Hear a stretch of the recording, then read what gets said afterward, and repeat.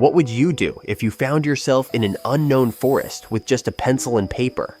For the MC, the answer was simple: keep drawing. Art had always been his escape, even when his high school days were filled with obstacles. Despite his parents constantly throwing away his supplies, he'd save every penny to buy more. Drawing wasn't just a hobby, it was his lifeline. Flashback to a moment before he ended up here. Tougo, frustrated but determined, was hunched over oil paints he'd recently bought. His teacher walked in with snacks, a gesture of care Tougo rarely experienced at home. The teacher, aware that Tougo often spent his weekly allowance on art supplies, had brought him mochi, tea, and fresh fruit from his garden to ensure Tougo ate properly. Tougo, however, ignored the snacks. The sight of cherry tomatoes on the table had sparked inspiration, and he began sketching instead. His teacher laughed, reminding him to eat because wasting food is bad, but also remarking on how Tougo's passion for art seemed unstoppable. Unlike the harshness of his parents or school, his teacher gave him a space to create freely.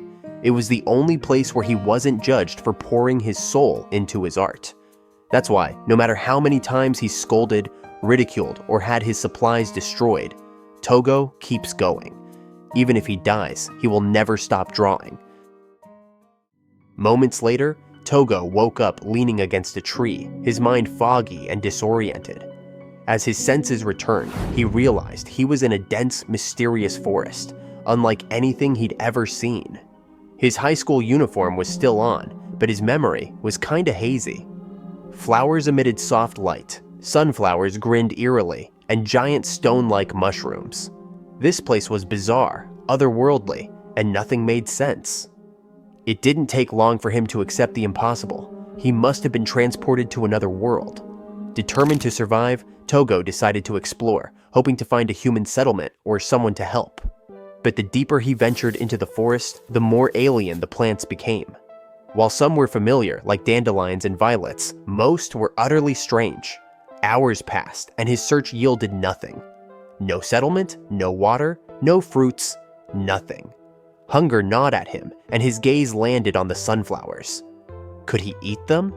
Before he could try, one of them spoke, warning him it tasted terrible. Stunned, Tougo froze. Talking flowers? That flower was the first being he spoke to since he came to this world. As night fell, the glowing flower provided faint light, and Tougo slumped against a tree, his thoughts drifting. He missed sketching in his notebook during moments like this. Searching his jacket, he found a pencil, eraser, and a few sheets of paper he had stashed away for doodling. Using a flat rock as a surface and the flower's glow for lighting, he began to draw. Even hungry, thirsty, and exhausted, Tougo found comfort in drawing. He sketched the mochi and barley tea he often enjoyed at his teacher's house. But as he admired his work, something impossible happened. The mochi and tea materialized from the paper into reality. His stomach growled, and though his mind struggled to process what had just happened, his body acted on instinct. He grabbed the mochi and took a bite. To his surprise, it tasted incredible. At first, Tougo thought the food he'd drawn was just an illusion. But as he bit into the mochi and sipped the barley tea, the flavors were real, just like the ones his teacher used to give him. He wondered if it was safe to eat, but hunger won the debate.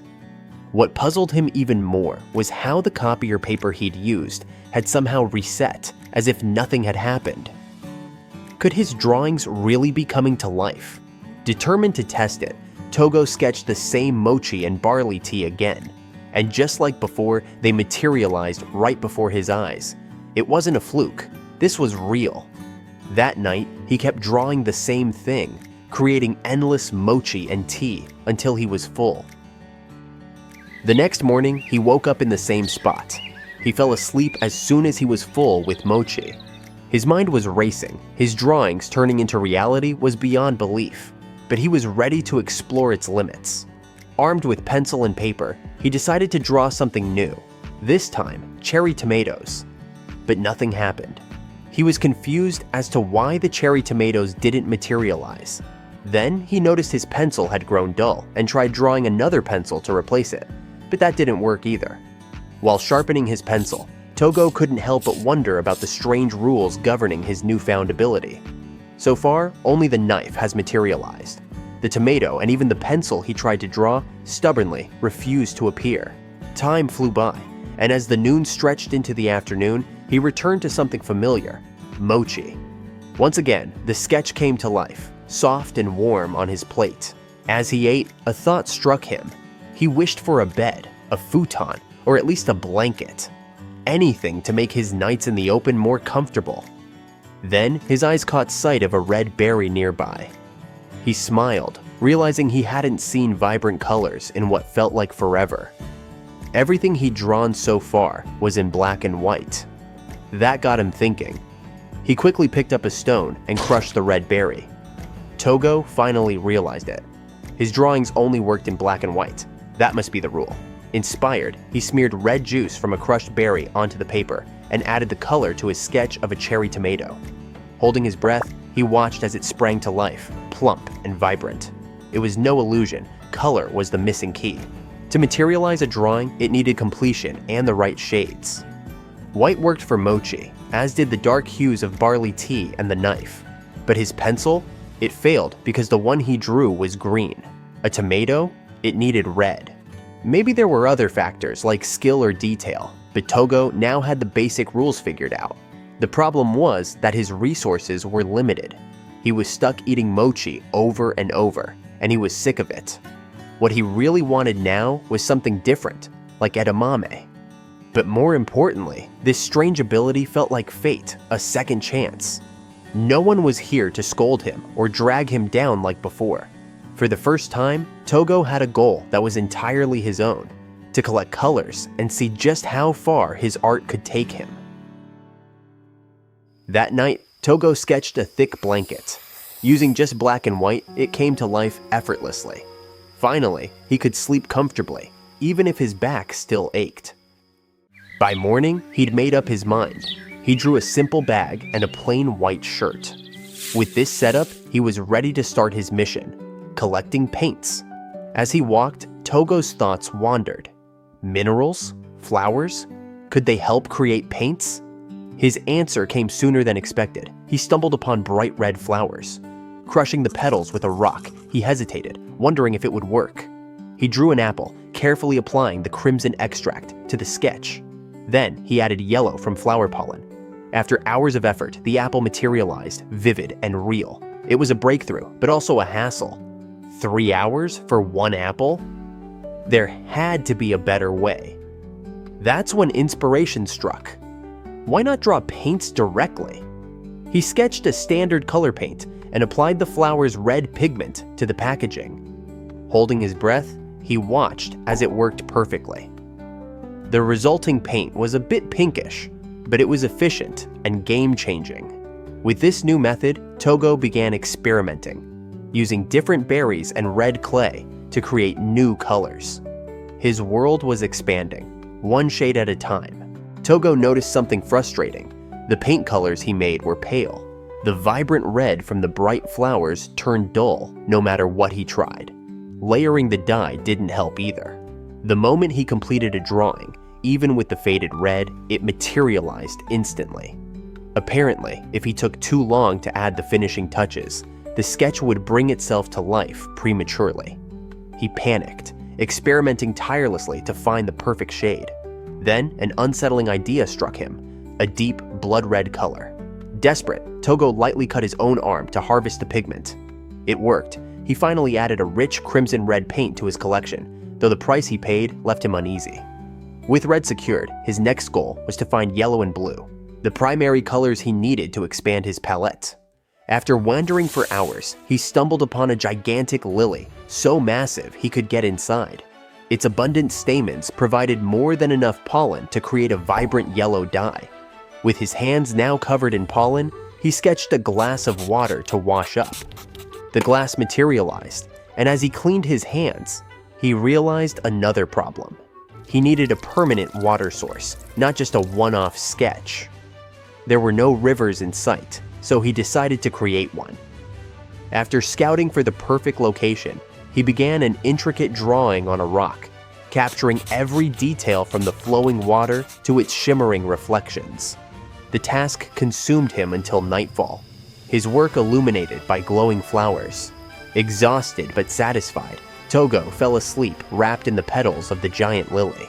By the next day, Tougo finally finished his masterpiece, a detailed sketch of the water source he had envisioned. He stood in front of the spot he had carefully prepared, ready for the big moment. But nothing happened. He stared at the empty ground, disappointment creeping in. Just as he began to doubt himself, the image he'd drawn started to move on its own. It shrank and swirled, and then, out of nowhere, the crystal-clear spring he imagined appeared right before him. Tougo was stunned. The sight was almost too good to be true. As he stepped closer to the spring, a sudden wave of dizziness hit him. His knees buckled, and before he could make sense of it, he blacked out. When he came to, the water source was still there, glistening in the sunlight. Ignoring the headache pounding in his skull, he crawled to the spring, splashed his face, and gulped down the cool, refreshing water. Relief washed over him as the realization hit. He hadn't had a sip of water since yesterday. Was dehydration the culprit for his fainting? Or did the act of materializing the spring take more out of him than he realized? He didn't have time to ponder further before his stomach growled. Tougo quickly sketched a magnifying glass and used it to focus sunlight on black paper to start a fire. Once the flames caught, he drew a frying pan and a piece of meat, carefully cooking it over the fire. The first bite was satisfying, but something was missing: salt. A quick scribble produced a chunk of rock salt, which he filed down to season his meal. The difference was night and day. With a full stomach and a spring to keep him hydrated, Tougo felt a small sense of triumph. For the next few days, meat would be his mainstay.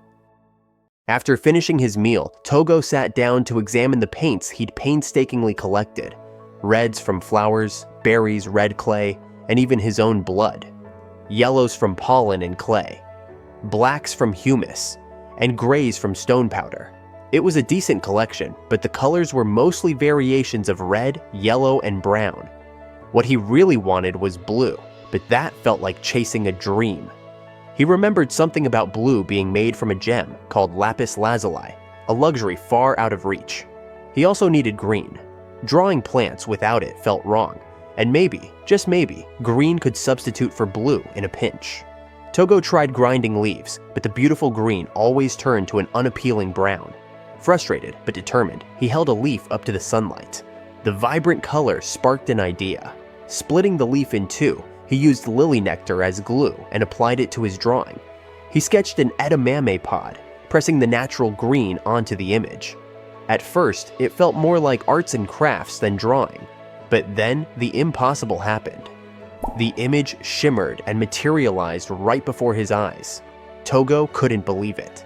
Excitement bubbled up inside him as he realized the potential of this discovery. If attaching real colors to his drawings worked, he could expand his palette in entirely new ways. He wasted no time testing the method again.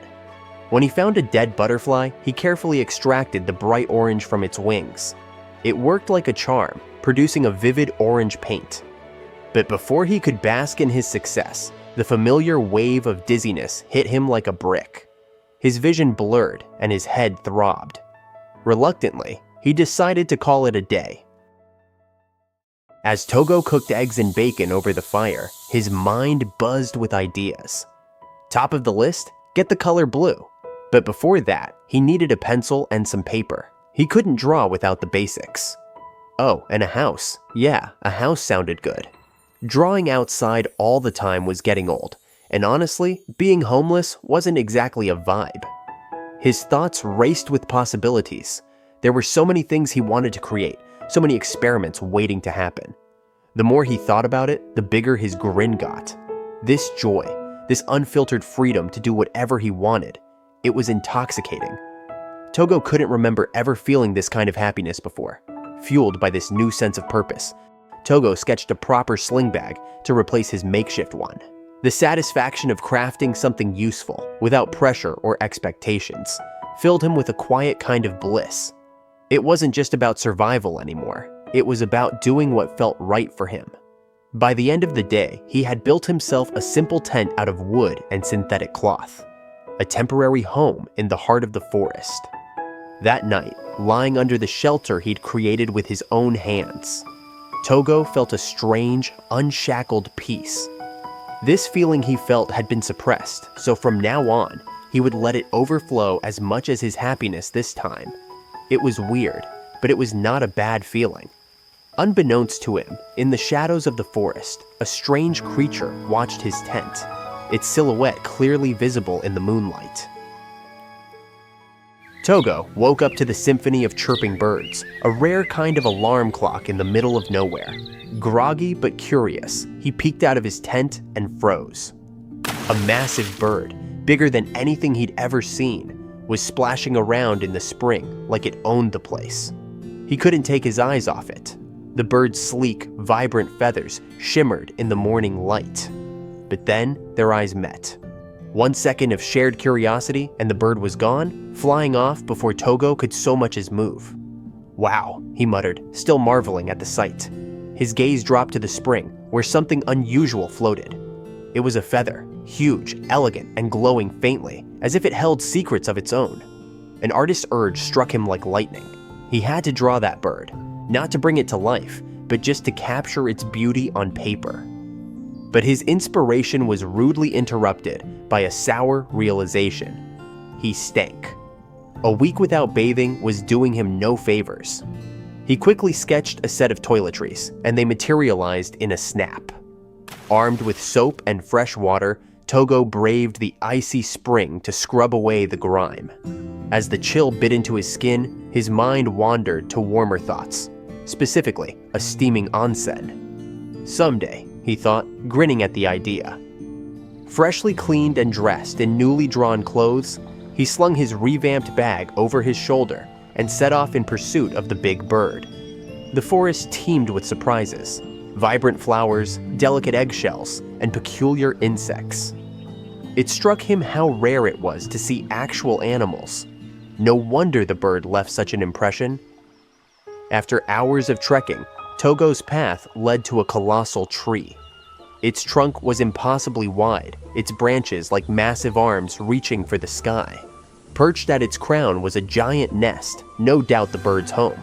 Tougo's gaze locked on the massive nest nestled high in the towering tree. This has to be it, he thought, sure it belonged to the giant bird he'd seen earlier. Without hesitation, he sketched a ladder, which instantly materialized before him. Slowly, but steadily, he climbed up. When he reached the top, the view took his breath away. A lush, endless forest stretched out beneath him. But what truly caught his attention were the eggs in the nest. They gleamed with a stunning robin's egg blue, the exact color Tougo had been dreaming of for his paints. Excitement bubbled up as he admired the vibrant hue. However, when he gently picked up one of the eggs, a shadow loomed behind him. Tougo turned and froze. The giant bird had returned, its sharp eyes fixed on him. Panicked, he stammered out an apology, carefully putting the egg back. He tried to flee, but the bird wasn't done. Before he could get far, the bird grabbed him with its beak, giving him a solid peck. Tougo flinched, certain he was doomed. But then, something unexpected happened. The bird nudged its eggs toward him, as if encouraging him to hold them. Confused but relieved, Tougo sat still. The bird flew off briefly, but returned with a strange fruit in its beak. It dropped the fruit in front of Tougo, who hesitated before taking a bite. The fruit exploded with an intense, spicy flavor, like a fiery persimmon, sending warmth surging through his body. Despite the strange sensation, it felt oddly invigorating. The bird gently patted Tougo's head with its wing before flying off again.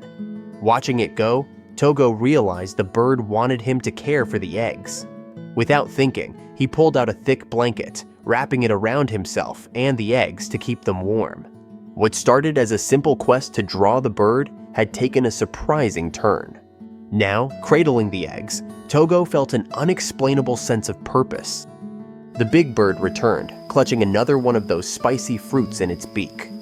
Tougo hesitated, but under the bird's watchful gaze, he ate it anyway, bracing himself for the fiery kick. That night, as he snuggled close to the eggs, the giant bird joined him, settling nearby to sleep. Morning came, and Tougo woke up aching all over, also startled to see the bird towering over him. Before he could fully process it, the bird flew off and soon returned, dropping a bundle of thick, warm clothes at his feet. Puzzled but grateful, Tougo slipped them on, instantly feeling relief as the aches melted away. Another spicy fruit later, Tougo noticed something amazing. The eggs beneath him began to stir. One cracked, then another. A tiny baby bird emerged, its fluffy feathers glistening in the morning light. The hatchling chirped softly and nuzzled against Tougo as if thanking him. For the rest of the day, Tougo marveled at the baby birds and their attentive mother. When all 3 eggs had hatched safely, Tougo knew his job was done. As he prepared to leave, the big bird offered him a gift, a shard of eggshell, shimmering with the same blue that had inspired him, and the cozy clothes he'd grown to appreciate. Tougo waved goodbye, but before descending from the nest, he realized he hadn't completed his drawing. Sitting down, he sketched the heartwarming scene of the mother bird with her hatchlings. As he worked, the bird surprised him with a new fruit, this one sweet and juicy. He realized the spicy fruits had been part of the process, helping to incubate the eggs by raising his body temperature. With his drawing complete and the precious eggshell in hand, Tougo began his journey back. The most important thing was that he managed to get blue paint from the eggshell of a big bird. But along the way, an unsettling sight caught attention. Strange feathers scattered on the forest floor, many streaked with blood. Tougo had come a long way, collecting so many colors despite the challenges. With his sketchbook and powers, he could now draw and create almost anything. Afterward, he got a little carried away near the spring and drew a bunch of plants: peach trees, grapevines, pear trees, even cucumbers, potatoes, and edamame. To his delight and slight regret, they all became real, turning the area into a lush mini-farm. Encouraged by his success, Tougo decided it was time for a proper shelter. First, he sketched a wooden balcony, which materialized just as he'd imagined. The next day, he started drawing a simple house frame. Over the following days, he kept at it, adding walls, a roof, and everything else he needed.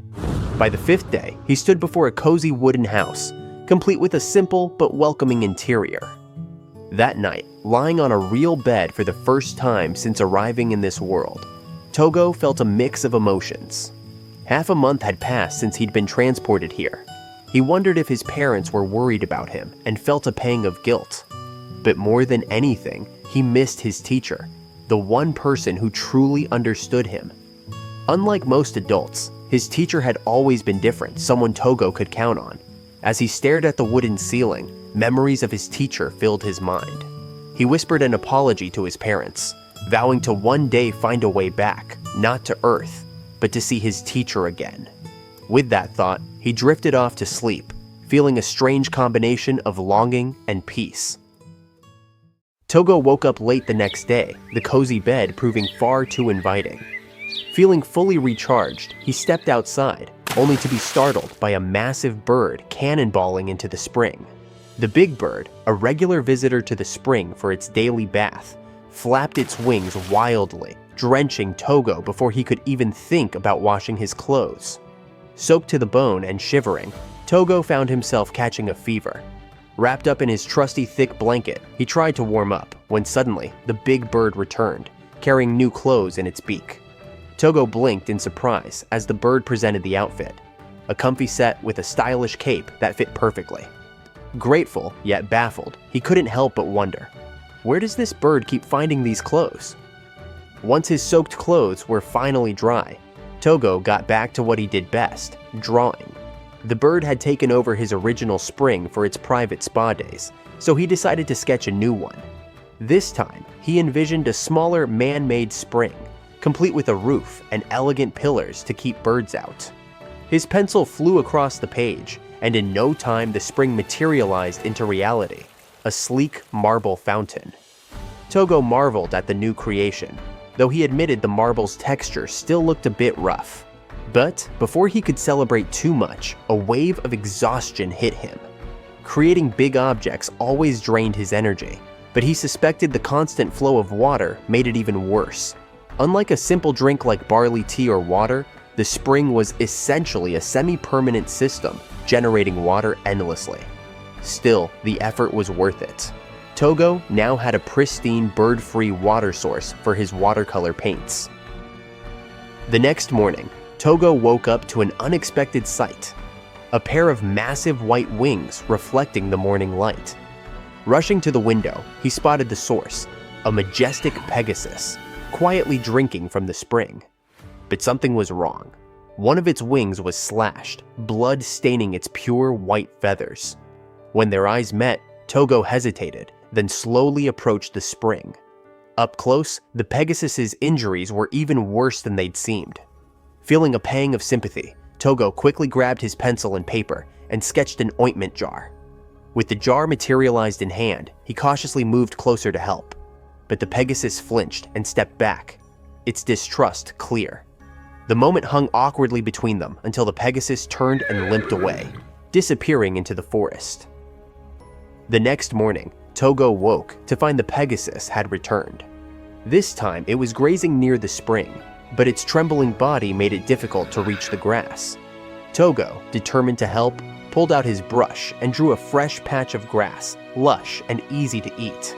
The Pegasus froze for a moment, startled, then cautiously ate the newly drawn grass. Watching it eat with ease, Tougo felt a spark of pride.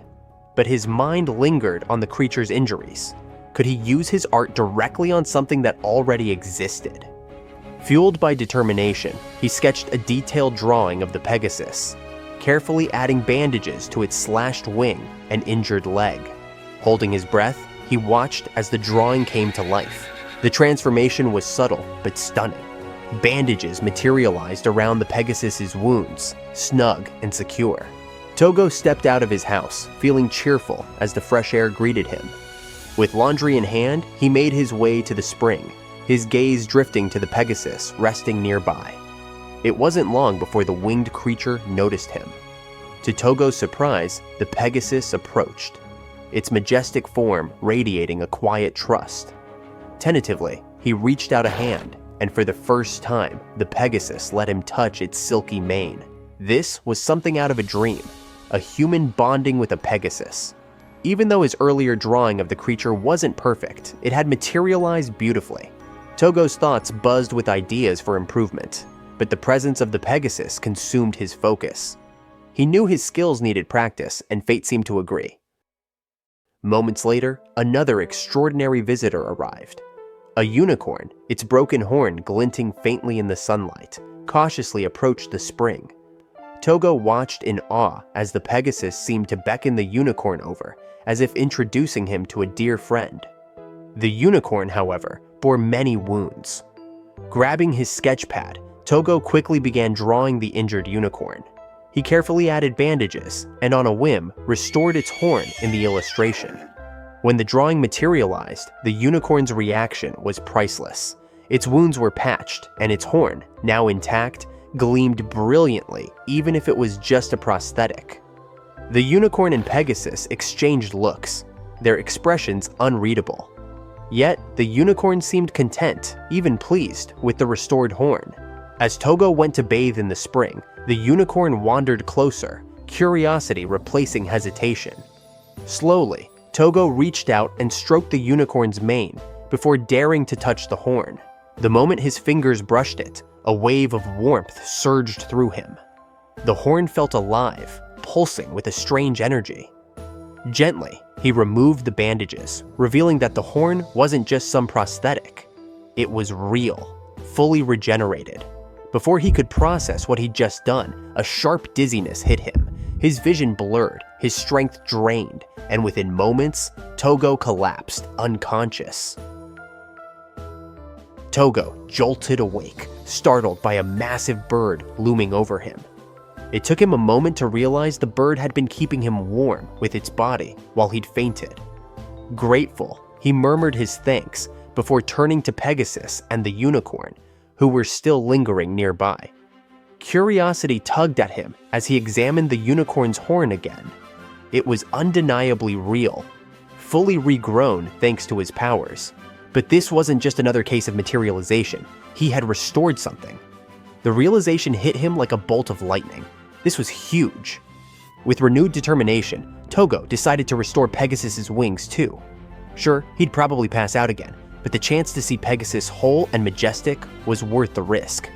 Grabbing his pencil, he sketched an upgraded Pegasus with both wings intact and gloriously detailed. When the image materialized, the transformation was breathtaking. Pegasus stretched its restored wings, their movement graceful and fluid.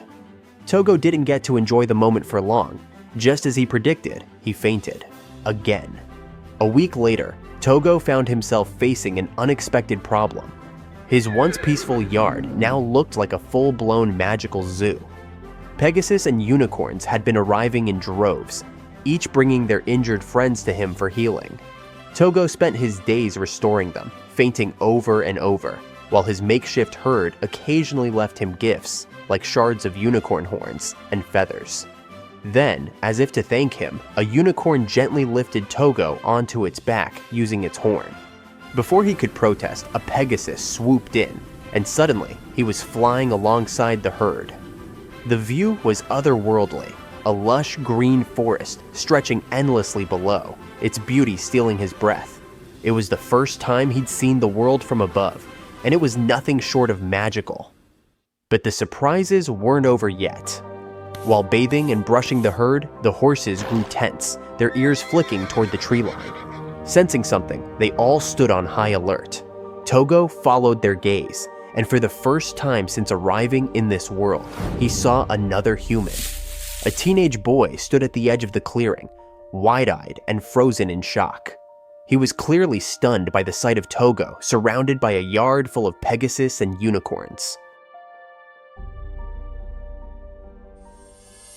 For a brief moment, their eyes locked.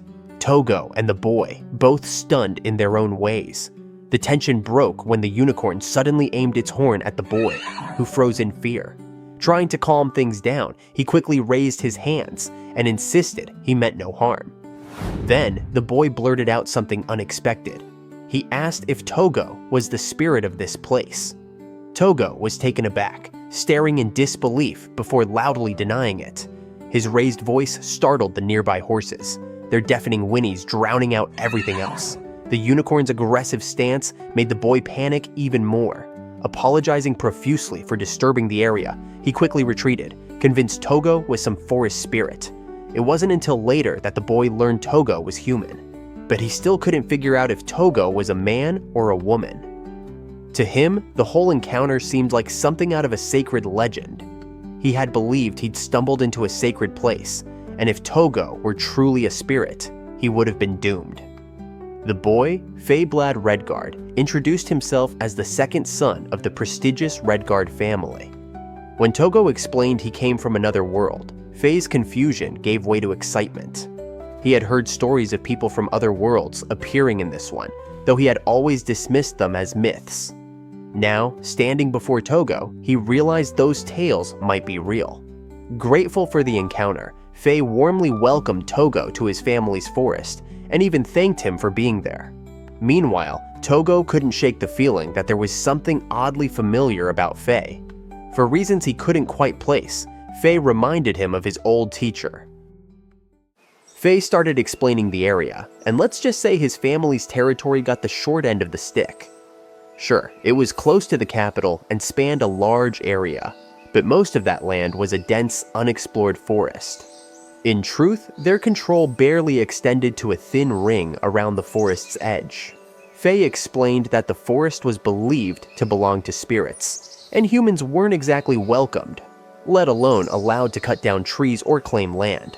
Hearing this, Tougo couldn't help but ask, "Then why are you even here? A place most people would avoid?" 𝕝's face darkened as he explained. Poachers had been sneaking into the forest, hunting Pegasus feathers and unicorn horns. His voice carried frustration as he demanded if Tougo had seen anything suspicious, even the smallest clue. Tougo thought for a moment, then shared what little he knew. Injured horses had been coming to him, showing off their wounds as if asking for help. But beyond that, there wasn't much, and it was obvious Tougo wasn't connected to the poachers. His skinny frame and lack of muscle made him look incapable of hunting anything. 𝕱 could tell Tougo wasn't the type to handle blood or conflict either. That was a relief, but it didn't solve the problem. 𝕱 let out a heavy sigh. The forest was crawling with Pegasus and unicorns, but finding a specific crime scene in this massive wilderness? Near impossible. To make matters worse, it was getting dark, and 𝕱 sheepishly admitted he'd gotten completely lost. He hesitated before asking Tougo if he could stay the night. Without a word, Tougo pulled out a pencil and a sketchbook and quickly drew something.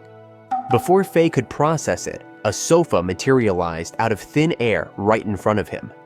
Blinking in disbelief, 𝕱 slowly laid down on the sofa, his eyes wide with curiosity. "What kind of magic is this?" he asked, unable to hide his excitement. Tougo, looking equally confused, muttered, "Is this really magic?" But 𝕱 was certain. He had never seen magic like this before. 𝕱 pressed for more. Could Tougo summon fire or conjure water? Tougo's blank expression said it all. He couldn't. 𝕱 stared at him, stunned. Tougo, who was curious about the existence of magic in this world, got a slap in the face. It's even rarer to find people who can't do magic in this world. Tougo slumped in defeat, realizing that in this world, he might be missing some pretty basic skills. That night, Tougo lay in his bed, but he seemed restless. He couldn't sleep. He was uneasy when other people were around. He picked up his sketchbook, thinking of drawing 𝕱, but changed his mind. Instead, he doodled a carrot while glancing out the window at the Pegasus and unicorns grazing nearby. The thought of poachers kept gnawing at him. He hoped this mess would be resolved soon. By morning, 𝕱 was munching on the carrot Tougo had drawn. "This is delicious," he said, sharing it with the magical horses. Tougo, who was cutting the carrots, was curious about the spirit that 𝕱 kept mentioning. 𝕱 paused, considering his words. Spirits weren't exactly like humans or animals. "Maybe they're closer to magic itself," he said. Spirits were said to inhabit places like forests and springs, acting as guardians of nature. Most of them didn't like humans, but every now and then they'd help someone they took a liking to. Whimsical, powerful, and rumored to have an otherworldly beauty, spirits were no ordinary beings. As the sun climbed higher, 𝕱 got ready to leave. He thanked Tougo for his hospitality, promising to track down the poachers and ensure the horses stayed safe. Tougo watched him walk away, the first people he had met in this world. Out of nowhere, a big bird swooped down to the spring, clutching a piece of paper in its beak. It dropped the letter in front of Tougo. The language was completely foreign to him, so he pocketed it for now. Moments later, Tougo bundled up in his thick clothes, clearly preparing for something, but one of the unicorns had other plans. With a swift move, it hoisted him onto a Pegasus's back. Before he could protest, the Pegasus bolted, galloping through the dense forest at breakneck speed. The ride was so wild that Tougo clung on for dear life, heart pounding with both fear and confusion. When the Pegasus finally skidded to a halt, Tougo's relief turned to shock. In front of him was a horrifying scene. Several Pegasus were tied up, their majestic wings clipped and their bodies covered in wounds. The poachers nearby were gloating about their lucky catch, already planning to sell the wings for a hefty profit. Tougo froze, his hands trembling as he took in the cruelty. Suddenly, the Pegasus he had ridden lowered him to the ground and deliberately stepped into the poacher's view. The men lit up, delighted at the sight of another Pegasus they could capture. But the horse didn't make it easy. It dodged and resisted, keeping them busy. From a distance, Tougo stared, trying to make sense of it all. Why would the Pegasus bring him here? Why let itself be found? Then it clicked. The Pegasus was buying time, asking for his help. Tougo's panic spiked, but he forced himself to act. Grabbing his pencil and sketchbook, he quickly sketched. He could heal the injured horses, sure, but the real problem was the poachers. They had already caught the Pegasus and were about to clip its wings. The horse neighed desperately, and Tougo felt the weight of its plea. Ignoring his shaking hands and rising stress, Tougo worked furiously, his pencil flying across the page. Finally, he finished the drawing. The poachers tied up, hands and feet bound tightly.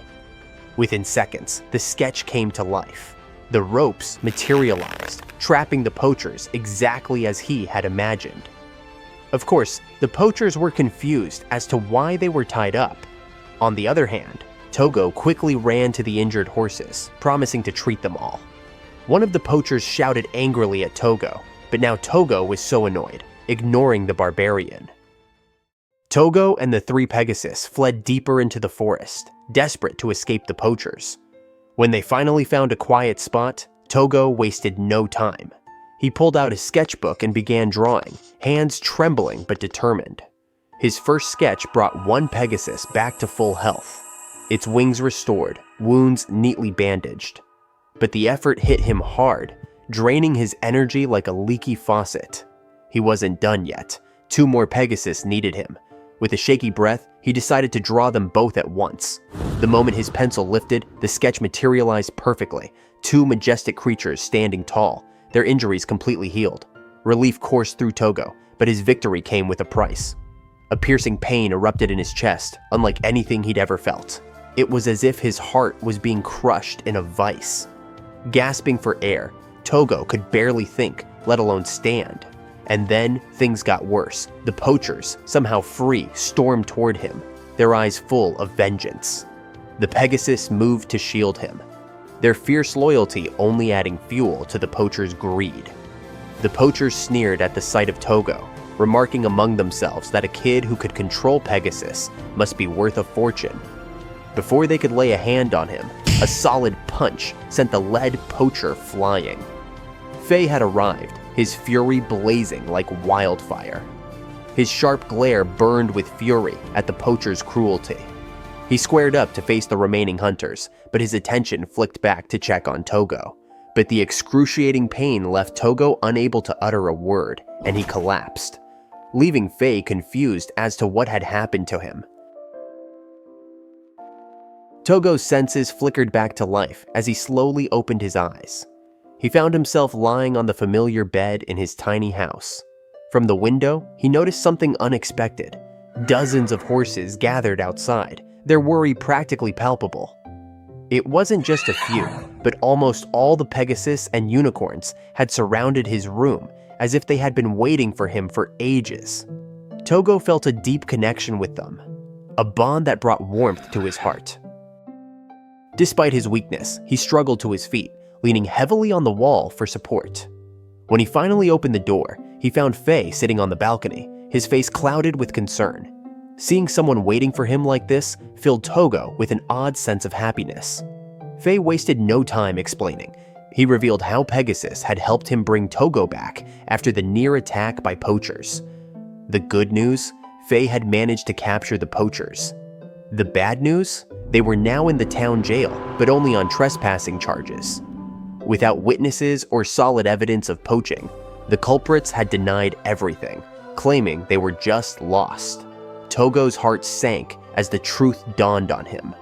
While he had healed the Pegasus, their clipped wings were gone. If the poachers had dumped the severed wings somewhere, their crime would remain hidden. The realization crushed him, and regret weighed heavily on his chest. Even so, 𝕱 tried to reassure him, expressing relief that both Tougo and the Pegasus were safe. 𝕱 admitted he had been terrified when Tougo collapsed and hadn't moved for 3 days straight. The mention of Tougo's still posture brought back memories of a friend 𝕱 once saw after casting a large spell. Just then, a unicorn appeared, delicately carrying a peach on its horn. It offered the fruit to Tougo as a gesture of gratitude for saving the horses. Tougo, who hadn't eaten in days, took a bite and was immediately struck by the sweetness. 𝕱 couldn't help but marvel at how sweet the peach was, but his expression turned serious when the topic shifted to the poachers. Without solid evidence of their illegal trade, catching them would be impossible. 𝕱 mentioned a way to uncover proof: digging through the black market. If they could expose it, the entire game would change. Swearing on the name of the Redguard family, 𝕱 promised to make it happen. Tougo, seeing 𝕱's determination, suddenly remembered something. He rummaged through his pocket and pulled out a crumpled letter. Handing it to 𝕱, his eyes widened as he read the contents. The letter contained exactly what they needed: irrefutable proof of the trade in Pegasus feathers and unicorn horns. When Tougo said he got it from a big bird, 𝕱 was stunned, not only by the evidence, but by Tougo's nonchalant mention of the peculiar bird. It seemed unbelievable, but in this strange world, nothing surprised him anymore. That night, Tougo found himself outside, sleeping under the stars with the horses. For some reason, they didn't let him back into the house, surrounding him as if to keep watch. Perhaps they were anxious after everything that had happened. Meanwhile, 𝕱 left with the letter, determined to track down the poachers and bring justice. As Tougo lay under the vast, shimmering night sky, his thoughts drifted. It's so strange that a big bird has evidence. Something was off with that bird. Not only the bird, Tougo felt the world was quite weird. It had been a month since he arrived, and he couldn't help but wonder about his old life back on Earth. If he were still there, he'd likely be grinding away in cram school, with no time for drawing. Yet, staring at the stars, Tougo realized he didn't want to go back. Not really. Still, he couldn't help but miss his teacher. 2 days later, 𝕱 showed up at Tougo's place with good news. He'd caught all the poachers. 𝕱 was quick to point out that it wouldn't have been possible without Tougo's help and the crucial evidence he provided.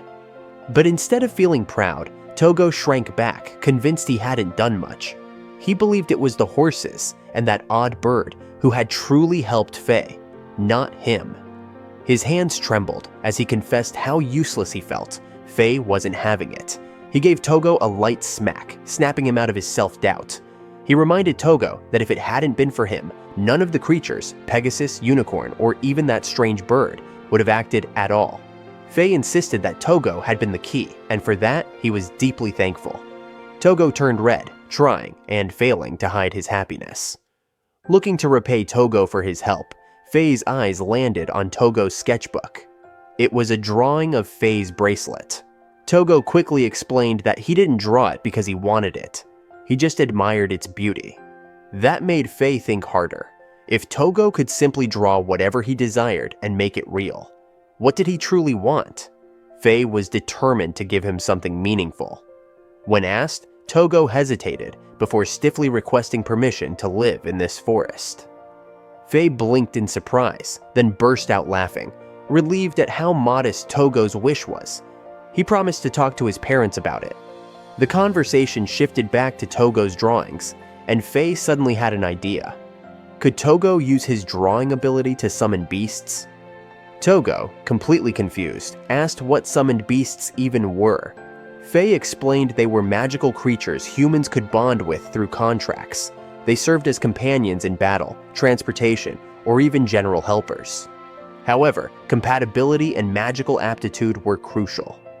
𝕱 also mentioned that while some creatures like dragons existed, many species had gone extinct. Hearing about dragons made Tougo's eyes light up. 𝕱 proudly recounted how the Redguard family's first generation had formed a contract with a legendary red dragon, something most people could only dream of. Tougo, however, wasn't thinking about owning one. Instead, his mind raced with the idea of drawing a dragon. His eyes sparkled with excitement, and it was clear he had found a new goal. 𝕱, watching Tougo's enthusiasm, didn't fully get it, but it seemed Tougo was more thrilled about sketching dragons than actually having one. A few days later, a heavy rainstorm swept through the forest, drenching everything in its path. Under the downpour, a group of hooded figures moved silently among the trees, the leader clutching a strange, glowing pendant. Meanwhile, Tougo sat under the roof of his small house, marveling at the rain, his first time experiencing it in this world. It was peaceful until 𝕱 arrived, soaked to the bone. While drying off, 𝕱 noticed something unusual. The horses now had their own little drums. Tougo explained he had drawn them. Curious, Tougo asked why 𝕱 would come out in such heavy rain. 𝕱 revealed he had some important business nearby and, seeing the storm wouldn't let up, asked to stay the night. As they settled in, 𝕱 couldn't hide his amazement at Tougo's abilities. Tougo had drawn an extra room for guests, complete with a cozy bed. Exhausted, 𝐻𝑒i quickly fell asleep, grumbling about how much he hated being caught in the rain. Tougo, on the other hand, loved the quiet, rainy atmosphere. From the balcony, he admired the downpour while reflecting on 𝐻𝑒i's kindness. Despite his busy life, 𝐻𝑒i always made time to visit. Also, 𝐻𝑒i had handed Tougo a formal letter, officially recognizing him as a resident of the forest. Yet, Tougo still didn't know much about 𝐻𝑒i. He learned that 𝐻𝑒i's family governed the entire region. Was 𝐻𝑒i a noble? And if so, how did he always manage to visit so easily? Tougo's thoughts spiraled, especially when he remembered 𝐻𝑒i single-handedly handling those poachers. The peaceful night didn't last. The horses outside began to neigh frantically, their agitation breaking the calm. When Tougo looked out, his heart sank. A group of hooded figures was approaching. At the center was the pendant man from earlier. Without warning, the man grabbed his pendant, and out of it emerged a massive snake formed entirely of water. The creature's presence radiated hostility. Tougo froze in terror. The snake was enormous, and with a flick of its tail, it unleashed a slicing wave of water, obliterating the horse's shelter. As the horses whinnied in discomfort, Tougo realized this must be the summoned beast 𝐻𝑒i had described. The pendant man's voice cut through the rain, praising Tougo for being unusual enough to tame Pegasus and unicorns. But Tougo had no time for flattery. What did these people want with his horses? To his horror, the man revealed his true target. 𝐻𝑒i, the second son of the Red Guard family. Tougo, thinking fast, lied that 𝐻𝑒i wasn't there. The snake didn't buy it. With a quick motion, it coiled tightly around Tougo, squeezing the air from his lungs. The pendant man smirked, claiming he could sense 𝐻𝑒i's presence. Tougo tried another lie, saying 𝐻𝑒i had already left, but it only made the snake's grip tighten. The hooded man pressed on, taunting Tougo. He suggested that Red Guard didn't trust Tougo, insisting that if Tougo were truly loyal, he wouldn't hide 𝐻𝑒i's location. Meanwhile, the unicorn tried to charge the snake, but its attacks were useless. It was like stabbing water. Tougo's mind raced as the pendant man toyed with his resolve, using fear and doubt to break him. Tougo was cornered, struggling for air, as the water snake's tail tightened its grip. The hooded man pressed him harder for answers, but Tougo stayed silent, refusing to betray even a hint of information. The snake's suffocating grip made him feel like he was drowning, until 𝐻𝑒i appeared, calm but fearless, ordering the man to let Tougo go. The tension crackled as 𝐻𝑒i, the man's true target, stood his ground. He'd been woken by the commotion outside and wasted no time confronting the intruders. The hooded man mocked 𝐻𝑒i's concern for Tougo, laughing cruelly as he threatened to strangle Tougo right in front of him. 𝐻𝑒i's expression darkened, and with Pegasus, Unicorn, and even the forest spirit on his side, he made it clear he wouldn't allow any harm to come to Tougo. But the man only chuckled, dismissing 𝐻𝑒i's threats. "Avoid unnecessary conflict," he sneered. "Drop your weapons. It's raining and they're useless now." At those words, Tougo watched in confusion as 𝐻𝑒i began removing his pendants, earrings, and bracelets, one by one, throwing them into the nearby spring. 𝐻𝑒i's calm demeanor suggested he had a plan, even as he agreed to go with the man in exchange for Tougo's release. The man agreed, but his cunning nature soon revealed itself. Without warning, the water snake struck, stabbing both Tougo and 𝐻𝑒i simultaneously. The attack was so swift they couldn't react, and before long, they were suffocating within the beast's watery body, their strength fading. As his vision blurred, Tougo felt as if he were being transported somewhere else. He saw his teacher, who asked if he was still obsessing over art, even in a life-or-death moment like this. The teacher's words were cryptic, but before Tougo could make sense of them, he woke up, his hands and feet bound tightly. Groggy and disoriented, Tougo looked around and saw 𝐻𝑒i lying unconscious beside him. Panicked, he called out until 𝐻𝑒i stirred. The first thing 𝐻𝑒i did was check on Tougo's condition, relieved to find he was unharmed. But their relief was short-lived. They were in a prison, captured by the hooded man and his group. 𝐻𝑒i's eyes burned with quiet fury as he realized their predicament. Apologizing to Tougo, he admitted fault for dragging him into this mess, Tougo brushed it off, reasoning that the group was likely connected to the poachers who had attacked him earlier. "I'm already involved," Tougo said firmly, "so I have a right to know. Who exactly are you?" 𝕚 took a deep breath and began to explain. As Tougo suspected, the hooded men were tied to the poachers. They were part of a black market dealing in rare materials from creatures like Pegasus and unicorn. When the poachers were exposed, the entire black market operation was at risk, and now they were out for revenge. 𝕚, being their primary target, had been on the run for days. That's when he crossed paths with Tougo. 𝕚 had used Tougo's home as a hideout, frustrated by his own weaknesses. The truth was, his strength wasn't entirely his own, it came from his summoned beasts. Those accessories he tossed into the spring? They housed 4 fire spirits, but the rain made them useless. Without them, 𝕚 couldn't rely on magic or brute strength. He reminded Tougo about how rare it was for someone in this world to lack magic, and 𝕚 was one of those unlucky few. From a young age, he couldn't wield magic or handle a sword, earning him the label of useless. Tougo tried to cheer him up, but before he could say much, 𝕚 crouched down, pulling a knife hidden in his boot. Determined, he vowed to free Tougo and himself from their bindings. With the ropes undone, the real problem was escaping the locked room. 𝕚 asked if Tougo could draw and materialize a key, but without drawing materials or a clear idea of the key's shape, Tougo doubted it was possible. Left with no other option, 𝕚 used his tiny flicker of fire magic to try melting the lock. As 𝕚 struggled, he opened up more. He was part of the Redguard family, descendants of legendary dragon tamers. Their family crest, a dragon, symbolized greatness. But neither 𝕚, his father, nor his brother had ever controlled a dragon. It was nothing but an empty legacy. It's truly pathetic, but dreaming won't cost anything, so 𝕚 will keep trying. Before they could act further, the sound of approaching footsteps forced them to pause.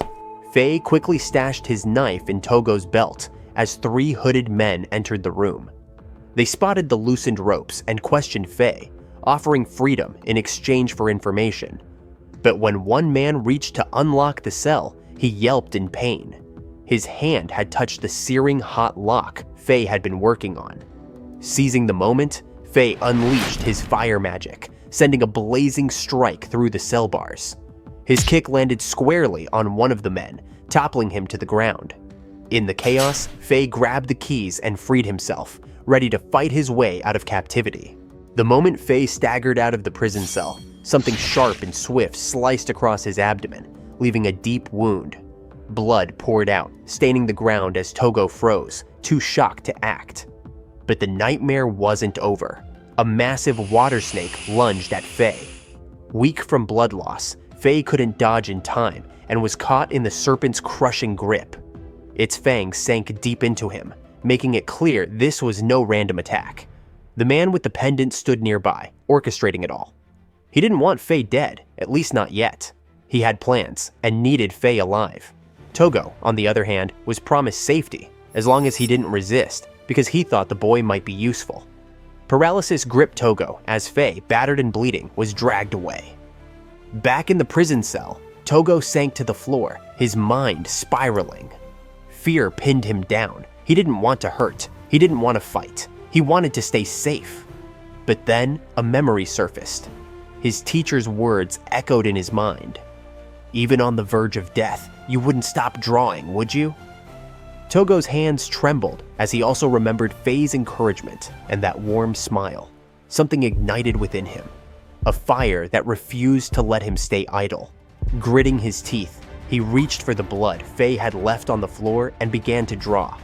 Each stroke felt like a rebellion against despair, a shout into the void that he could still change the impossible, because it is free to dream. But the blood ran out too soon. Desperation took over.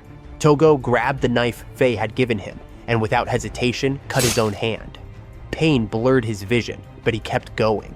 He had to finish the drawing. His teacher was right. He couldn't stop, even if it cost him everything. Finally, with the last of his strength, he completed the image. A red dragon, bold and vivid, its shape etched into the prison floor with blood. Suddenly, Tougo felt a sharp pain in his chest. His limbs grew cold, and sweat poured down his face, but the drawing was gone, or so he thought. When he looked up, a majestic red dragon now stood before him, massive and silent, its gaze fixed on him. Tougo locked eyes with the beast and whispered, "Go, find the one who shares your color. Help him." The dragon lowered its head in acknowledgement, licked Togo's face as if understanding, and then soared into the skies. High above, the dragon spotted the water snake that had attacked Faye. The snake hurled sharp balls of water with deadly accuracy. But the red dragon countered with a fiery roar that not only destroyed the water ball, but engulfed the serpent in flames, leaving it scorched and lifeless. Meanwhile, in the dim torture chamber, Faye lay weak and confused. The rumble of the battle outside reached his ears just as the dragon burst through the wall. Faye's breath caught as he recognized the creature, the sacred symbol of his family, the red dragon. Staring in awe, Faye couldn't believe his eyes. Back in the cell, Tougo, pale and drained, let out a soft laugh. Even now, with his body failing, he realized one thing. Drawing, even in the worst of times, had never felt more fulfilling. Tougo's eyes fluttered open, his mind groggy. This wasn't his room. As the haze lifted, he noticed Faye sitting beside him, battered and broken, but smiling warmly. Faye, covered in scars and still bleeding through his bandages, asked how Tougo felt. Relieved to see him awake, Faye pulled Tougo into a gentle hug, despite his own mangled state.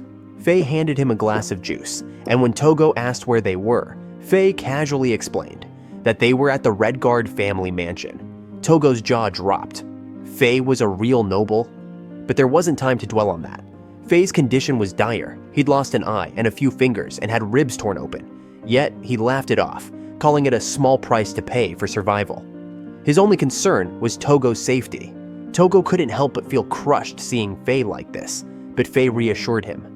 For Faye, it was all worth it as long as Tougo was okay.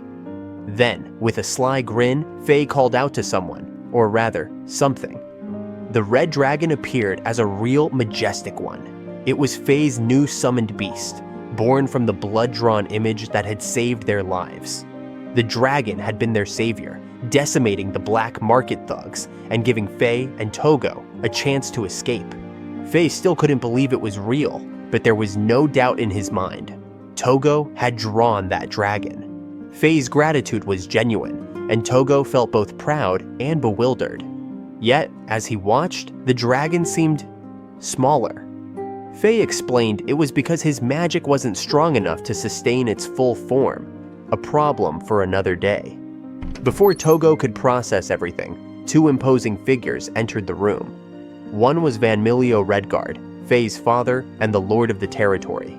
The other was Roseth Rufus Redguard, Faye's older brother. Tougo froze. Why were nobles visiting him? But Roseth quickly disarmed his panic, thanking him for saving Faye and apologizing for the trouble Faye had caused. Tougo tried to protest, feeling unworthy of their gratitude after all the help Faye had given him. But Faye's father spoke firmly, calling Faye's wounds a badge of honor. "1 or 2 scars are nothing compared to saving a life," he said. They weren't angry, they were thankful, genuinely glad Tougo was alive too. For Tougo, this warmth was unfamiliar. He wasn't used to people appreciating him so openly, valuing him like this. It was overwhelming in the best way. But the moment had to wait. Tougo needed rest. After all, he'd been unconscious for 10 days. No wonder his body felt like lead.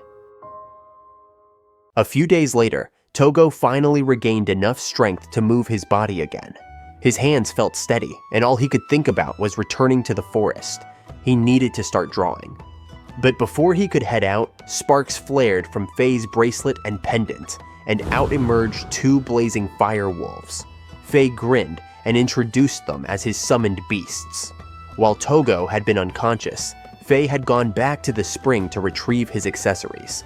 Strangely enough, he found them at the forest entrance, as if some kind bird had kindly delivered them there. Tougo was overjoyed and made a mental note to thank the bird, if he ever met it. The two rode into the forest on 𝐻𝐻's firewolves.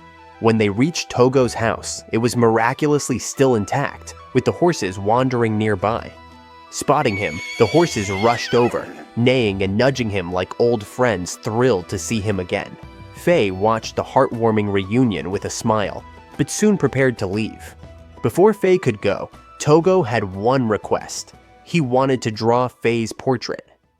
Inside the house, 𝐻𝐻 sat in a chair, fidgeting slightly under Tougo's focused gaze. He joked it would have been better if Tougo had drawn him before his injuries. But Tougo insisted. This was the first picture he wanted to draw after coming home. As Tougo worked, 𝐻𝐻 grew curious and peeked at the sketch. To his shock, the drawing didn't show his battered self, but instead, a healthy, unscarred version of him. 𝐻𝐻 froze. Was Tougo trying to heal him through art? Tougo admitted he was. If he could heal the horses with his drawings, why not 𝐻𝐻? Without hesitation, 𝐻𝐻 sprang up, borrowed paper and pen, and started writing a letter. He summoned his firebird and explained that he had ordered medicine to restore his fingers, though not his eye, but canceled the order. Why? Because he believed in Tougo's ability to heal him. He informed his parents that he was staying here by letter. His faith in Tougo's gift was unshakable.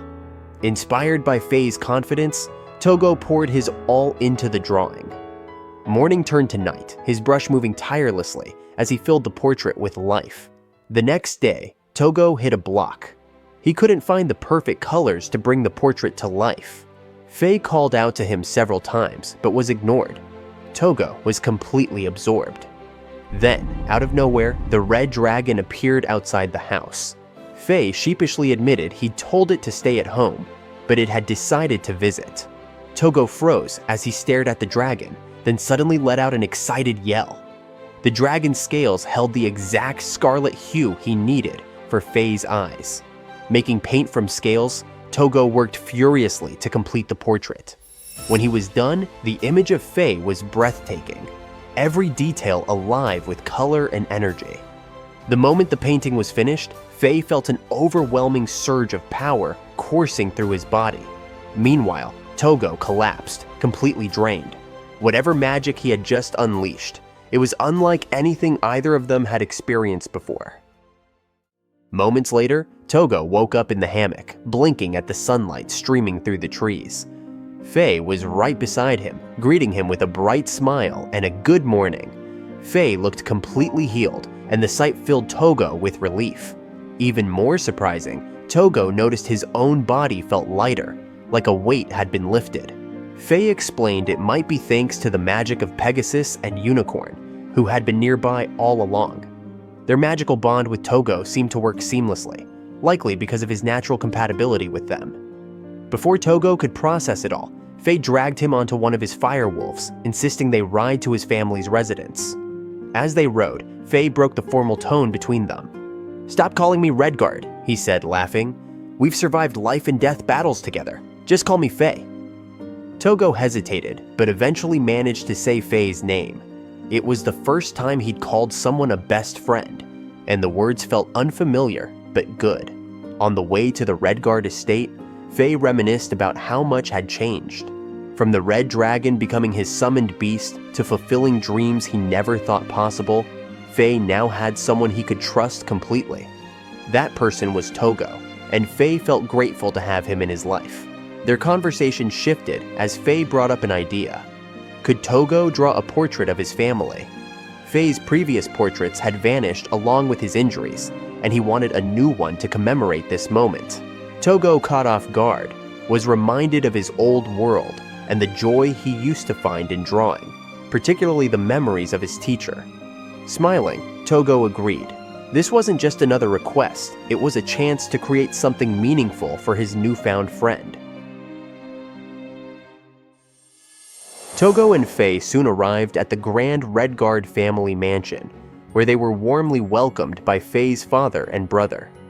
Roseth and 𝐻𝐻's father had already read in a letter that Tougo was willing to draw a family portrait, a gesture that impressed him. 𝐻𝐻, now fully recovered, was another pleasant surprise for his family. At breakfast, the table was packed with delicious food. crispy, fluffy bread, jams, sausages, and stuffed eggs. For Tougo, it was a feast like no other. He couldn't hide how much he enjoyed the meal, which made 𝐻𝑒 smile and insist he eat more.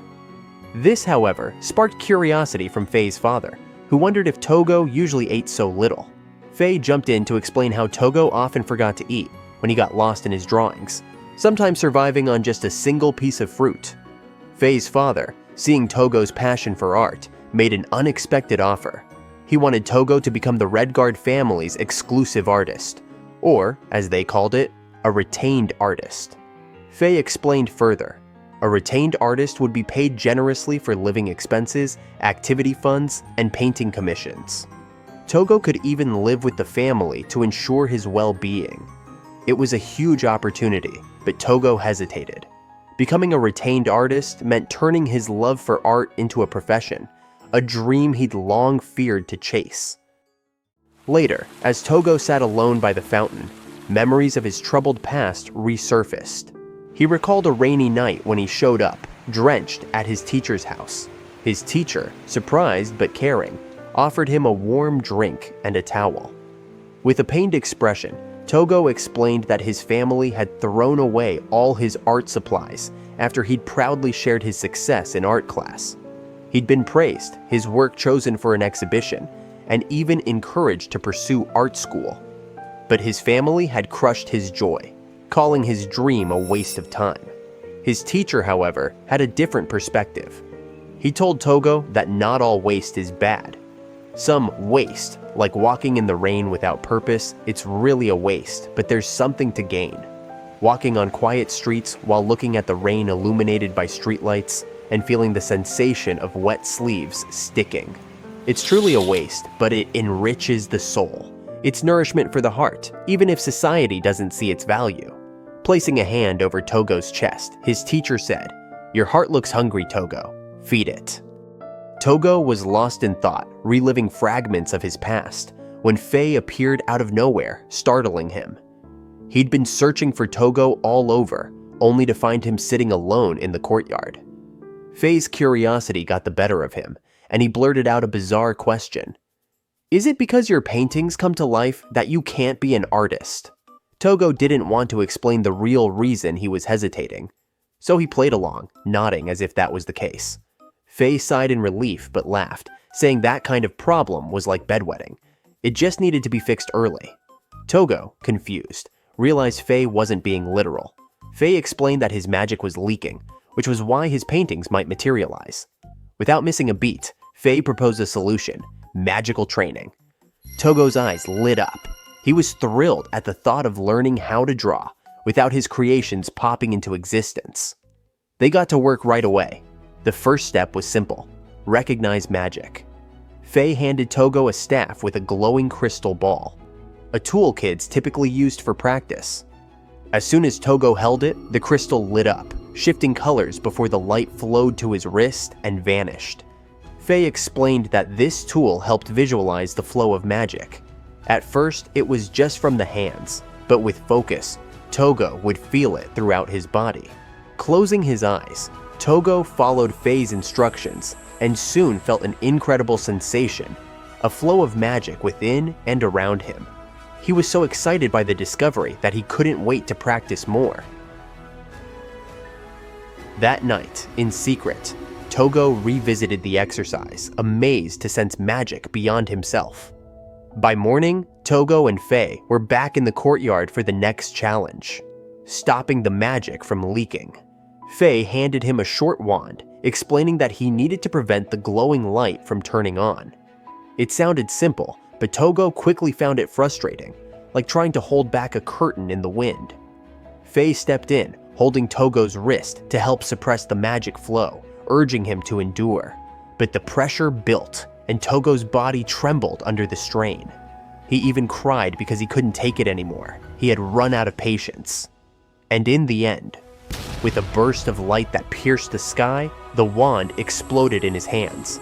Both of them froze, stunned. 𝐻𝑒 could only marvel at the display, while Tougo stared in shock.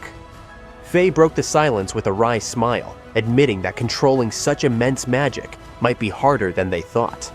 After all, Tougo wasn't just talented, his magical power was off the charts.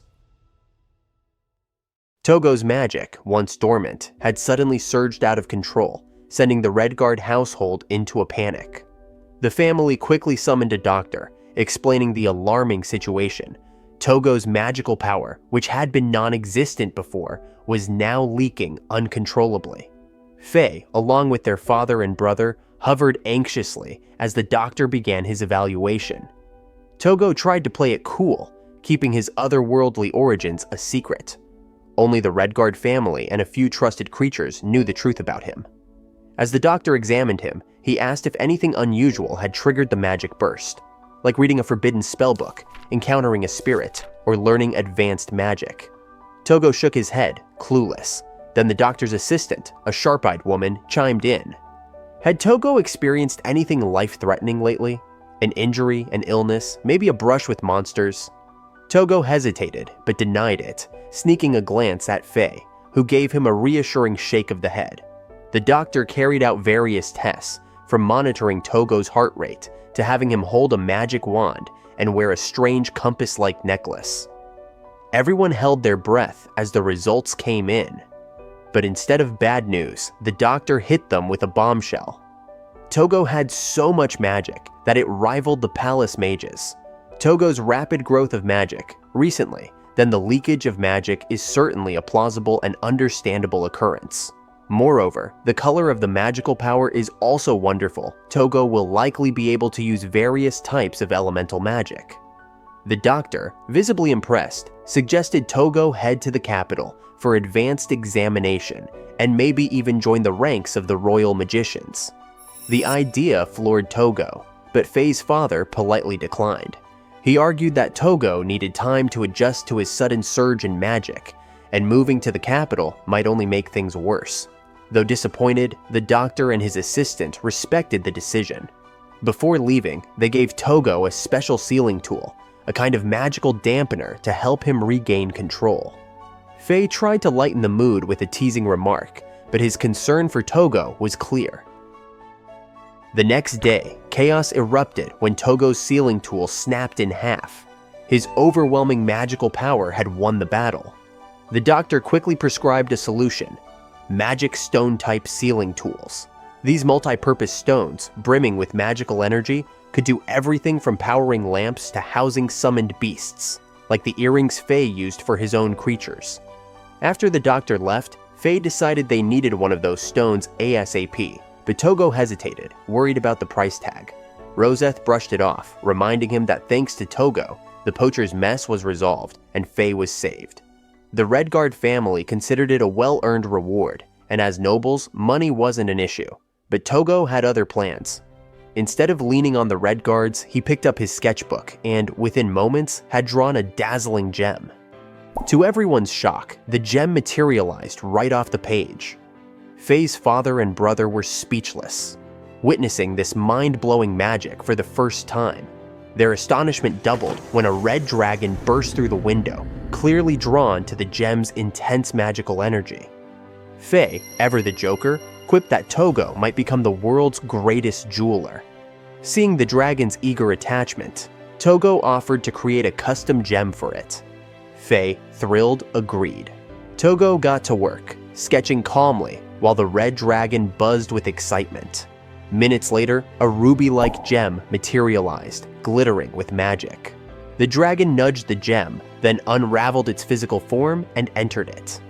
Now, the dragon had a cozy new home, and Faye could summon it anytime. Faye thanked Tougo profusely, but his father hesitated, saying the gem was probably worth more than their entire mansion. Tougo brushed off the concern. He didn't care about the gem's value. What mattered was that his creations brought happiness, especially to creatures like the red dragon, which he felt a special bond with. Inspired, Tougo asked if selling his magical jewels could be a way to earn a living. Faye was dumbfounded and said it was up to him. He could probably earn far more than just the basics. Tougo decided to start small, buying daily necessities and groceries. Drawing everything seemed inefficient, and he wanted more variety in their lives. With a plan set, they agreed to head to the city the next day. Faye's father and brother bickered over who'd go with Tougo, but work commitments made the decision easy. Faye would be his companion. The morning kicked off with Tougo putting his skills to work, drawing 3 gems he planned to sell. Faye made sure to remind him not to overdo it because it's unnatural to have a lot of valuable jewelry. Soon after, they arrived at 𝕻𝕬𝕭, a bustling town full of cheerful kids and friendly chatter.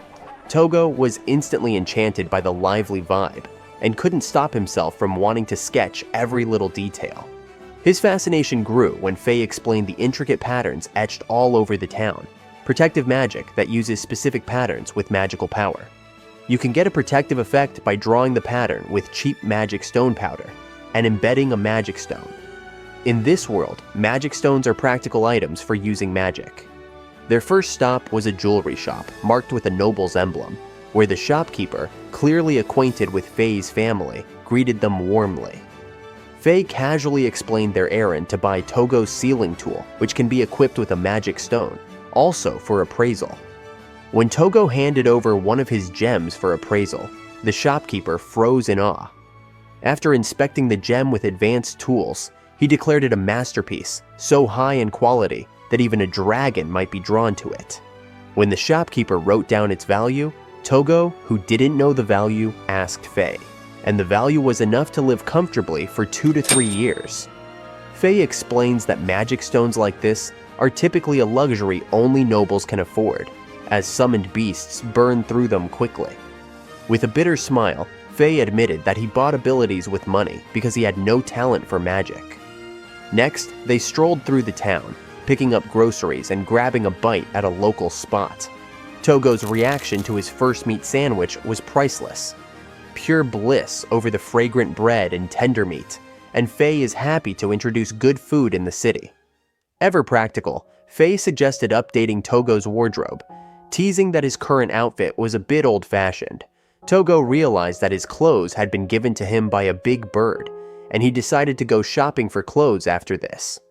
A quick stop at the clothing store had Tougo trying on new styles and leaving with a fresh look. Their adventure continued with visits to a herbal shop, food stalls, and even some playful moments with the townsfolk. Faye, ever the social butterfly, chatted with residents and entertained kids using his summoned beast, leaving Tougo feeling unexpectedly at peace. With a big smile on his face, today was really enjoyable for him. As they headed home at sunset, something caught Tougo's eye: a mysterious building. When he asked, Faye casually revealed it was a slave introduction agency. Tougo's shock was immediate, but Faye clarified that slavery in this world worked differently. It was more of a social support system for the poor, offering shelter, food, and a chance to earn freedom. Faye felt that Tougo was interested in it and urged him to take a look later. Inside, the cells held a variety of individuals, but at the far end, one figure stood out: a hulking man with a thick beard, countless scars, and an air of quiet intensity. The next day in 𝕻𝕬𝕭, Tougo wasn't sure how to feel about the whole slave thing, but Faye reassured him it wasn't illegal, just a system protected by strict rules in this world. They soon arrived at the slave introduction agency, where an overly eager old manager greeted them with a booming voice and endless enthusiasm. Faye explained that Tougo needed a caretaker/a companion, which touched the manager. Faye apparently wasn't the type of calling someone his best friend often. The old man paraded out slaves one by one, starting with beautiful women. Tougo, however, turned red and squirmed under their gazes. A harem wasn't quite what he had in mind. Faye teased him about missing out on having someone gorgeous take care of his every need, but Tougo was firm. He couldn't relax with someone like that around. The manager tried everything: mature women, young men, even kids, but none of them clicked with Tougo. Frustrated, Faye asked to see the rest. They entered the deeper sections of the agency, passing cells of rowdy, rough-looking individuals. Faye explained this was the criminal section, slaves with serious baggage. Behind thick iron bars stood rough and menacing figures, but Tougo wasn't fazed. At the farthest cell, a hulking man with a beard like a bear, scars for days, and eyes like steel stared them down. To Faye's horror, Tougo didn't hesitate. He stopped in front of the cell, staring at the man with sparkling eyes. "This one," he said, sounding completely entranced. Faye panicked.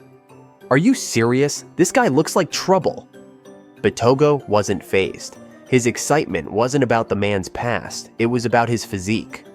"He's perfect," Tougo murmured, already imagining him as the ideal plaster statue model for his drawings. Faye tried reasoning with him. "If you need a model, why not a woman?" But Tougo shook his head, embarrassed. He wasn't ready to study a woman's body up close. His excitement caught Faye completely off guard. Faye, wide-eyed, tried to reason with him. This guy wasn't a caretaker. He was a battle-hardened killer. The man bluntly stated as much, pointing to his tag. 2 murders, sold 7 times in 10 years. His only skills? Fighting and surviving.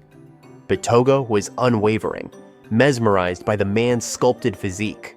He didn't see a dangerous criminal. He saw the perfect model for his art, like a living plaster statue. Faye tried one last time to steer Tougo away, but he wasn't listening. He didn't see a dangerous criminal. He saw inspiration. Faye gave up, muttering about Tougo's bizarre taste. Even the manager was surprised by the choice and then made the deal. And so, Tougo walked out with his first ever caretaker, a battle-scarred, no-nonsense ex-convict who had no idea what he was in for. Later at the Grand Red Guard mansion, Faye couldn't hold back his curiosity any longer. "Why didn't you just pick another slave?" he asked Tougo again, almost exasperated. But Togo's mind was made up. He didn't want anyone else, just that man. Faye hesitated before explaining why this was an unusual choice. The man in question wasn't just any slave. He was a criminal slave, marked by the collar around his neck. Still, Tougo didn't flinch. When the man finally appeared, freshly groomed with his hair trimmed and beard shaved, his transformation was striking. His muscular frame was now fully visible, reminding Tougo of the statues of Hercules, or Laocoon. Tougo introduced himself, asking for the man's name, but the answer was unexpected. He didn't have one anymore. Faye quickly picked up on the implication. The man didn't want anyone digging into his past. Faye suggested that Tougo give him a name instead. After a brief pause, inspired by the man's resemblance to those iconic statues, Tougo named him 𝕰ᴇδᴜ. Surprisingly, the man seemed to like it. With their introductions complete, Tougo and 𝕰ᴇδᴜ set off for the forest, borrowing Faye's summoned beasts for the journey. It didn't take long before they arrived at Tougo's home, a secluded house surrounded by nature. 𝕰ᴇδᴜ was taken aback. Wild Pegasus and unicorns roamed freely, not as summoned beasts, but as Tougo's friends, animals he had healed and cared for. Tougo invited 𝕰ᴇδᴜ to use the guest room, but the man declined. He wasn't comfortable staying under the same roof as his master, especially given his criminal background. Tougo reassured him, pointing out the special collar that ensured 𝕰ᴇδᴜ couldn't harm or disobey him. Still, to ease his concerns, Tougo offered an alternative, a separate house. With a grin, Tougo grabbed his sketchbook and started drawing. 𝕰ᴇδᴜ watched in confusion as Tougo worked quickly and with focus. Moments later, the sketch of a simple, cozy wooden house came to life. Literally.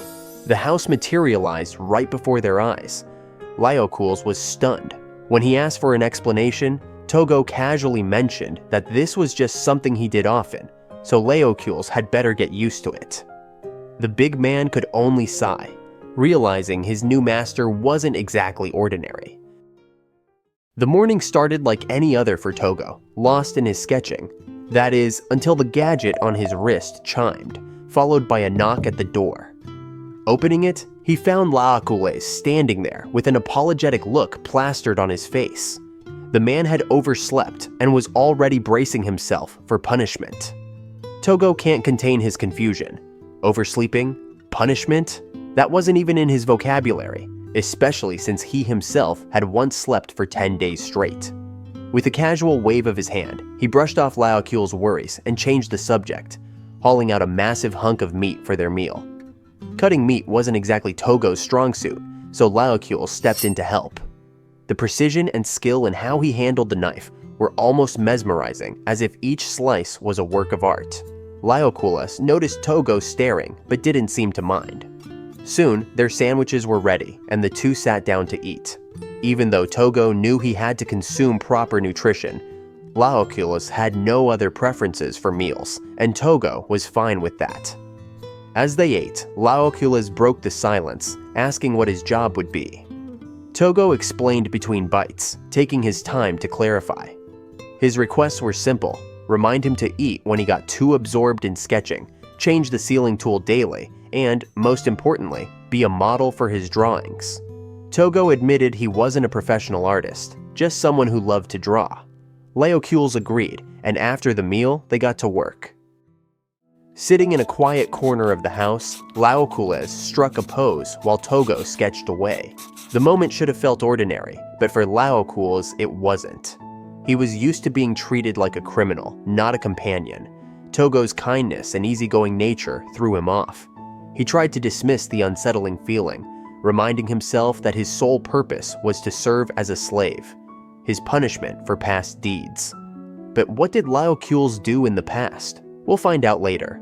But as he glanced around at the calm forest life and the strange yet welcoming man who called this place home, something gnawed at him. This was different, almost too different, and it disconcerted him. A few days after that, Tougo's sketching practice was going smoothly. Well, mostly. His biggest challenge wasn't perfecting his strokes, but stopping his drawings from magically materializing. That and the constant interruptions, like when 𝕬𝕠𝕘 suddenly called out to remind him to change the sealing tool.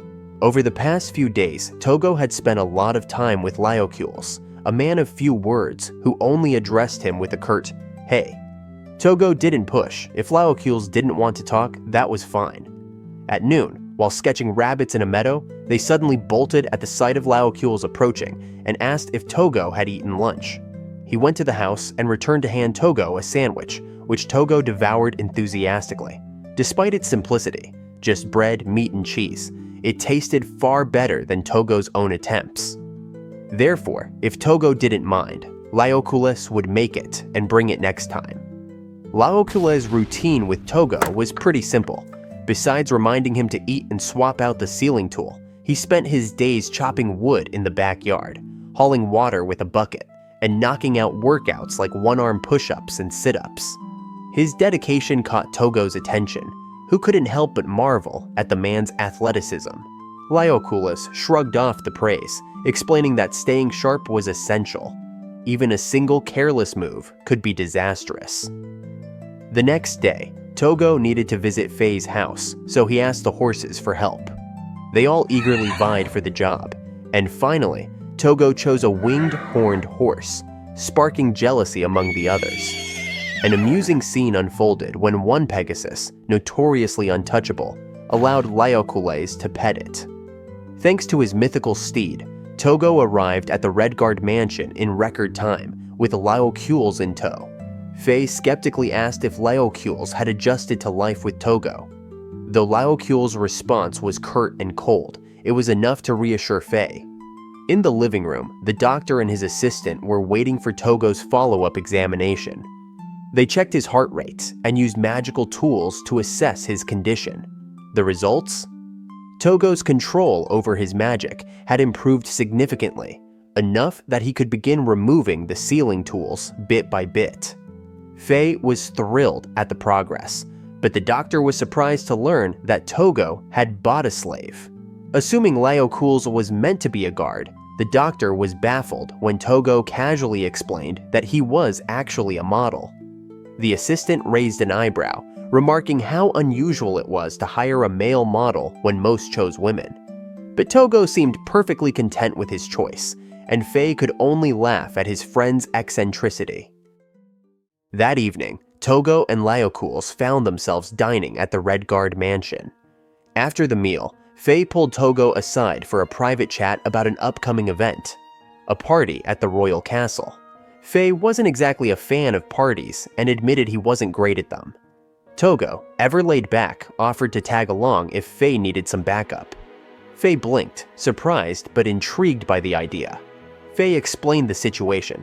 The event was officially labeled as a social gathering of nobles and influential people. Even the king himself was expected to make an appearance. But here's the kicker. Faye wasn't invited as just any member of the Redguard family. No, this invite is specifically named Feyblad Redguard. Why? Well, Faye could only think of one reason: the red dragon. Owning such a rare and supposedly extinct creature had put Faye on everyone's radar, especially the nobles and royals, who'd likely use this as an opportunity to push marriage proposals for their daughters, or pull other schemes to claim the dragon. So why bring Tougo? Faye laid it out plainly. He needed an escape route. If Tougo felt unwell or needed a break, Faye could use that as an excuse to slip away from the pressure. And since Tougo wasn't a noble, there was no issue. Merchants often attended these events under noble recommendations. The catch? The party was in 2 days, and it was almost a full day's journey to the capital.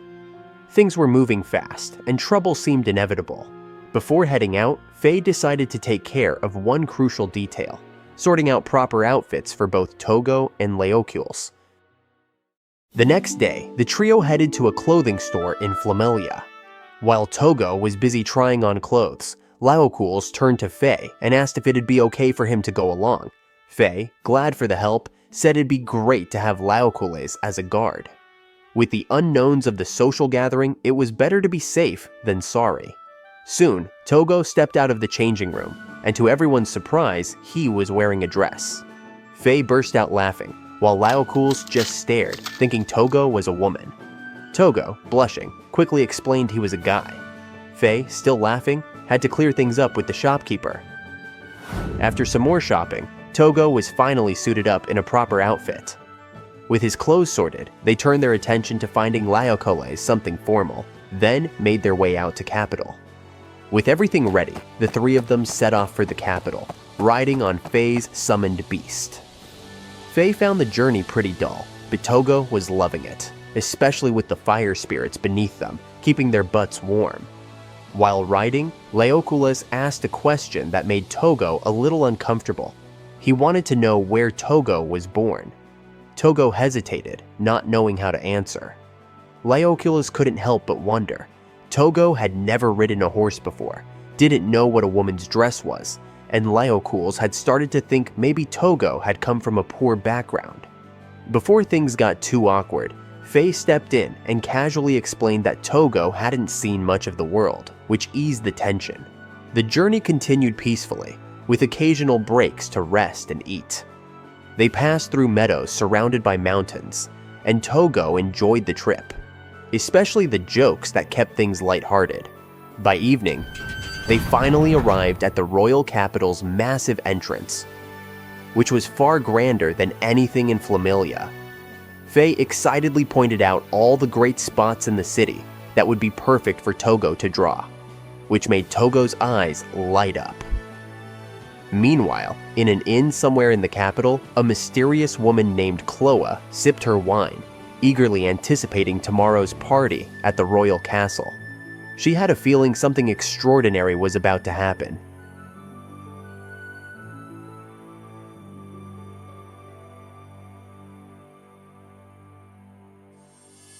As Faye, Tougo, and 𝕬𝕗𝕨 entered the capital through its grand gates, Tougo's jaw practically hit the ground. This city was on a whole different level. The streets were alive with late-night shoppers. The air buzzed with energy, and soft glowing lights gave the place an almost magical charm. The sprawling size of the city was nothing compared to the royal castle towering in the distance. Visible even from the entrance, massive, regal, and impossible to miss. Soon, the trio arrived at an extravagant inn, where Faye had already arranged their stay. When Faye opened the door to their room, Tougo and 𝕬𝕗𝕨 froze in shock. This wasn't just a room, it was a full-blown noble's mansion in disguise. 4 separate bedrooms, stunning decor, and space that defied logic. Something was off, though. From the hallway, there were more doors lined up right next to theirs, yet the rooms were impossibly massive inside. 𝕬𝕗𝕨 voiced the question on everyone's mind, and Faye casually explained. Ancient spatial magic. The magic allowed the rooms to exist in a space far larger than their physical exteriors. Faye then handed each of them a key. Well, more like imprinted the magic pattern from the key onto their palms. Now, entering the room was as simple as waving a hand. The next evening, dressed to impress in formal attire, they headed to the royal castle for the big event. Nobles had already gathered at the entrance, their extravagant outfits matching the opulence of the setting. When the castle doors creaked open, Tougo stepped inside and felt his breath catch. The grand hallway stretched before them, adorned with exquisite art and intricate designs. A particular painting snagged his attention, a striking depiction of knights charging into battle on horseback.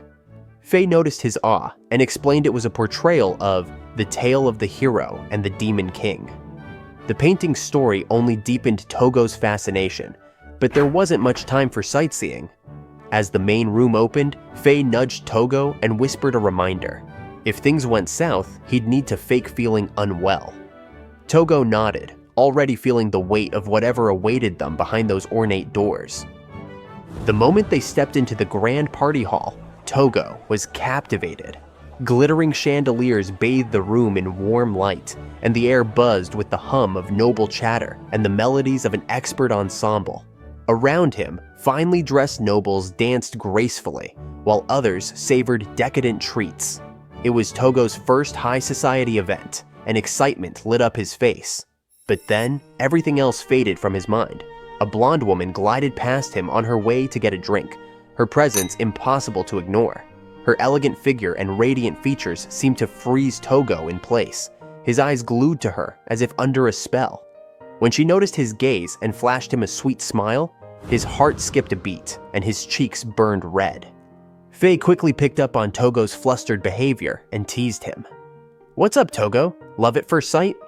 Sheepishly, Tougo admitted it could be, though not in the usual way. He explained it was the same feeling he had when he first met 𝕬𝕑𝕑𝕑𝕑𝕑. What he truly wanted was to draw her. Faye and 𝕬𝕑𝕑𝕑𝕑𝕑 shared a confused glance, unsure whether to feel amused or exasperated. Faye joked about Tougo's peculiar priorities.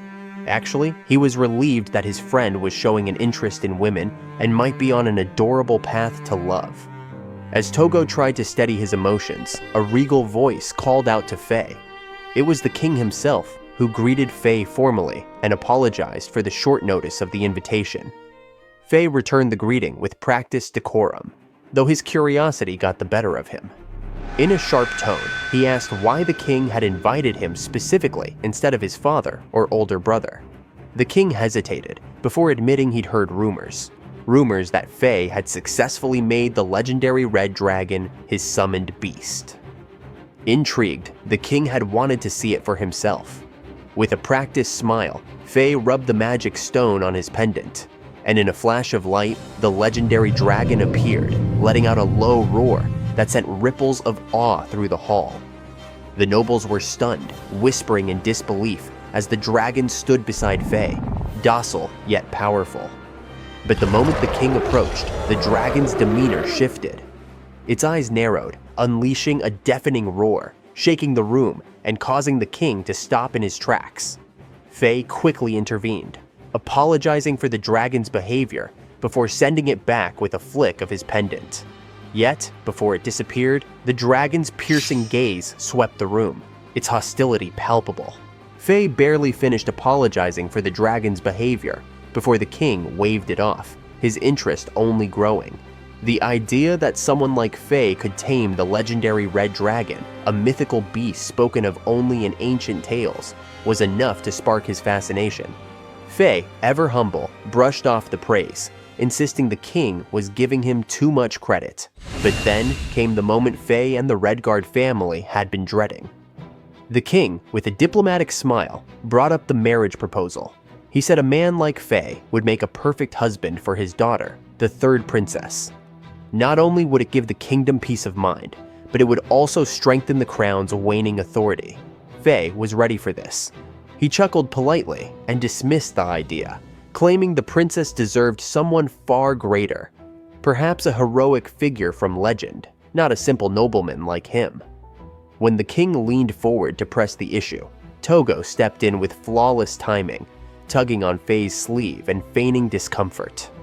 "I'm not feeling well," he whispered, just loud enough for the king to hear. Feigning concern, 𝕱 seized the opportunity. He apologized and asked the king for permission to step away, citing Tougo's sudden illness. The king reluctantly agreed, and the two retreated from the hall. From a distance, the mysterious blonde woman, wineglass in hand, quietly watched the exchange, her expression unreadable. In the privacy of the restroom, 𝕱 gave Tougo a sly smile and said he did well. "Perfect timing," he praised. Tougo, still uneasy, wondered if they had been too rude to the king. But 𝕱 shrugged it off. "Trust me, the king and those nobles aren't saints either. All they care about is the red dragon," he said. He went on to explain the bigger picture. The royal family, desperate to shore up its declining influence, saw the dragon as a potential symbol of authority. 𝕱 knew exactly why the king wanted to keep the red dragon close. It wasn't just about the princess, it was about control. But 𝕱 had already discussed the risks with his father and brother. No matter what, he wouldn't allow their family's pride, the red dragon, to be reduced to a political pawn. While they were talking, the restroom door creaked open, and there she was, the blonde woman from before. She looked pale, her hand pressed against her temple like she was fighting off a headache. 𝕱 immediately noticed Tougo stealing glances at her and grinned. "Go talk to her," he whispered, nudging Tougo forward. Tougo froze, his face a mix of panic and hesitation. So, as any good friend would, 𝕱 stepped in to save the day. He greeted the woman with a polite smile and apologized for disturbing her break. "Mind if we talk for a moment?" he asked. She shrugged and said she didn't mind if it wasn't too long. The moment was seized, and Tougo was given a playful shove toward the woman by 𝕱. A stumble was made by Tougo, and his throat was nervously cleared. Can you be drawn by me?" was blurted out by him. A blink was given by the woman, her head tilted. "Draw me?" was asked, her confusion evident. 𝕱 told Tougo to explain what he meant to say to make it clear. And so, Tougo introduced himself as a person who likes to draw as a hobby, not a professional artist. 𝕱 added that Tougo was skilled and that he even planned to make Tougo his personal artist someday. Tougo then admitted, in a voice still tinged with nervousness, that when he had first seen her at the venue, he had been struck by how beautiful she was. He confessed that he couldn't stop thinking about her, his heart pounding loudly, describing how she seemed to shine brighter than anyone else. He went on to say that she felt like a living masterpiece, and if he could, he would fill entire sketchbooks with her alone. He even imagined spending days searching for the perfect paint to match her eyes. Though wanting to draw her might be arrogant, but he wanted to draw her so much, and he admitted that it seemed like he fell in love with her at first sight. The room fell silent for a moment. The woman seemed taken aback by his sincerity, and a faint blush crept onto her cheeks. Tougo was the first person like this she had ever met. After taking a moment to compose herself, she told him she would agree to let him draw her, but only on one condition. She explained that her 2-month vacation was starting the next day, and that during that time, she wanted him to take her in. 𝕱 and Tougo froze at the woman's unexpected request. Take her in? What could she possibly mean by that? The woman explained her situation with a mix of urgency and frustration. She worked at the royal castle, but had caught the attention of someone relentlessly troublesome. This person showed up uninvited while she worked, sent enormous bouquets to her workplace, and even ambushed her repeatedly. In short, she was being stalked. It had gotten so bad that she decided to take 2 months off. 𝕱 began to understand, but a troubling thought crossed his mind. If this stalker was so persistent, wouldn't they track her down wherever she went? The woman acknowledged the risk, but was confident that heading to Redguard territory would keep her safe. She said as she looked at 𝕱, the young heir of the Redguard family. 𝕱 was surprised, but that was only natural, since he had shown the red dragon to everyone earlier. After all, he was the talk of the town. The Redguard family already stands out due to their striking appearances. Then, if it's not too much trouble, the woman asks for refuge. In return, she would be happy to model for Tougo's paintings. 𝕱 was ready to fulfill the request, then asked the woman's name. The woman formally introduced herself as 𝕭𝑒, a diplomatic officer, and just like that, the deal was sealed. The Red Guard family would give 𝕭𝑒 refuge and she would become Tougo's model. Later, as they returned to the lively party, Faye caught the hostile gaze of someone glaring at him. The man, clearly seething, called out to Faye rudely and wasted no time addressing the elephant in the room, the Red Dragon.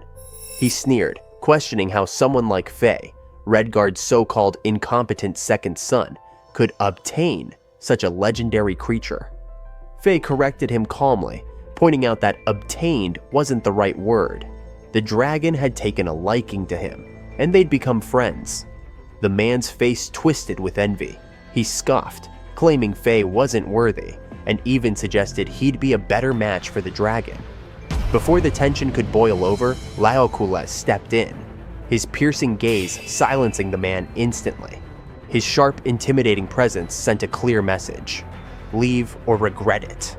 Overwhelmed by fear, the man fled in terror. The moment passed, but Tougo was still shaken. The man's cruel words lingered in his mind, and he voiced his thoughts to Faye. He reassured him, saying the Red Dragon liked Faye because of his kind, reliable nature. Faye treated the dragon as a companion, not a trophy, and that's why they are together. Hearing this, Faye felt a weight lift from his chest. A smile returned to his face as he realized, once again, how lucky he was to have Tougo as his best friend. After that, the party was over, and heavy rain poured over the capital as Faye, Tougo, and 𝕬𝕠𝕗 returned to the inn, exhausted. Faye silently vowed to avoid parties for a while. They were just too draining. Still, the night wasn't a total waste. They'd met 𝕭𝑒, who agreed to be Tougo's model. As they settled in, 𝕬𝕠𝕗, who had apparently missed the memo, asked if Tougo had bought slaves. Faye quickly clarified that Tougo had hired a woman for a specific purpose. Watching Tougo eagerly preparing to sketch made 𝕬𝕠𝕗 pause. Is this guy always like this? All he thinks about is drawing? His bluntness left Tougo looking deflated and apologetic. 𝕬𝕠𝕗, realizing he might have come off harsh, reassured him. I'm not blaming you, he said. It's just surprising. Honestly, being lost in art is way better than being consumed by darker things. Then he asked almost curiously, do you really see the world as that beautiful? Tougo nodded and turned to the rain-soaked window. Look outside, he said softly. The city in the rain. Isn't it beautiful? I love how, under streetlights, it looks like the light itself is falling. His sincerity caught 𝕬𝕠𝕗 off guard, and with a nod, he agreed. It was beautiful.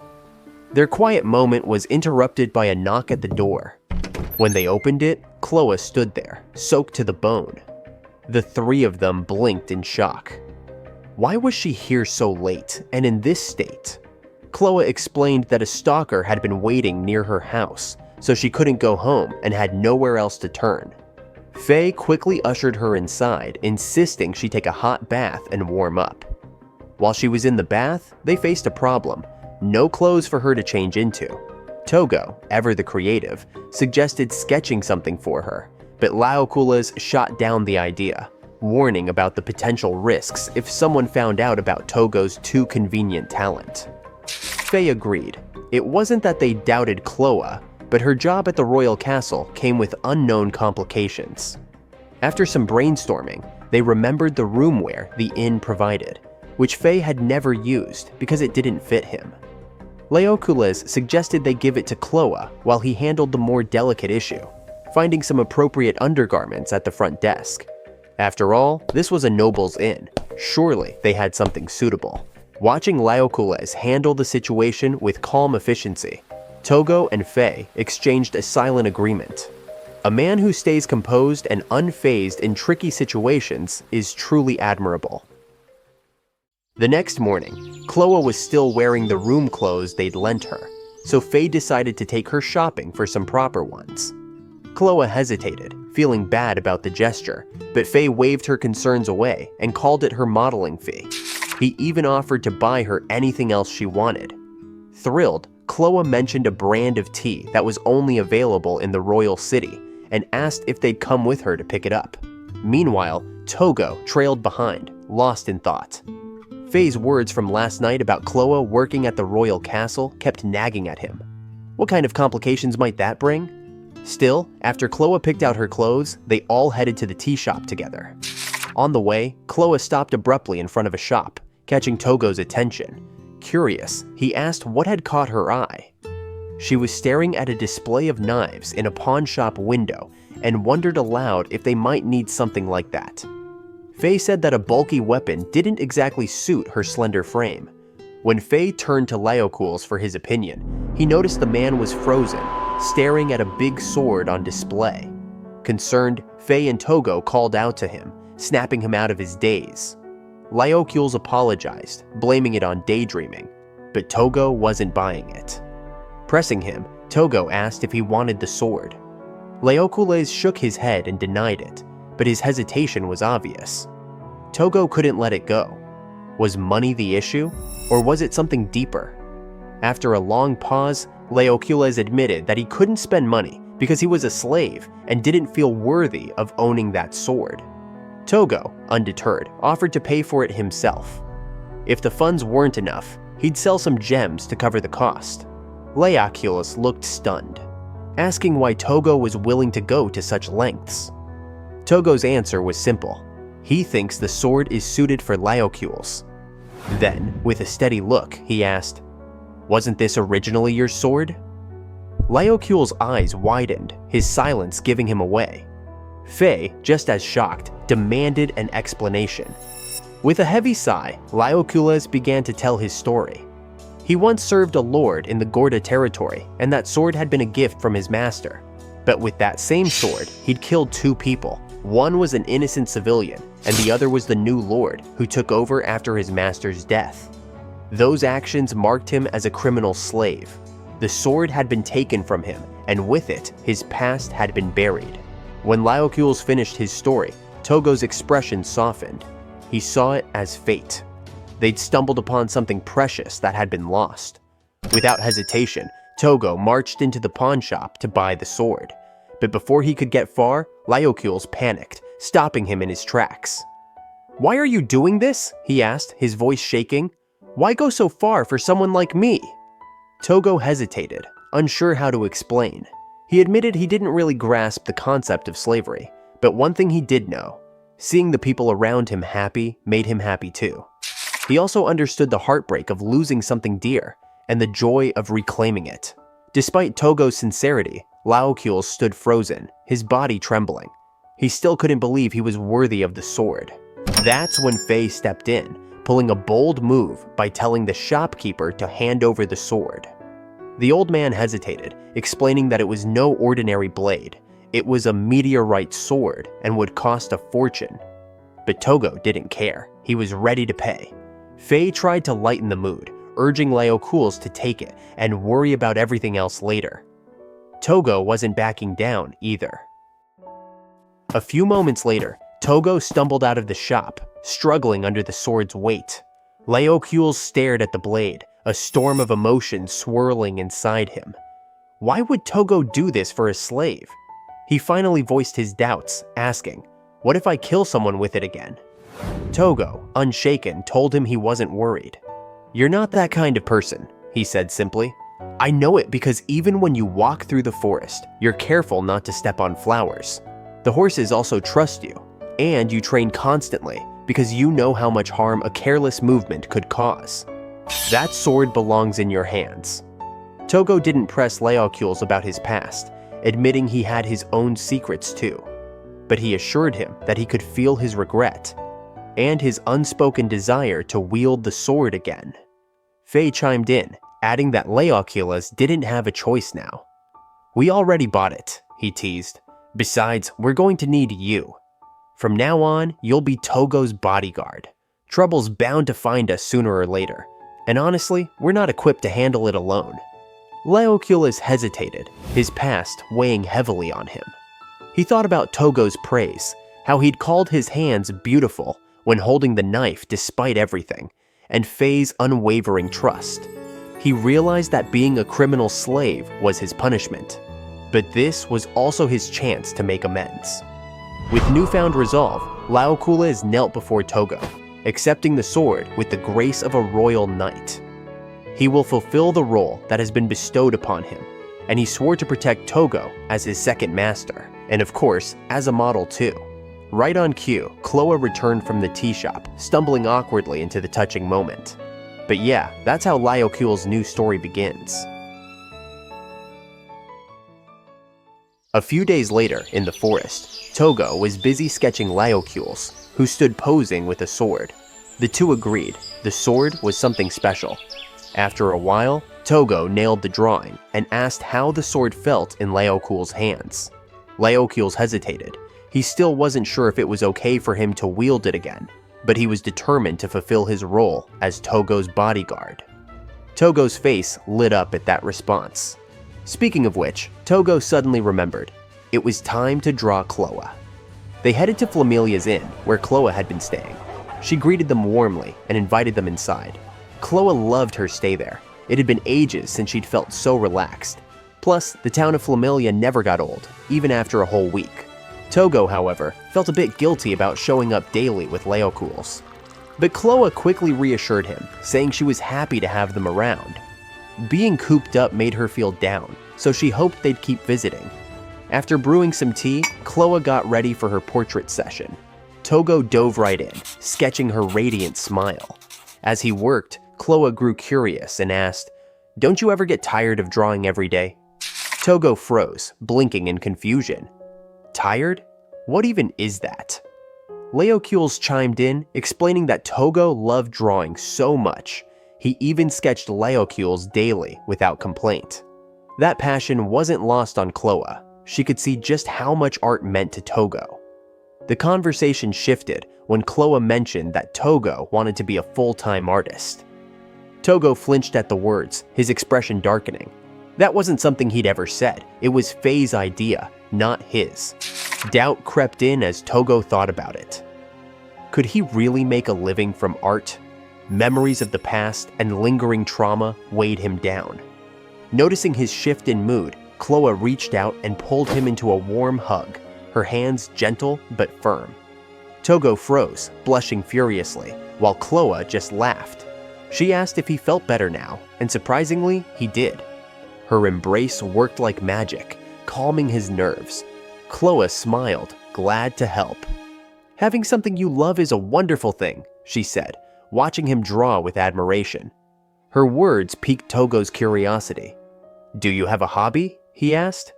𝕭oa thought for a moment before answering. "I wouldn't call it a hobby, but I do love shopping."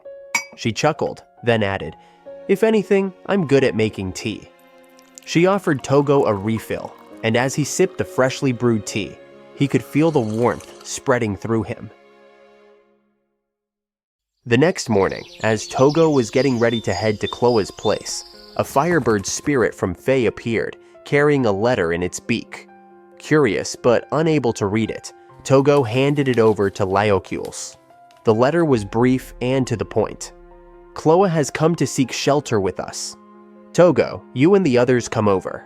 Realizing things were serious, they hurried to the Redguard mansion. At the mansion, Faye greeted them with a serious expression and quickly led them to a room. Inside, they found 𝕭oa, looking deeply worried. The moment she saw Tougo, she rushed to hug him, as if just seeing him was a relief. Tougo gently asked her what had happened, and Faye explained with a sigh. Apparently, 𝕭oa's stalker had found her at the inn that morning. The doorbell rang, and when she opened it, he was there. Thankfully, she managed to escape and ran to the mansion for safety, as she'd assumed Tougo lived there too. Faye suggested moving 𝕭oa somewhere safer, possibly letting her stay at the Redguard mansion. But Tougo had another idea. "Why not let her stay at my house?" he offered. 𝕭oa was caught off guard by the suggestion, but Faye thought it was a smart move.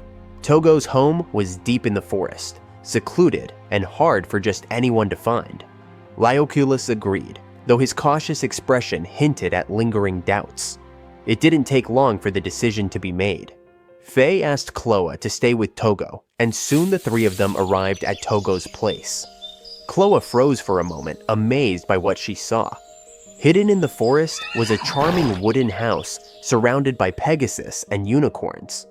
She didn't expect a place like this to exist, but her surprise quickly turned to delight as the horses approached her. They even let her pet them. While 𝐻loe was preoccupied with the horses, Leokules leaned close to Tougo and whispered his plans. He'd also be staying nearby for a while, to protect 𝐻loe, of course.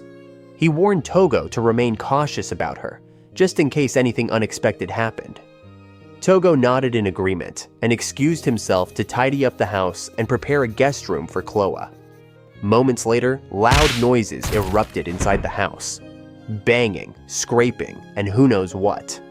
𝐻loe exchanged a concerned glance with Leokules, wondering what was going on in there. Finally, Tougo emerged, invited 𝐻loe inside, and unveiled the freshly made guest room. In true Tougo fashion, it was as if the room had been thrown together in the blink of an eye. Complete with scribbles and sketches brought to life, 𝐻loe was thrilled with her new space, but Leokules couldn't help but feel uneasy about Tougo's eerie ability to create a whole room so quickly. Still, with the immediate danger seemingly behind them, 𝐻loe relaxed, removed her outerwear, and suggested they get back to drawing. Tougo, as always, was more than ready, and so their days together began, filled with art, laughter, and the faint tension of keeping one eye on the horizon for trouble. A few days later, they were making their way through the forest, with 𝐻loe riding a horse that had somehow won Pegasus's trust. The day was vibrant, flowers were blooming everywhere, and the horse seemed to know the perfect spot to take them. When they arrived at the serene clearing, Tougo casually suggested that 𝐻loe should try doing some forest-like things. Forest-like? 𝐻loe asked, puzzled. Tougo explained his dilemma. Every time he tried drawing 𝐻loe in the forest, the scenery was stunning, but something felt off. Then it hit him. 𝐻loe didn't quite match the forest vibe. To him, she belonged in castles or at grand parties, places where her elegance truly shone. After all, she used to work at the royal palace, so it made sense. But maybe, he thought, if she tried embracing the forest more, he could capture her in a way that fit this environment. As if on cue, Tougo spotted a butterfly and pointed it out. Its wings were a striking, deep black, simple yet mesmerizing. He then led them to a vibrant flower, remarking that its color reminded him of Leokules' eyes. When it came to comparing the color of 𝐻loe's eyes, though, Tougo paused, looked around, and finally raised his hand toward the sky above. They all glanced up, where beams of soft sunlight filtered through the lush green leaves. "That," Tougo said with a smile, "that's the color of your eyes." Of course, she is beautiful in every way, but Tougo really thinks that her eyes are especially beautiful. 𝐻loe was stunned. She stared silently at the glowing light, her cheeks flushing. It was the first time anyone had complimented her eyes like that. Tougo, seemingly unaware of the effect his words had, called her over to look at a bright red fruit hanging from a nearby tree. He explained that this fruit was the first red he'd ever used in his forest drawings. Curious, he wondered aloud if it was safe to eat, but admitted he wasn't sure if it was poisonous. 𝐻loe laughed softly, breaking her silence. "It's not poisonous," she assured him. "But it's not tasty either. I ate it when I was a kid." Taking her word for it, Tougo popped the fruit into his mouth and immediately made a face. 𝐻loe couldn't help but giggle. She'd warned him it wasn't good, but seeing his reaction was still amusing. Despite the awful taste, Tougo waved it off. "Even eating something not tasty is probably food for the heart," he said with a grin. 𝐻loe tilted her head, confused. So Tougo explained further. His teacher had once told him that even things that seemed pointless were necessary for the soul. It's what helped people grow. That simple wisdom struck a chord with 𝐻loe. She found herself quietly admiring Tougo. Tougo decided to take the red fruit home, not to eat, but to make paint out of it. 𝐻loe couldn't help but question him. Didn't he already have enough beautiful shades of red? She didn't understand his reasoning, but that was just Tougo, finding meaning in things that seemed pointless. "It's food for the heart," he explained casually. Leokules, observing the growing paint collection, chimed in, noting how Tougo's paints kept piling up like that. Tougo just grinned. "Even the unnecessary can be necessary," he said, leaving 𝐻loe scratching her head. Finally, Tougo elaborated. There's a waste you can afford to lose, and there's waste you can't.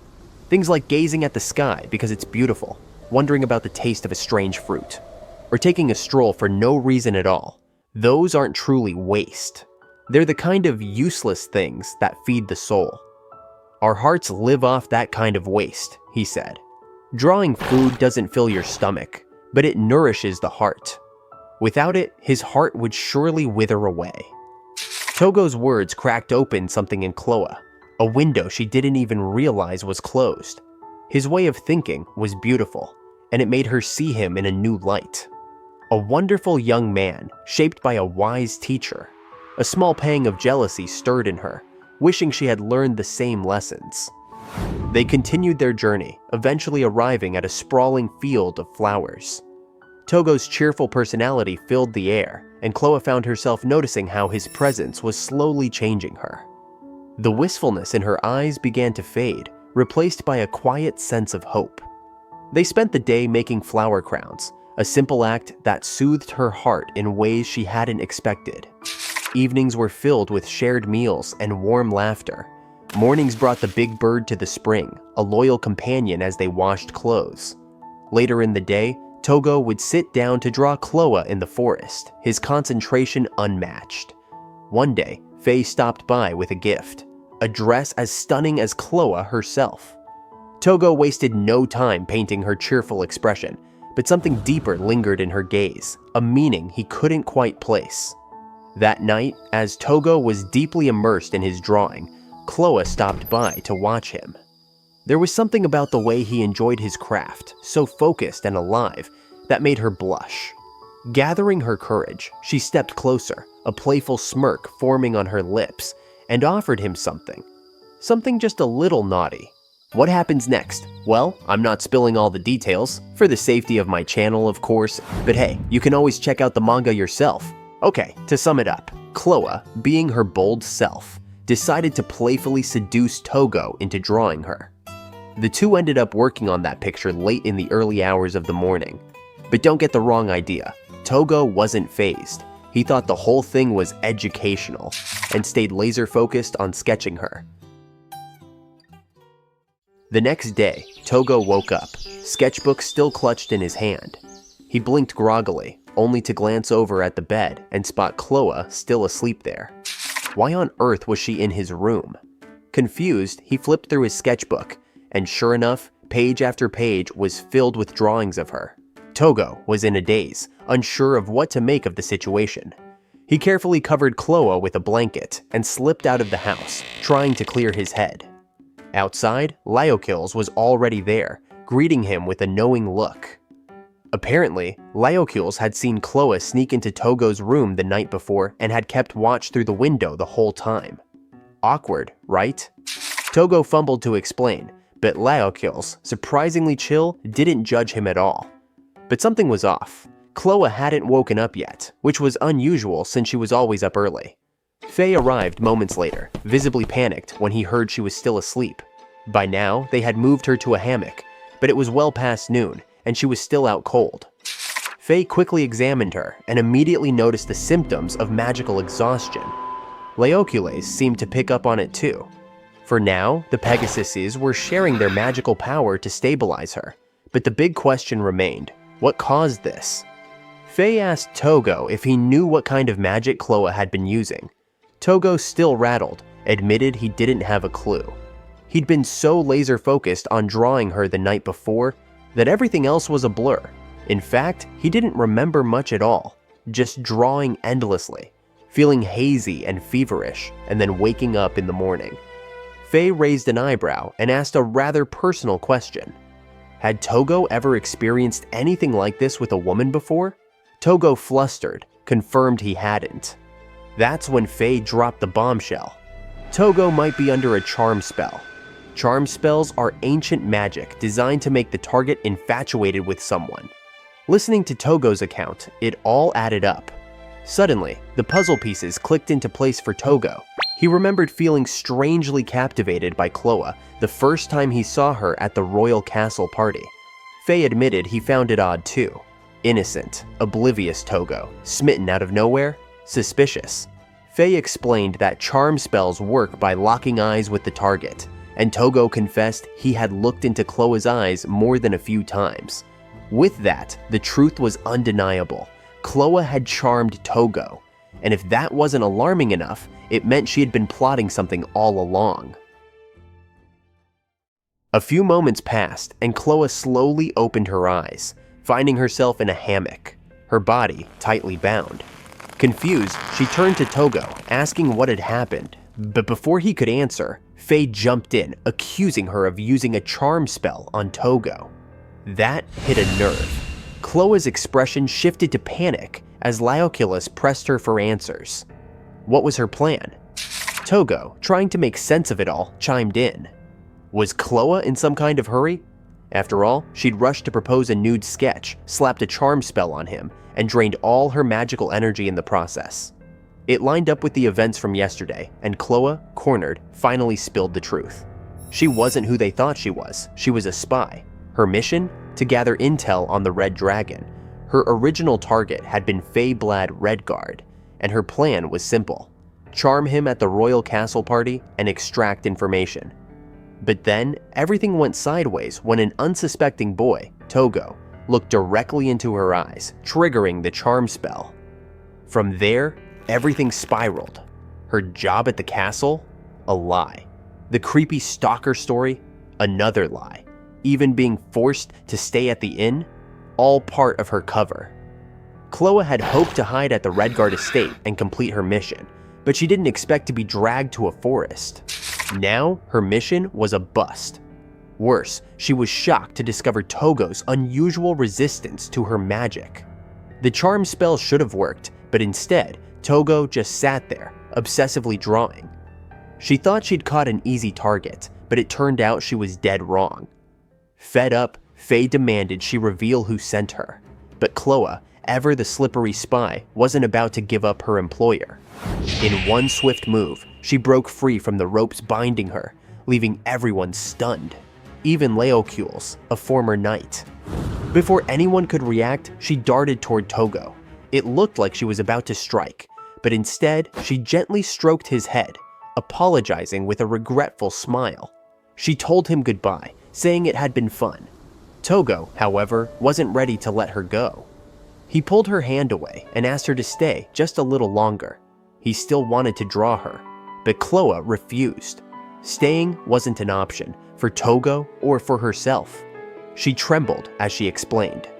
If she stayed, her walls might crumble. Her heart, long dead to survive as a spy, might awaken again. Tougo didn't back down. He told her to stop being a spy and live in the forest. But 𝕭 laughed, explaining her job paid far too well. Sure, she liked the forest, but she liked money too. The life she lived, filled with luxury, was addictive.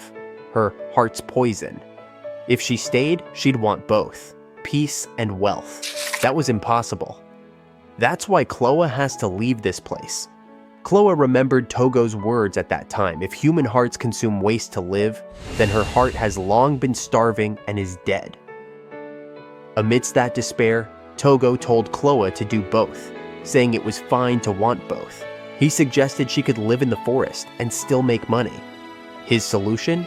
She could be his exclusive model. 𝕭 froze, torn between her boss's advice to always kill her true feelings and the warmth stirring in her chest because of Tougo. For the first time in years, she felt alive. She smiled warmly, her heart betraying her as she considered his offer. 𝕭 had clearly taken Tougo's offer to heart. Now, she was happily playing with the horses. Meanwhile, inside the house, 𝕻 voiced his concerns about how she would adapt to life after quitting as a spy to become Tougo's exclusive model. Laoculus shared his doubts, warning Tougo to be wary of decisions made too quickly. Leaving the underworld wasn't something one did on a whim. It took real resolve. But if life in the forest had rekindled something in her, a dying heart finally beating again, maybe there was no going back. That was Tougo's dilemma. Guilt and gratitude tangled in his chest, but deep down, he wanted her to stay. The next day, Tougo's sharp voice rang through the air. 𝕭, stop. Not because she'd done anything wrong, far from it. She was determined to make him wear the dress she had picked out. Now that they were in town, today was 𝕬𝕠's shopping day, and Tougo was covering the cost. Even so, she hesitated. For the first time, she didn't want to waste someone's money. That feeling was new to her. Tougo felt a pang of sadness, but 𝕬𝕠 reassured him with a gentle smile that she was already full. She wasn't talking about her stomach being full, her heart was. Tougo absent-mindedly noted how well she understood his thoughts. 𝕬𝕠𝕠 smirked, saying any decent spy should. Besides, Tougo's face practically spelled everything out. That caught Tougo off guard. He'd always been told the opposite, that no one could ever read him. 𝕬𝕠𝕠's raised an eyebrow and asked who had said that. Tougo's smile faltered, a bittersweet shadow crossing his face. My parents. 𝕬𝕠𝕠 stiffened at the weight of that single word, but held his tongue, sensing the quiet pain behind it. Unbeknownst to them, shadowy figures watched from the crowd, their eyes locked onto their target. They had orders to bring him back, no matter the cost. And if force was necessary, so be it. The question remained, who was their target? The answer was coming. Shopping didn't take long, or at least that's what 𝕬𝕠 claimed. With a thoughtful hum, she mused that there hadn't been much to buy. Reality begged to differ. 𝕬𝕠𝕠 staggered under the weight of her numerous shopping bags, glancing at the towering pile in his arms. He wondered aloud if this was her definition of not much. 𝕬𝕠 blinked in genuine surprise before letting out a small gasp. Had she really bought that much? Embarrassed, she quickly offered to carry her own bags, but 𝕬𝕠𝕠 waved her off, telling her to enjoy herself. Tougo would be happy too. That made her pause. Could she really just accept this kindness? Her gaze softened, doubt creeping in as she murmured a quiet question. Was it truly okay to be treated like this, even after what she had done? Tougo didn't hesitate. This was his choice. The guilt from yesterday still lingered. She had haughtily declared that hiring her would be expensive, only for innocent Tougo to run inside and return with a massive bag full of gold, an amount she could hardly comprehend. Back then, Tougo had reassured her that money didn't matter. If he could capture something truly satisfying in his art, he'd pay any price. And that wasn't all. If she agreed to be his model, he'd build her a house. She'd have horses to take her to town whenever she pleased. There were still so many unexplored corners of the forest, and when the days grew warmer, he'd take her to find a beautiful riverside. Tougo wishes to paint a picture of endless adventures, of seasons changing around them, of moments he wanted to share. But before he could get too carried away, Faye gently intervened. He understood Tougo's enthusiasm, but 𝕬𝕠's situation was complicated. She needed time. 𝕬𝕠 smiled warmly and asked for just that, the time and space to stay a little longer before giving him an answer. She was still lost in thought, replaying yesterday's events, when Tougo's voice pulled her back to the present. With that, they continued shopping, heading toward the next store. The next stop? A women's lingerie store. Without hesitation, 𝕬𝕠 stepped inside, leaving Tougo and 𝕬𝕠𝕠 awkwardly waiting outside. Tougo's face immediately turned red. Standing in front of a lingerie shop? In broad daylight? He shifted uncomfortably, his flustered expression impossible to hide. Not wanting another mishap, 𝕬𝕠𝕠 checked him over, but the charm spell was no longer active. Still, that didn't mean they could let their guard down. Who knew what could happen next? Just then, a horse-drawn carriage rolled up and came to an unexpected stop right in front of them. Then, revealed a man inside, one who clearly had business with Tougo. 𝕬𝕠𝕠 wasted no time. "What do you want?" he asked bluntly. The man hesitated, intimidated by 𝕬𝕠𝕠's imposing presence. With slightly shaky hands, he pulled out a letter of order. It didn't specify the sender, but the message was clear. Tougo was being requested as an exclusive mage and was expected to go with them to a certain residence. To sweeten the deal, the man revealed a small chest filled with gold. It was a tempting offer, but Tougo barely spared it a glance. He had zero interest in something like that. The man clearly hadn't expected a rejection. His eyes widened in disbelief before shifting into something more calculating. 𝕬𝕠𝕠𝕠 didn't like that look and immediately told him to back off. Letting out a long sigh, The man nodded, as if accepting defeat. But instead of retreating, he switched tactics. In an instant, black shadowy tendrils erupted from the ground, wrapping around Tougo and 𝕬𝕗𝕗𝕗, binding them tightly. 𝕬𝕗𝕗𝕗 struggled against the grip, but the dark restraints held firm. Taking advantage of the momentary distraction, the black shadowy tendrils threw Tougo into the carriage, where more figures were waiting inside. Before 𝕬𝕗𝕗𝕗 could break free, the wheels spun and the carriage sped off. Tougo, gone in a blink. This was the second time 𝕬𝕗𝕗𝕗 had failed to protect him. Fury surged through him. His frustration boiled over, and with sheer, unchecked strength, he tore himself free from the shadowy restraints. But now, the damage was done. Tougo had been taken. Inside the speeding carriage, Tougo fought back, struggling to escape. His resistance was met with a brutal punch to the stomach, forcing the air from his lungs. He curled up in pain, gasping. One of the captors shot a glare at the attacker. "Don't rough him up too much," he warned. The request was to treat him with respect. Before anyone could respond, the carriage lurched violently, nearly tipping over. The sudden movement sent everyone stumbling. A sharp tear ripped through the cloth covering the carriage, and in the next instant, the glint of a sword sliced through the fabric. 𝕬𝕗𝕗𝕗 had arrived. His eyes burned with unwavering determination as he forced his way inside. He wasn't here to negotiate, he was here to take his master back. But the rescue wouldn't be easy. 𝕬𝕗𝕗𝕗 was outnumbered, and before he could reach Tougo, 3 men lunged at him, forcing him back. Meanwhile, their leader shoved the unconscious driver aside and seized control of the reins, snapping them hard to pick up speed. 𝕬𝕗𝕗𝕗's focus was divided, protecting Tougo and fending off attackers at the same time. A blade suddenly swung at him from behind. He barely managed to twist his body in time, blocking the strike before knocking the attacker's sword upward. With a quick diagonal slash, he took the man down. 1 down, 4 left. The remaining men closed in, surrounding him from all sides. 𝕬𝕗𝕗𝕗 knew he had to control the flow of battle. He locked eyes with 2 of them, provoking them into striking first. Just as they attacked, he moved, lightning fast. A single powerful motion sent them both crashing to the floor. 2 more to go.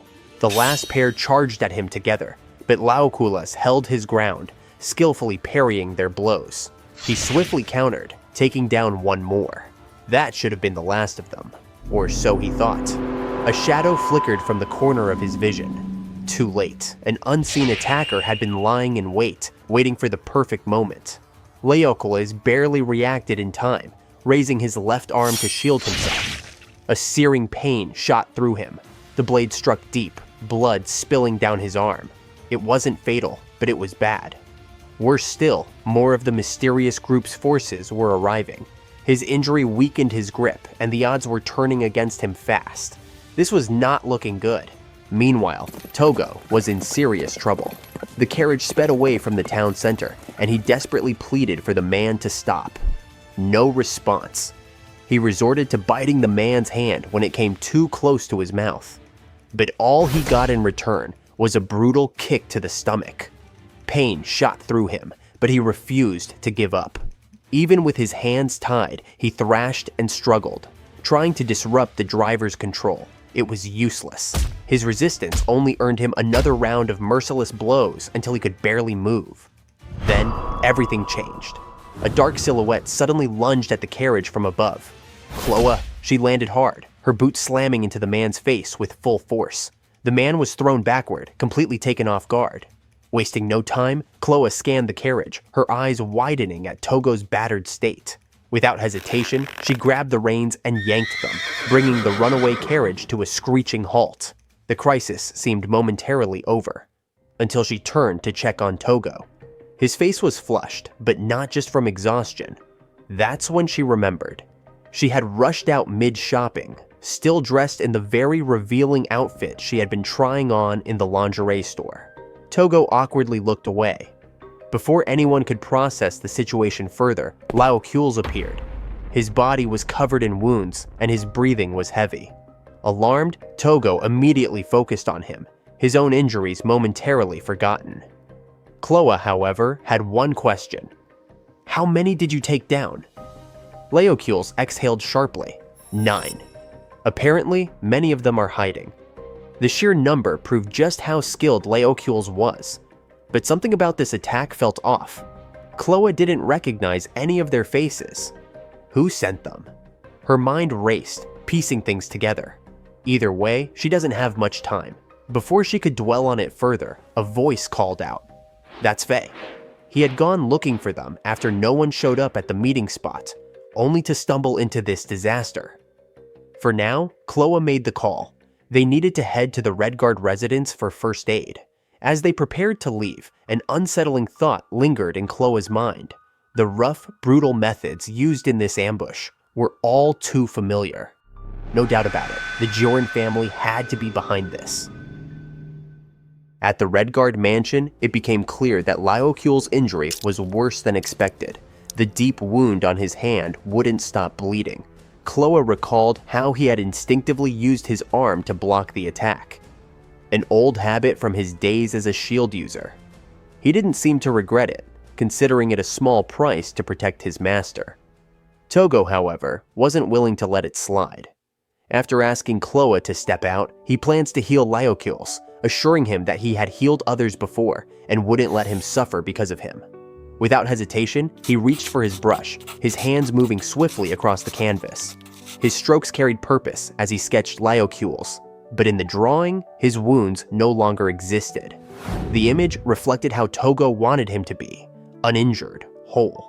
The moment he lifted his brush, a surge of energy coursed through the room. It traveled from the portrait to 𝕉𝕐𝕗's, and within seconds, the deep wound that had nearly severed his hand vanished without a trace. 𝕉𝕐𝕗 immediately knelt, guilt evident in his expression. He felt he had failed by letting Tougo be put in danger, but Tougo only praised his efforts, though he struggled to find the right words. Instead of arguing, he simply thanked him. When Faye let 𝕻𝕠 back in, she was visibly surprised to see 𝕉𝕐𝕗's fully healed.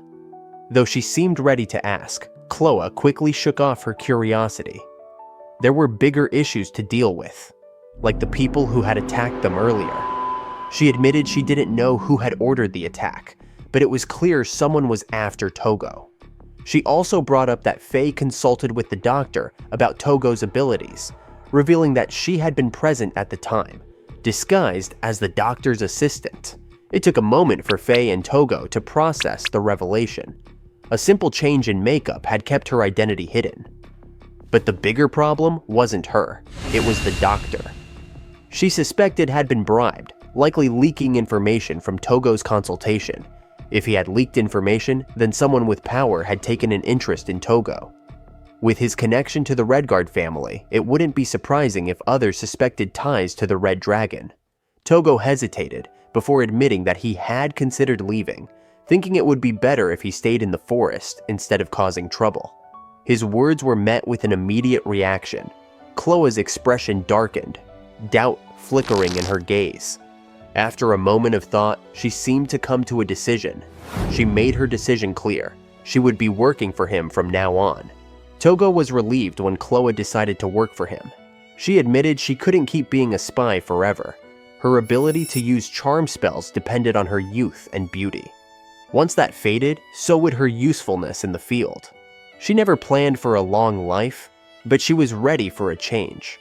As much as this was good news, 𝕻𝕠 had more pressing information to share. She revealed that the nobles backing the poachers were none other than her former employers, the 𝕍𝕗 family. They had been exploiting Red Guard's territory to obtain rare materials like unicorn horns and Pegasus feathers. The revelation hit Faye hard. Tougo quickly explained to 𝕉𝕐𝕗 about the poachers in the forest, an incident that had deeply affected Faye. Meanwhile, 𝕻𝕠 added that the 𝕍𝕗 family was far from subtle in their methods.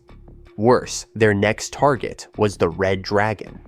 She then laid out 3 crucial pieces of information the 𝕍𝕗 family had uncovered. First, a boy with immense magical power was being protected here. Second, he lived in a forest filled with Pegasus and unicorns. And third, the slave Tougo had bought was once a knight who had served the Lord of Golda, and was also the one who had murdered the Lord of Golda. 𝕉𝕐𝕗 immediately recognized that the last part was about him. 𝕭oa had already investigated him thoroughly. She knew his true name, 𝕬𝕠𝕭, and his entire past. She had even tracked down the sword he had discarded long ago. He suddenly realized when she had tested him, back when they passed the pawn shop. She had deliberately set up the encounter, and his reaction had only confirmed her suspicions. Faye and Tougo couldn't help but be impressed by 𝕭oa's skills as a spy. But one question weighed on 𝕬𝕠𝕭's mind. Why had she gathered information on him in the first place? 𝕭oa explained it bluntly. If someone wanted to capture a boy protected by the forest, nobles, and a strong bodyguard, the most effective way was to take hostages. However, when she investigated Tougo's background, she found no relatives. That meant the 𝕍 family couldn't use family members against him.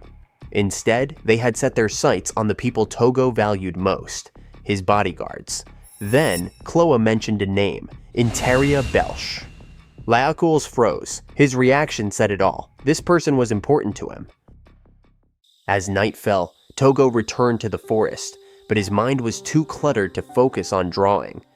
Just as he was about to head to bed, a knock on the door pulled him from his thoughts. 𝕬𝕠𝕭 had come to see him. Even though he was ready to sleep, Tougo invited him in. For a while, neither of them spoke. The silence stretched until Tougo finally broke it. His thoughts still circling back to what 𝕭oa had said earlier. ɪꜱᴄ. Tougo was certain she meant something to 𝕬𝕠𝕭's, and he was right. 𝕬𝕠𝕭 admitted that ɪꜱᴄ had once been his comrade, a fellow knight who had served under the same lord. He never imagined she would end up as a hostage of the 𝕍 family. Hearing that troubled Tougo. He thinks if 𝕬𝕠𝕭's were taken hostage, he wouldn't be able to sit still. But 𝕬𝕠𝕭's made it clear that if it came to that, he would find his own way out. ɪꜱᴄ, being a knight herself, would likely think the same. Protecting one's master always came first. That was the message 𝕬𝕠𝕭's wanted to convey. Even so, frustration flickered in Tougo's eyes. He left the room abruptly, calling out to 𝕭oa. He knew she had been eavesdropping. And that was fine. He wanted her advice. He needed a way to rescue the hostages safely. Before answering, 𝕭oa had a question of her own. With absolute confidence, she asked if it was Tougo who had summoned the red dragon. There was no room for denial. She was too sure of her information. Tougo admitted it. 𝕬𝕠𝕭's, hearing this for the first time, was visibly shaken, while 𝕭oa was already calculating her next move. Then, she proposed an idea, offering a contract to the 𝕍 family and negotiating with them. She had a reason for this. If Tougo wanted a safe resolution, direct confrontation wouldn't work. Negotiation was key. The hostages were likely bound by a magical contract, just like 𝕬𝕠𝕭's slave collar. That meant they couldn't simply be stolen away. But if Tougo summoned a new red dragon, the very thing the 𝕍 family desired, they might agree to release the hostages in exchange. It was the safest plan with the least risk. But 𝕬𝕠𝕭's didn't like it. He wanted a guarantee that Tougo would be safe. 𝕭oa assured him there was no real danger. The worst-case scenario, the 𝕍 family might imprison Tougo, but they wouldn't kill him. And with her skills as a spy, breaking the magical contract wouldn't be an issue. As long as that was handled, getting Tougo and the hostages out of there wouldn't be a problem. Frustrated, 𝕬𝕠𝕭's couldn't hold back. Was Tougo really okay with this? And could they even trust 𝕭oa? He wasn't convinced. Tougo, ever the innocent one, turned to 𝕭oa and asked her directly. Could he trust her? The question threw her off. She admitted that trusting someone like her wasn't exactly a smart move. But deep down, she had already decided to work with him. Not that she had any way to prove it. But to her surprise, Tougo didn't need proof. If she had made up her mind, that was enough for him. He trusted her wholeheartedly. With Tougo backing the plan, 𝕬𝕠𝕭's had no choice but to go along with it. 𝕭oa, eager to prove herself, promised to give it her all. After a moment of thought, 𝕬𝕠𝕭's made one request. He needed a shield. As Tougo's bodyguard, he refused to be caught off guard again like today. If he couldn't protect his master properly, then what was the point? He was going with Tougo to 𝕍's territory, no matter what. Tougo, touched by 𝕬𝕠𝕭's resolve, immediately ran off to draw him a shield.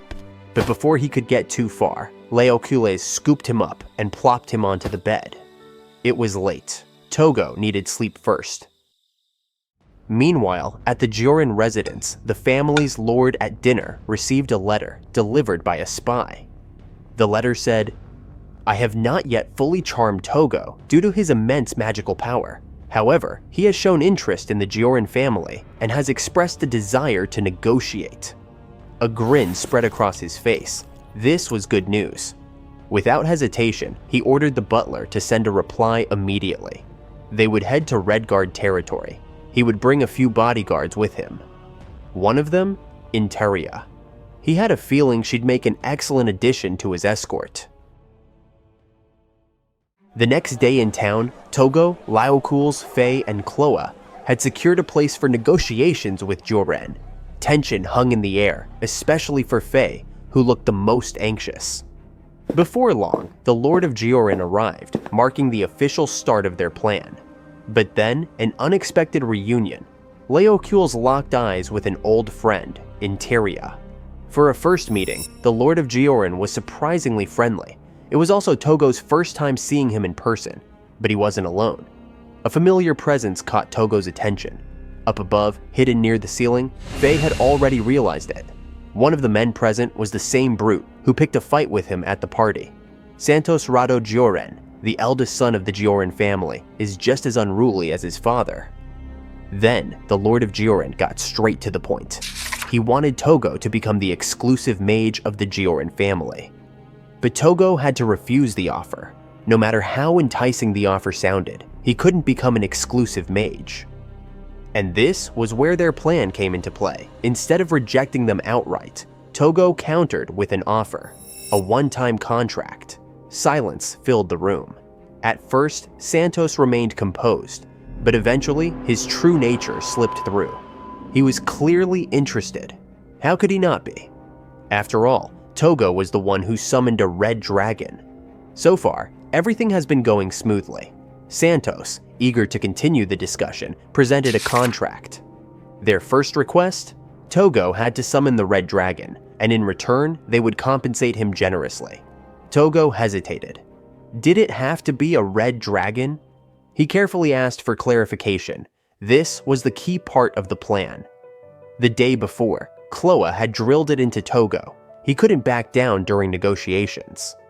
She knew they would try to lock him into an exclusive deal, but if Tougo stuck to the one-time contract, they would inevitably demand the red dragon's summoning. And just as predicted, that's exactly what they wanted. Using that to his advantage, Tougo made a counteroffer. Instead of the red dragon, he proposed summoning a creature just as rare and valuable. That sparked the obvious question: what kind of creature?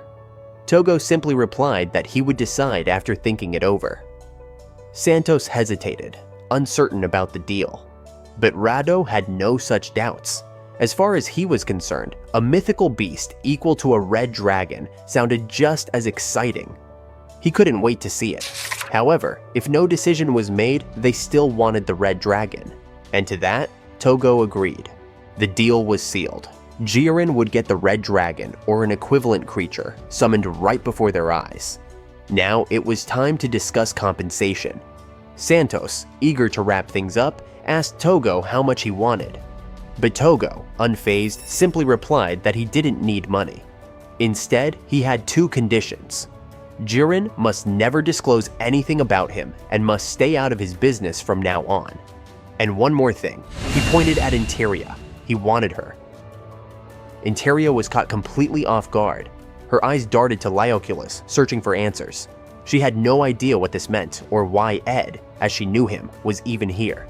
Santos assumed Tougo was asking for a slave and was ready to offer someone else. But Tougo wasn't interested in substitutes. It had to be her. Santos clearly wasn't thrilled about the request, but with no other choice, he agreed. The contract was signed. But when the rescue seemed within reach, there was a problem. Deep down, Interia didn't want to leave. She couldn't abandon Lady Carnelia.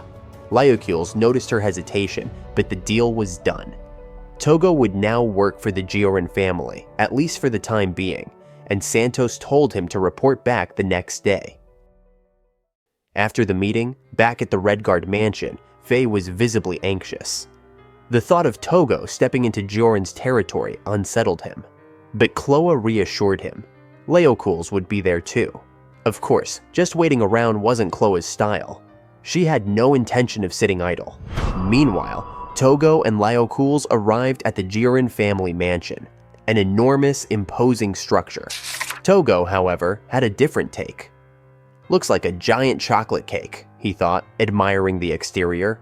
Santos greeted them, wasting no time leading them to the summoning room.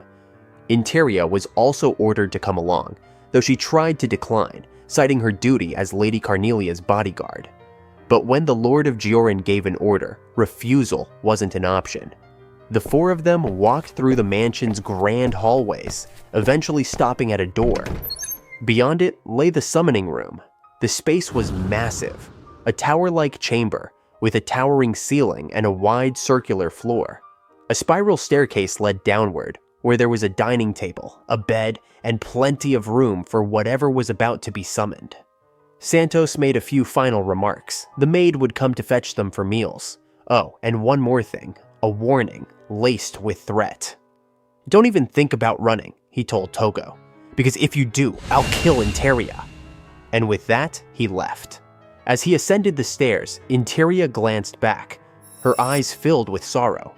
𝕻𝕗𝕛, watching helplessly, clenched his fists in frustration.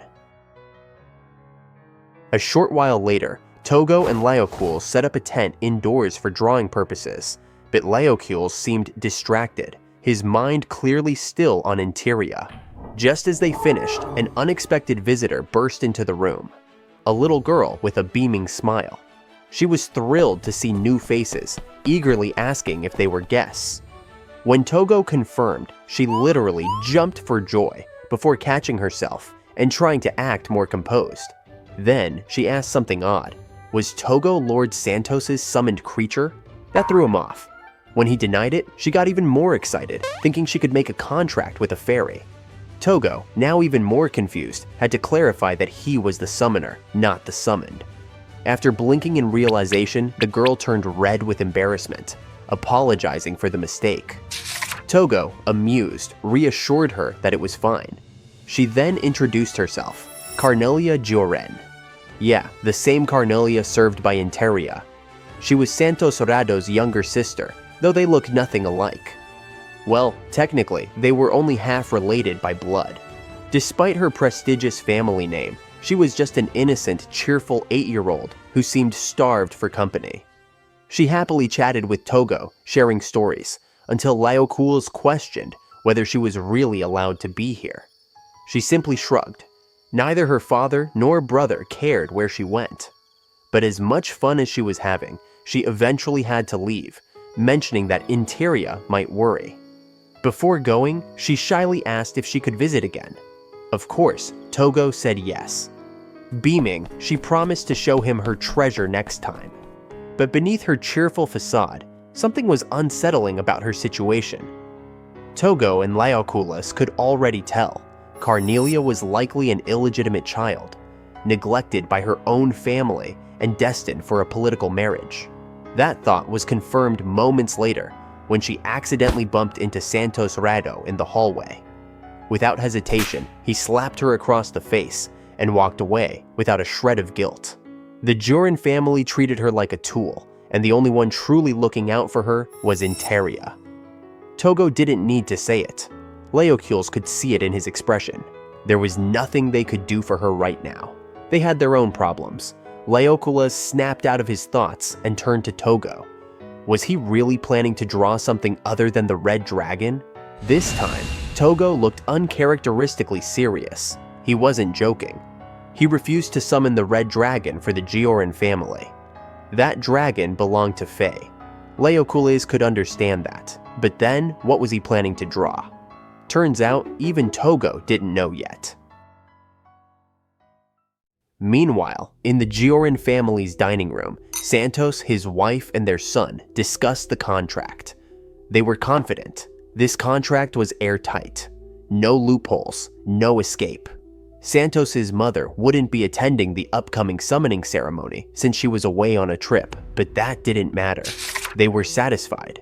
Santos, especially, could barely contain his excitement.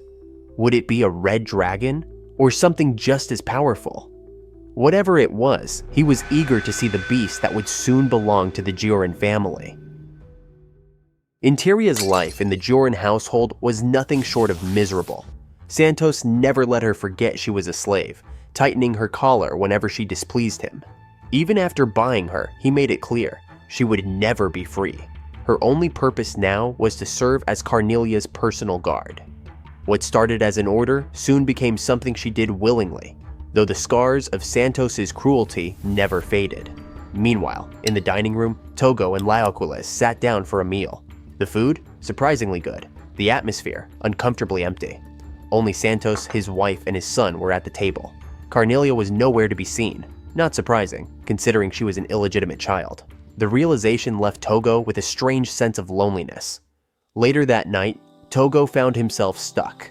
He still hadn't decided what creature to draw, and 𝕬𝕖𝕨, seeing no progress, told him to just sleep on it. Taking the advice, Tougo left the tent for bed, but even lying down, his mind wouldn't settle. Just then, the door creaked open. Carnelia slipped into the room, eyes shining with excitement. She had come to fulfill her promise, showing Tougo her treasure. It turned out to be an encyclopedia of mythical beasts. As she flipped through the pages, she eagerly pointed out her favorites. She stopped at an illustration of a fairy, grinning as she noted how much it resembled Tougo. 𝕬𝕖𝕨, to Tougo's dismay, agreed. Apparently, spirits came in many forms, and almost all of them bore a striking resemblance to him. It was déjà vu. Faye had mistaken him for a fairy before too. Finding the moment enjoyable, Tougo scanned the other pages. He stopped at an illustration of a griffin, intrigued. Carnelia, however, was more interested in beautiful creatures like Pegasus and unicorns. She excitedly explained how some ancient ones had both wings and horns. Then, her eyes sparkled as she pointed to something even rarer, a creature surrounded by lightning, with both horns and wings. 𝕬𝕨, she read aloud, a divine messenger that carries lightning. Ever since she learned about it, she's not scared of thunder anymore. Tougo, recalling his time in the forest, had seen something similar, but was it really an 𝕬𝕨? He wasn't sure. One thing was clear though, Carnelia adored mythical creatures. The red dragon was also her favorite. The creatures in the encyclopedia were legendary creatures. It says none of them existed anymore. Carnelia's eyes softened as she wished she could have been born earlier to meet them. She dreamed of playing in the water with 𝕬𝕝, petting fluffy creatures, and racing a carbuncle. Her imagination soared. After playing with them, she wanted to sleep in a bed made of phoenix feathers and then ride the phoenix away from home. Tougo couldn't help but notice the quiet desperation in her voice as she confided in him. Her future was already set. She'd already arranged to be married, and she was promised to a man 30 years older than her.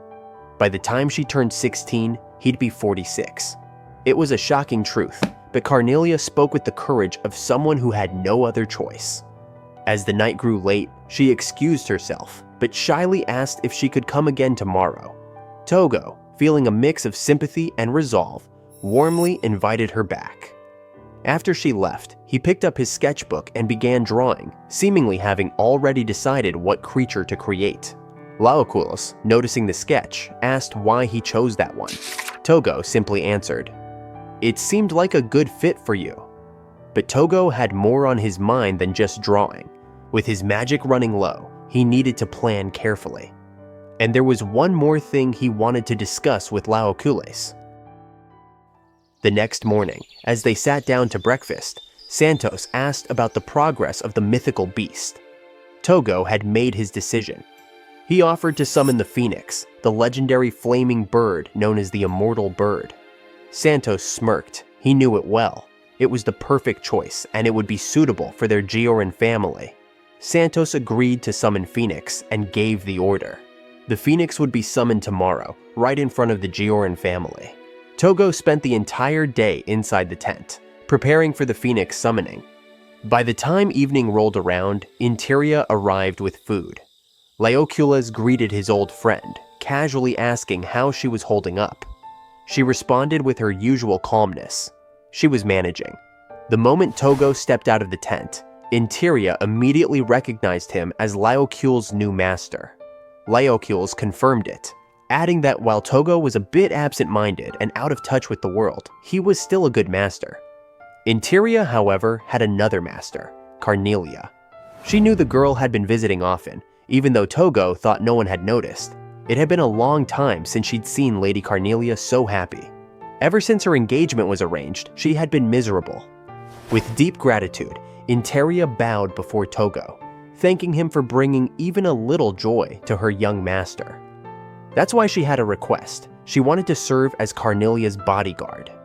If the contract was fulfilled, she would have to leave her, and she would be alone again.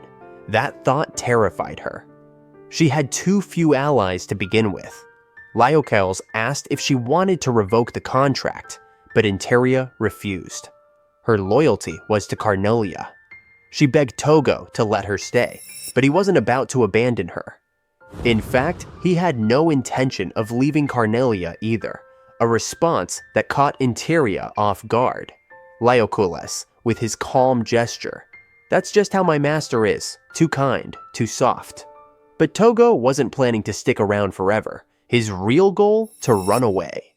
The next morning, the entire 𝕍𝕗 family gathered in the summoning chamber, including Carnelia and 𝕰🌡. Santos wasn't entirely on board with it, but a promise was a promise. The summoning would take place before the 𝕍𝕗 family. Before the ceremony began, apparently Tougo handed Carnelia a pendant with a large magic stone attached. She stared at it, confused that time. Why give her something this valuable? Tougo simply told her, "You'll need it." As promised, Tougo began the phoenix summoning. Since he didn't want anyone to see the process, he set up a canopy, just as planned. After all, his ability to bring paintings to life was a well-guarded secret. Tougo started the summoning process. The phoenix painting had already been prepared, so with just a stroke of his brush, the summoning was complete. The moment his brush touched the canvas, a powerful yet melodic tune echoed through the room, followed by a distinct chirp. Everyone recognized it, the song of the phoenix. Even from behind the canopy, the silhouette of a fiery bird appeared, making the scene even more epic. Santos was beyond excited, eagerly awaiting the arrival of the magnificent phoenix. 𝕮𝕗 felt the same, but when Tougo finally emerged from behind the curtain to reveal the creature, it wasn't quite what they had envisioned. Yes, it was a phoenix, but a baby one. Santos struggled to process what he was seeing, while Carnelia, on the other hand, lit up with excitement. She reached out, eager to touch the tiny creature. Phoenixes had always been one of her favorite mythical beasts, and now here was one. Small, warm, and absolutely adorable. As expected, Santos wasn't pleased. However, Tougo had fulfilled the contract by summoning a creature as rare as a red dragon. But to Santos, this was just a chick. It held no authority, no combat power, and worst of all, it wasn't even worth selling. That's when Tougo exposed his true motive. Santos had no real interest in the phoenix itself. He had been planning to sell it all along, just like he intended with the red dragon. But before he could act, the little phoenix made its own choice. It pecked at the magic stone on Carnelia's pendant and, in an instant, entered it. Just like before, the phoenix as a summoned beast had chosen Carnelia as its master. And since Carnelia was part of the 𝕍𝕗 family, the last condition was fulfilled. Phoenix now officially belonged to them. 𝕮𝕗 was furious. To him, Carnelia had just stolen the phoenix right from under his nose, but there was nothing he could do. The creature was now actively protecting its chosen master. Enraged, Santos snapped his fingers. In an instant, 𝕰🌡 collapsed in pain, as the slave collar around her neck sent powerful electric shocks through her body. Her agonizing screams tore through the room, enraging 𝕮𝕗𝑢𝑙 and Carnelia, but they were powerless to stop it. Santos gave Tougo a cruel ultimatum: summon a proper phoenix, or watch 𝕰🌡's head burn. Despite the unbearable pain, 𝕰𝕭ria's only thoughts were of Carnelia. She felt utterly helpless. But just when all hope seemed lost, Tougo gently placed his hand on Carnelia's back. A surge of magic flowed from him, and suddenly, the pain stopped. Santos blinked in confusion. He snapped his fingers again, trying to reactivate the collar's magic. But nothing happened. Again he tried. Still nothing. It was over. The contract had been completed, and ownership of 𝕰𝕭ria had officially transferred to Tougo. The slave collar now only responded to his magic, rendering it useless against her. 𝕰𝕭ria was free from Joran's control. Tougo's eyes darkened as he turned to Santos, his voice cutting like a blade. "Don't ever lay a hand on my precious people anymore." Flashback to when Tougo was still on Earth. His teacher always drilled one thing into him: preparation is everything. There's a saying, prepare the rope after seeing the thief, or buy the bookshelf before cleaning the room. In short, think ahead. Exactly what Tougo was doing at the Joran residence. Now, back to the present. As Joran requested, Tougo summoned a phoenix, and with the contract sealed, 𝕰𝕭ria's slave ownership was officially transferred to him.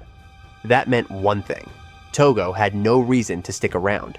But Santos wasn't ready to walk away empty-handed. Desperate, he begged Tougo to summon another creature, promising to pay any price. Seeing Santos grovel, Tougo agreed. But here's the catch: he can't guarantee it will become his summoned beast. This was all part of the plan, and the next move? 𝕬𝕖𝕨's turn. So what was their plan? Remember when Tougo sketched a creature for 𝕬𝕖𝕨's, one that suited him perfectly? He had been preparing that alongside the phoenix, a beast worthy of 𝕬𝕖𝕨's, a mount fit for a warrior. The result? Alicorn, a winged horned horse, a divine messenger of the gods that carried lightning. The moment Tougo completed his painting, the sky erupted. A violent burst of golden lightning shook the air, leaving everyone stunned. And then it appeared. Alicorn, wrapped in golden lightning, majestic and powerful. Its energy was unreal, splitting through the air like a divine force descending from above. While Santos was losing his mind over the legendary creature, 𝕬𝕖𝕨 checked on Tougo. Luckily, he was fine. But before Tougo could even finish speaking, Santos pulled out a high-quality magic stone, thinking he could use it to lure Alicorn into becoming his summon. Big mistake. Alicorn's lightning shattered the so-called top-tier magic stone into dust. Clearly, this wasn't just a creature you could buy off with fancy trinkets. Worse, Alicorn's irritation with Santos only grew. Then it happened. Alicorn unleashed another devastating lightning strike, its power crackling through the air, this time fully directed at Santos. Alicorn's rage was out of control, and Tougo had no way of calming it down. That's when 𝕬𝕖𝕨 suddenly remembered something: the shield Tougo had given him. It wasn't just any shield, it was crafted from something Faye had never used to: Tougo's knack for making the impossible real. That's mastile, incredibly light, absurdly strong, and even resistant to magic. With the shield ready, 𝕬𝕖𝕨 braced himself. Then Tougo shouted. Alicorn charged. Like a bolt of lightning, the beast shot forward, aiming its glowing horn straight at Santos. And that's when 𝕬𝕖𝕨 made his move. The shield held. Alicorn's devastating power slammed against it, but the force was neutralized. The shield didn't just absorb physical impact, it also weakened magic. In a way, this was the strongest shield ever made. And yet, the first person 𝕬𝕖𝕨's had to protect with it was Santos. It wasn't what he wanted, but in this chaos, he had no choice. Pushing Santos back, 𝕬𝕖𝕨 felt something stir inside him. His knightly pride. If this was about controlling Alicorn, he couldn't back down now. Just when things were about to reach their peak, Alicorn suddenly stopped. The beast sniffed the air, then slowly approached 𝕬𝕖𝕨's, its piercing gaze locked onto him. Confused, he looked over at Tougo, who just shrugged. Maybe it caught a scent or something. Taking a chance, 𝕬𝕖𝕨 spoke. "Do you want to be my summoned beast?" Alicorn let out a deep neigh of agreement. But when 𝕬𝕗𝕨 presented the magic stone Tougo had prepared, the creature refused. Instead, it nudged its head against the shield. Then, in an instant, Alicorn's form dissolved into pure lightning and merged with the shield itself. That's when 𝕰𝕠𝕗𝕋 noticed it, a hidden magic stone embedded in the shield. It seemed Alicorn had chosen that as its home. Mission accomplished. 𝕰𝕠𝕗𝕋 had tamed Alicorn as his mount. Meanwhile, Santos, he collapsed on the spot, staring blankly into the distance, completely shattered by reality. Right outside the summoning room, Interia was struggling to breathe. Carnelia stood beside her, eyes filled with concern. It seemed like Interia had blacked out for a moment, and Carnelia urged her to rest, but there was no time. They needed to escape. Last night, a woman claiming to be a spy had visited Interia, telling her to meet in the garden. With ownership now transferred to Tougo, escaping should have been easier, but the real shock came when she checked her slave collar. It was broken. And then 𝕭oa arrived, so that spy had been 𝕭oa all along. She had come to get Interia out, but seeing her condition, moving wasn't going to be easy. Back inside the summoning room, Santos was losing it. He had failed to get a summoned beast, and it was driving him mad. In a blind rage, he suddenly lunged at Tougo, but 𝕰𝕠𝕗𝕋 stopped him. Just as Santos's hand reached for Tougo, 𝕰𝕠𝕗𝕋 grabbed him, and that's when it happened. Shadowy tendrils shot out from Santos's palm. 𝕰𝕠𝕗𝕋 barely dodged in time, and as he did, a chilling realization hit him. This was the same ability used by the man who kidnapped Tougo. Before he could react, Alicorn responded. A surge of lightning burst from 𝕰𝕠𝕗𝕋's shield, scorching the shadowy tendrils. Then, Alicorn emerged. Not as a passive summon, but as an enraged beast. Sparks of electricity crackled around it, its fury directed at Santos. But Santos was too far gone. He wasn't afraid. He was ready to fight. If he couldn't get a summoned beast, no one was left alive. Then, a massive explosion tore through the upper wall of the summoning room. 𝕭oa had arrived. She had blown a hole through the wall, making her entrance the most dramatic way possible. Seeing her, Santos froze. This was their chance. Wasting no time, Tougo and 𝕰𝕠𝕗𝕋 mounted Alicorn. The contract was complete, and Tougo didn't even spare Santos a second glance as he bid his farewell. All Santos could do was scream in frustration, cursing them as they escaped. But what enraged him most wasn't them. It was 𝕭oa. She had betrayed him.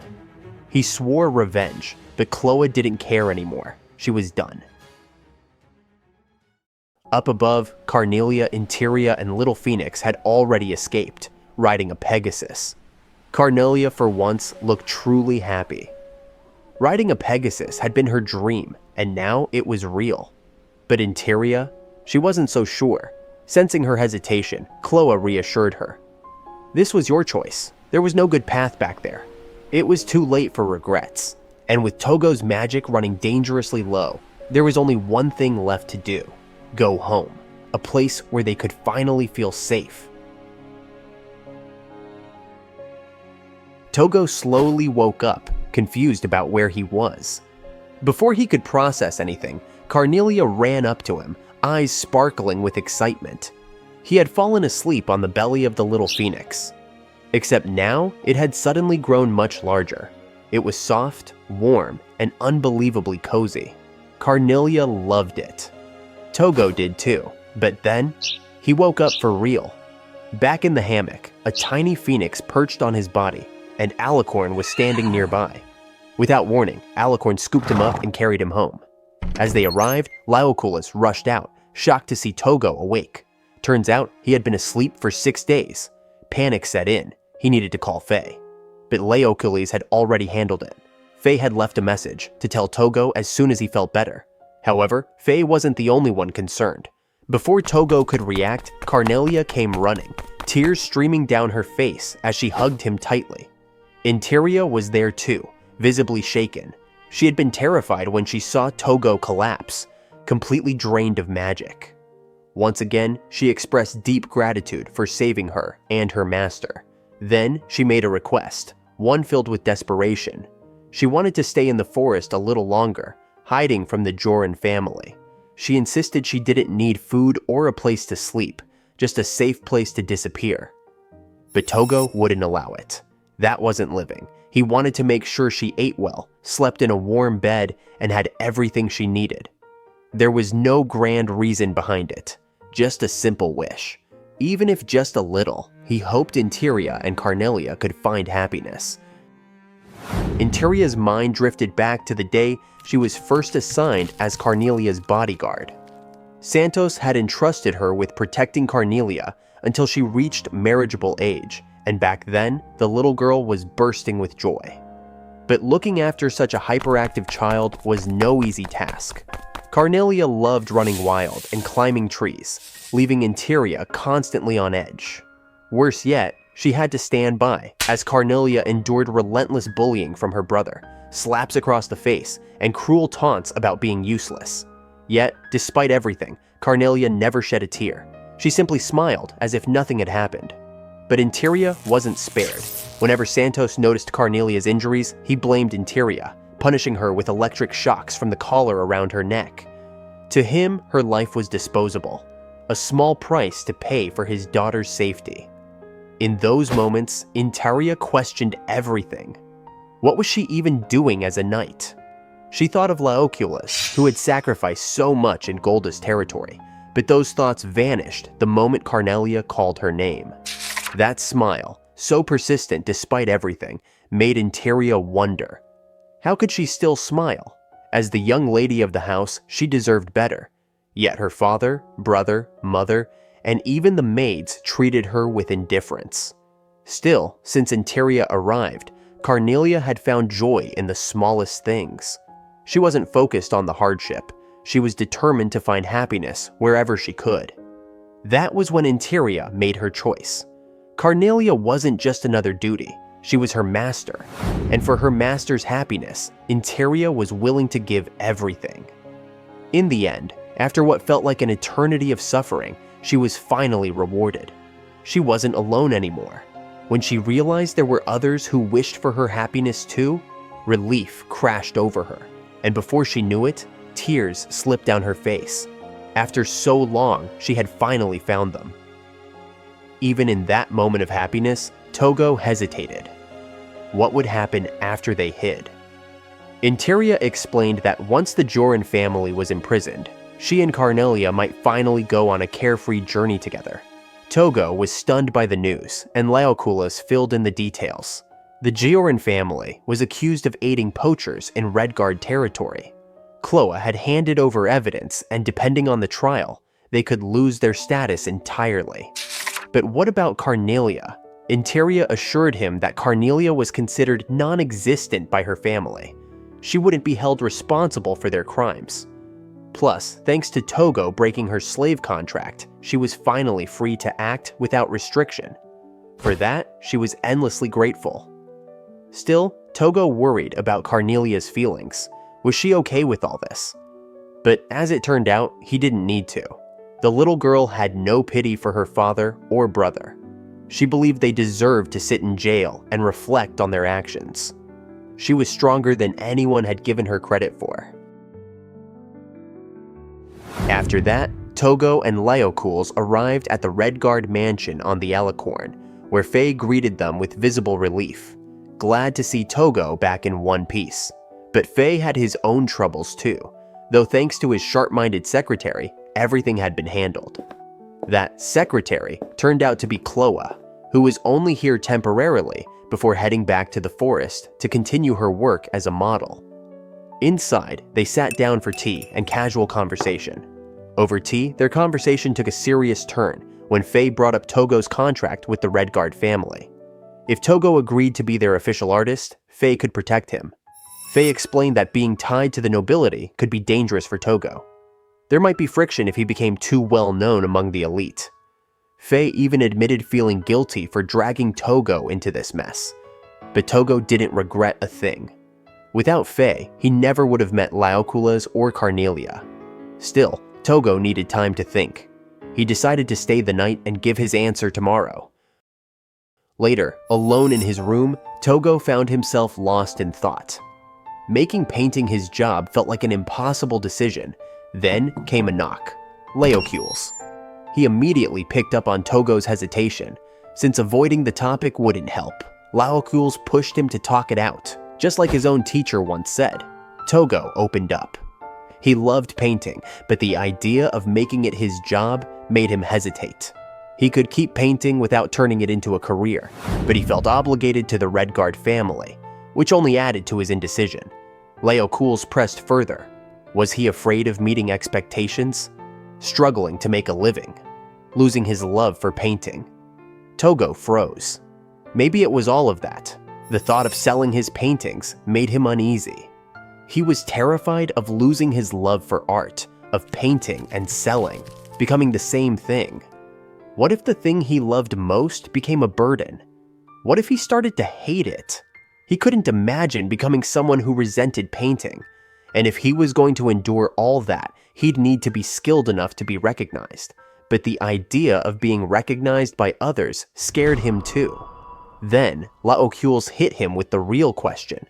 Wasn't that his wish? To be admired for his paintings? That was exactly why he was afraid. The words sent Tougo spiraling into memories of his past. How he once wanted to go to art school, only to have his dream crushed by a mother who saw it as pointless. Since childhood, he had molded himself to fit others' expectations, losing the courage to chase his own desires. At that moment, Tougo remembered his teacher's words, who knew him as a person who loved painting. Then, his teacher's words echoed in his mind. Even if you fail in art, so what? A life considered a failure can still be meaningful. Something inside him shifted. That suffocating shell of doubt began to crack. For the first time, he realized he wanted freedom. Not just to paint, but to live on his own terms, even if it meant stumbling along the way. That afternoon, as he let out all his worries, a genuine smile finally broke through. One 𝕬𝕐𝕆 had never seen before. With his mind made up, Tougo rushed into the courtyard to find Faye. Without hesitation, he asked Faye, what exactly did he expect from him? Faye's answer was simple. It's fun being with you. He valued their friendship, sure, but he also had expectations for Tougo as an artist. Faye wanted to display Tougo's paintings in his mansion. Remember the painting you did of me? Faye said. After seeing that, I knew I had to have more. Even if you were the most disagreeable person in the world, I'd still want your art. Tougo was pleased, but couldn't shake his doubts. He wasn't good enough. Most professional artists studied at fine arts colleges, yet many still failed to make a living. If even they struggled, where did that leave him? Faye, however, had none of it. Art wasn't just about skill, it was about impact. And wasn't appreciation just whoever speaks the loudest wins? If Tougo lacked confidence, Faye would be the first to shout to the world that his paintings were amazing. For a moment, Tougo was stunned. Then, a small smile crept onto his face. He admitted he would probably fail. A lot. He might even cause trouble along the way. Faye shrugged. That was fine, but right now, he couldn't guarantee Tougo's safety. It would be easier if Tougo went to the royal castle and succeeded as a painter there. But that wasn't what Tougo wanted. He didn't need someone to make him successful.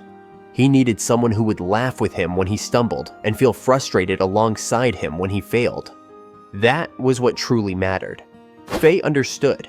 From this moment on, he would walk this journey with Tougo wherever it led. And just like that, Tougo took his first real step toward making his dream come true. The next morning, as golden sunlight spilled through the window, Tougo stared outside and muttered, "The morning sun? It's the color of a chick." 𝕬𝕐𝕐𝕆, still groggy, sat up. Tougo glanced at him and repeated, "The color of a chick." For a second, 𝕬𝕐𝕐𝕆 was confused. Then it clicked. With the warm light washing over him, Tougo seems like a newly hatched chick. Small, uncertain, but ready to take on the world. Somewhere in an unknown location, two mysterious figures received troubling news. 𝕬𝕐𝕪 had failed to recruit a boy named Tougo. Neither seemed surprised. If anything, they had expected this outcome. Now, it was time for them to step in. Just then, a familiar figure entered the room. The doctor who had examined Tougo back at the Redguard mansion. He came with a report, though it wasn't exactly good news. The Red Guard family had officially dismissed him, cutting off his access to valuable information. If they wanted intel on the family, they'd have to find another way. Clearly, the doctor had been outplayed. But he did manage to uncover one crucial detail. Tougo had signed a contract with the Red Guard family. While the specifics were unclear, it seemed he had been hired as an artist. The figure, wearing a crown-like ornament, scoffed at the idea. A mere painter? That had to be a cover. Someone with the potential to become a great magician wouldn't be reduced to such a trivial role. The man with the long beard, however, saw an opportunity. If Tougo had truly taken up the role of an artist, then they would recruit him as one. He smirked, intrigued by the possibilities. He was looking forward to meeting Tougo soon.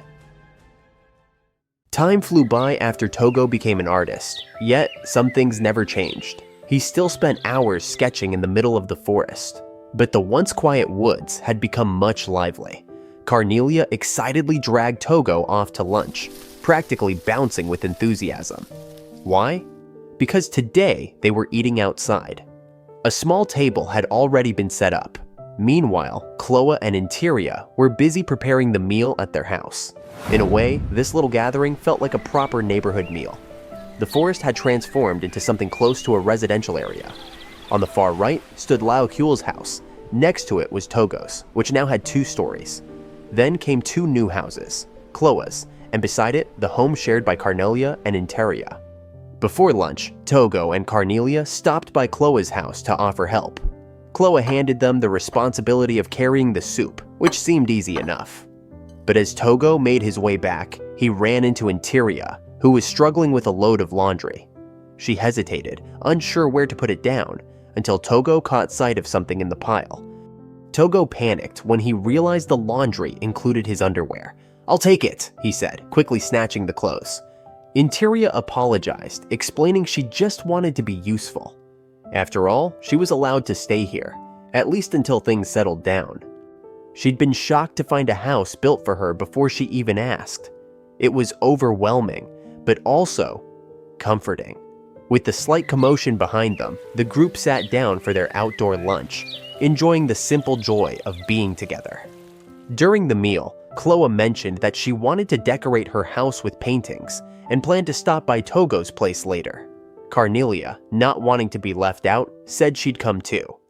After lunch, they all headed to Tougo's second floor, his personal gallery. His paintings hung neatly along the walls, a collection of his best work. Tougo told them they could take whichever piece they liked. Easier said than done, considering how many there were. 𝕬𝕠𝕔, however, had already made his choice. To Tougo's surprise, he picked a painting of green plants. It didn't seem like something that suited him, but 𝕬𝕠𝕔 simply quoted Tougo's own words, "Food for the soul." That was exactly what he wanted. 𝕭𝒺, after some thought, picked a piece done in watercolor, loving its soft, blurred, and transparent feel.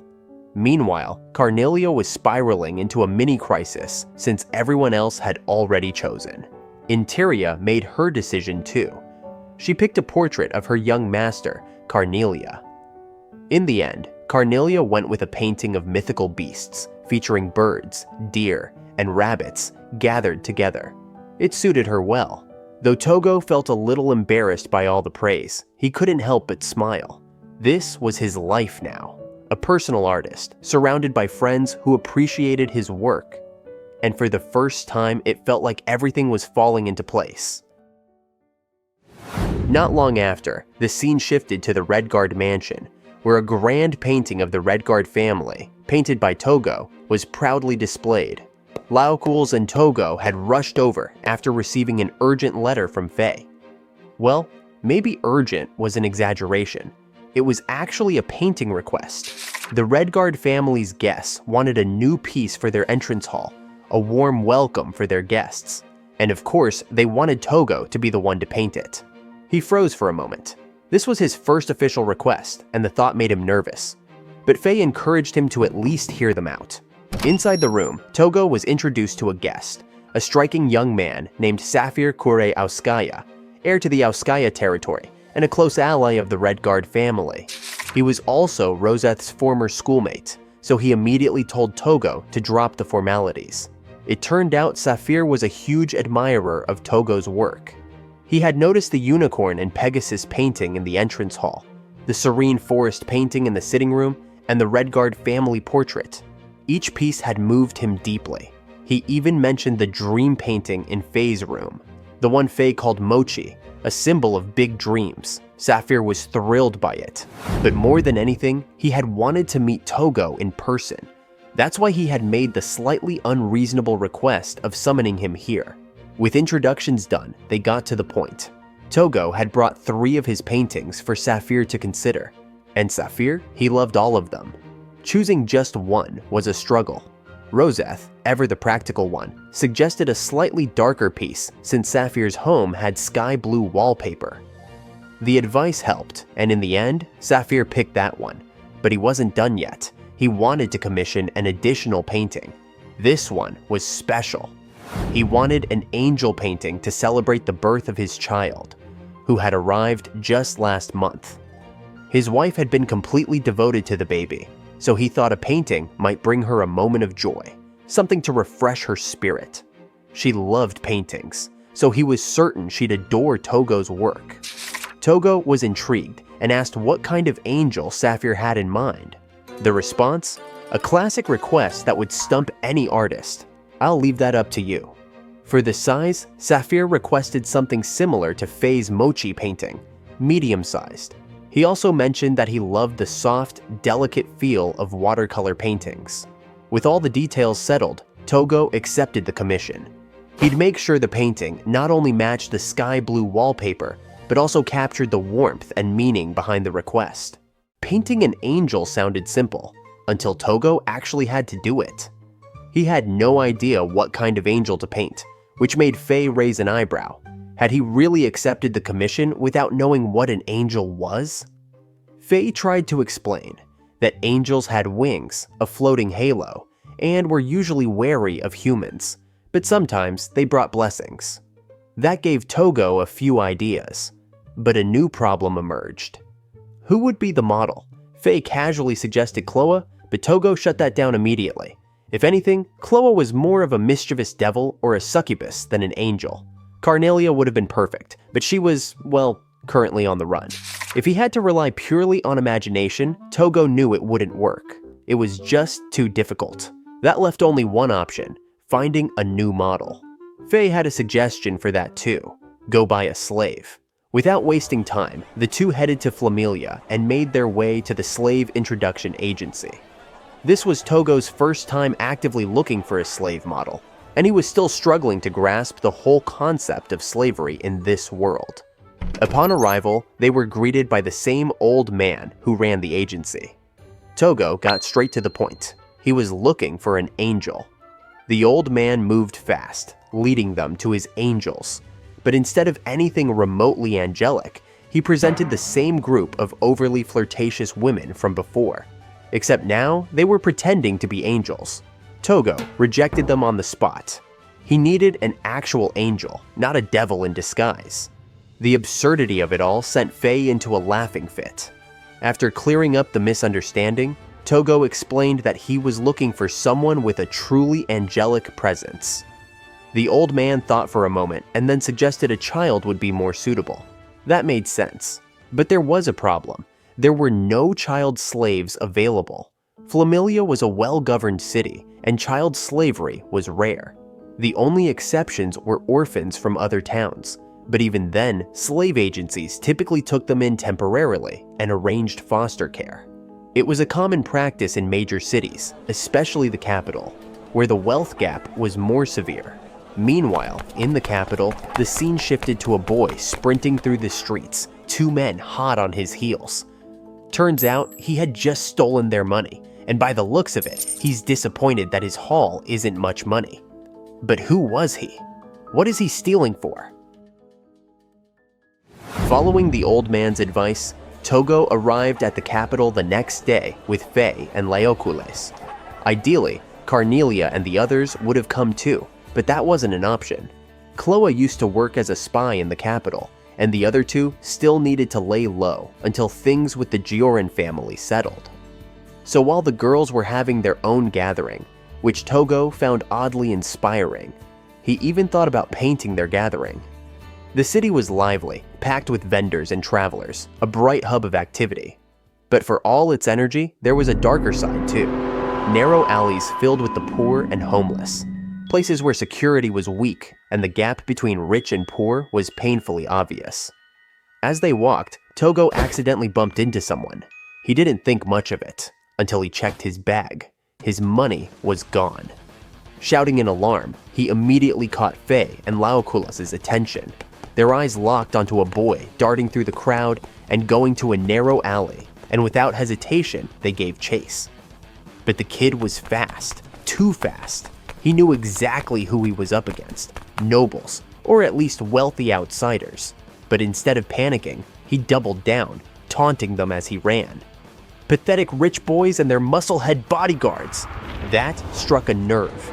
𝕱, furious, summoned his beasts.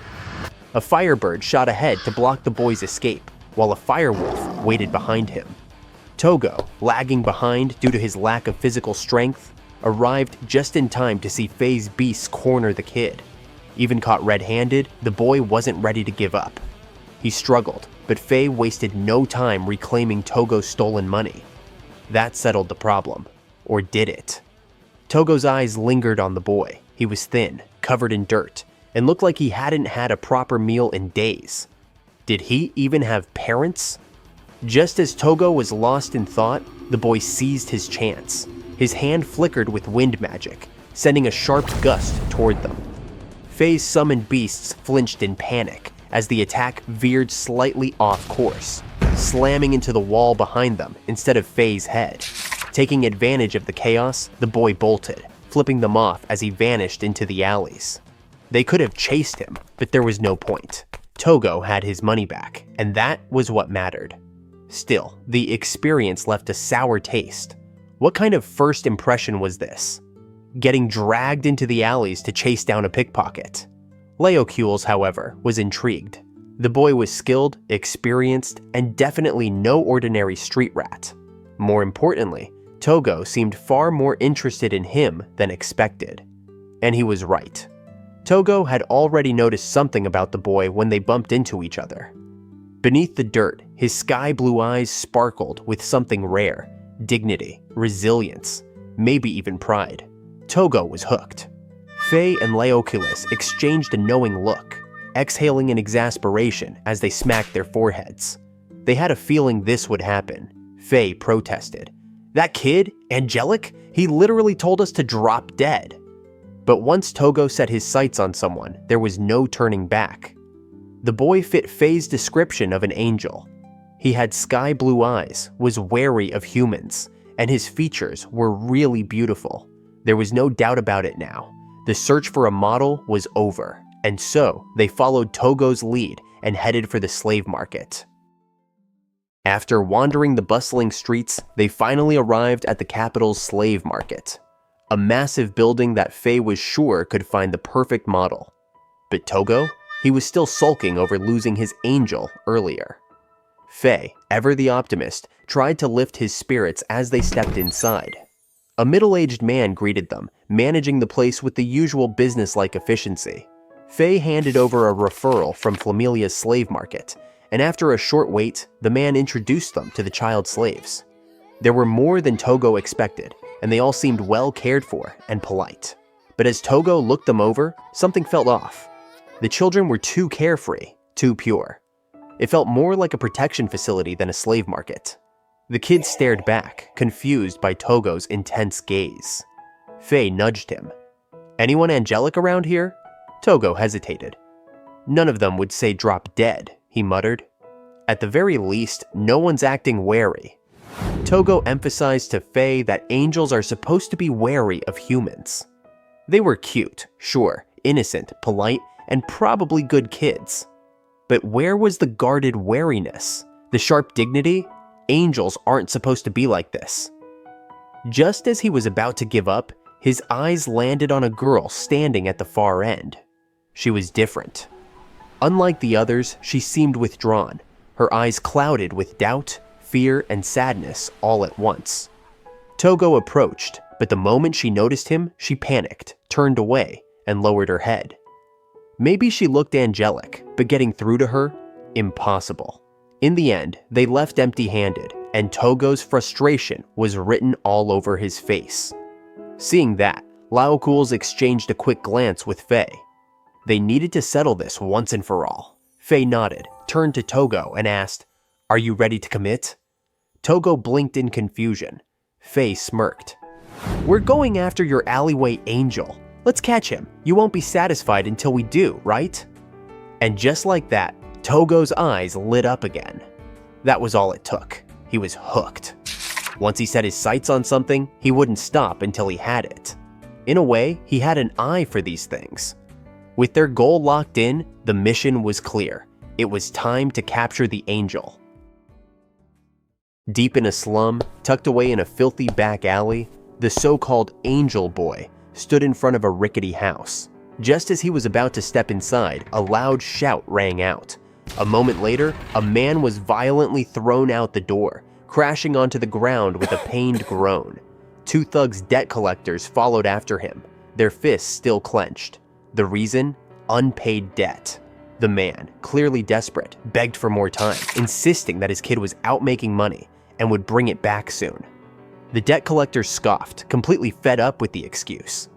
A deadbeat dad like this was beyond help. If he really needed cash that badly, why not just sell his kid to a slave market? That would solve everything. With that, the debt collectors walked off, leaving the man sprawled on the ground.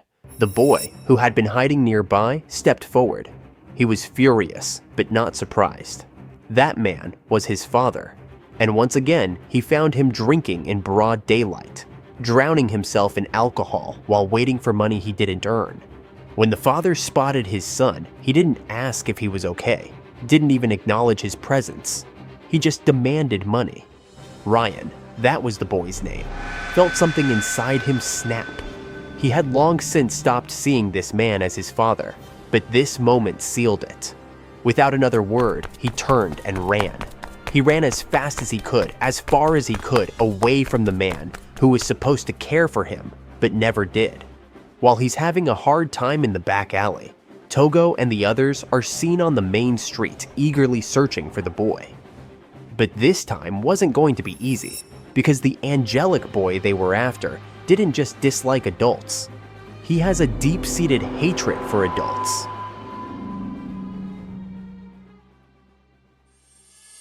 On a busy market street, Tougo strolled alone, dressed in fine clothes, an easy target for a pickpocket. Sure enough, one spotted him and moved, snatching the bag from Tougo's hands.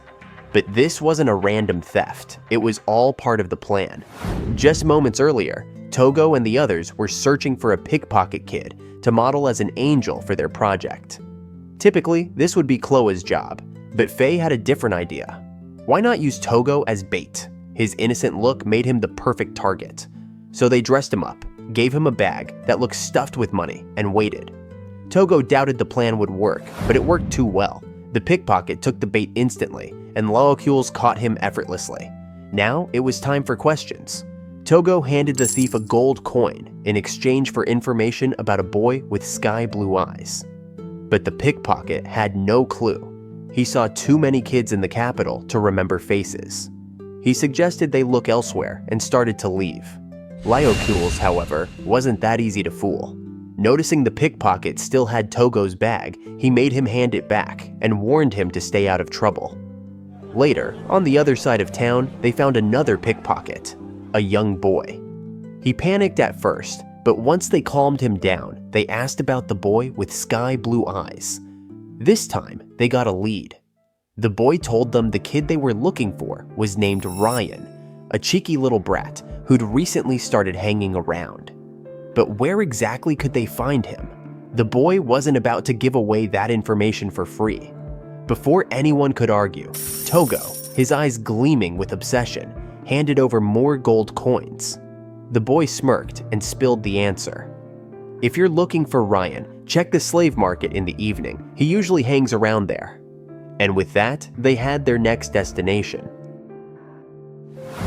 Later that evening, just as the pickpocket boy had said, Ryan was spotted near the slave market. He stood in front of the building, staring blankly, his face clouded with frustration. Whatever was on his mind, it was clear. He didn't have enough money. Before he could dwell on it, a sudden shout made him flinch. "Angel spotted!" Tougo's excited voice rang out, startling the boy. Panic took over, and Ryan bolted. Tougo tried to explain, but the boy wasn't listening. He was too busy running. Desperate, Tougo called 𝕉 for backup. 𝕉 summoned his beast to block the escape route, but Ryan wasn't falling for the same trick twice. He dodged with quick, nimble movements. That's when 𝕉𝕄𝕨 stepped in. One look at the massive man charging toward him was enough. Ryan froze, and in seconds, 𝕉𝕄𝕨 had him caught. No one stands a chance against that kind of size. Even after getting caught, Ryan didn't give in easily. He struggled, cursed at them, and fought back. But Tougo remained calm. He wasn't here to hurt the boy. He had an offer. "I want to draw you," Tougo said plainly. Ryan paused, confused. Tougo introduced himself, explaining that he was an artist commissioned by the Red Guard family. He had even looked into Ryan beforehand. The boy listened, but remained skeptical. "If you need a model that bad, just buy a slave," Ryan scoffed. Not a bad idea, but Tougo wasn't interested in just anyone. He wanted Ryan. No one else looked as angelic as him. That comment made the boy blush slightly. "So, what do you need me to do?" Ryan finally asked. Tougo explained. He wanted to paint Ryan's portrait over the next 2 weeks. He'd cover his food and lodging, and even pay him extra. If Ryan didn't want to come to him, Tougo would come to wherever he was. One question remained. How much? Tougo hesitated. 𝕉 jumped in. "How much do you want?" Without missing a beat, Ryan said, 50 gold coins. A bold ask, but 𝕉 immediately understood. This wasn't just about money. Ryan must have a reason why he needed that amount. Everything seemed settled until 𝕉𝕄𝕨 threw in a question. "Do you have parents or a guardian?" That changed the mood instantly. Ryan tensed. He demanded to be put down, but wasn't planning to run away from such a sweet deal. Tougo tried to calm him, suggesting he talk to his guardian before making a decision. Ryan scoffed. "My old man would probably sell me off if the price was right." When asked how much debt his father owed, Ryan's anger flared. He had no idea. His father borrowed from everyone, drunk, gambling, and sinking deeper into debt. Ryan had been paying it off, bit by bit, just to keep himself from being sold.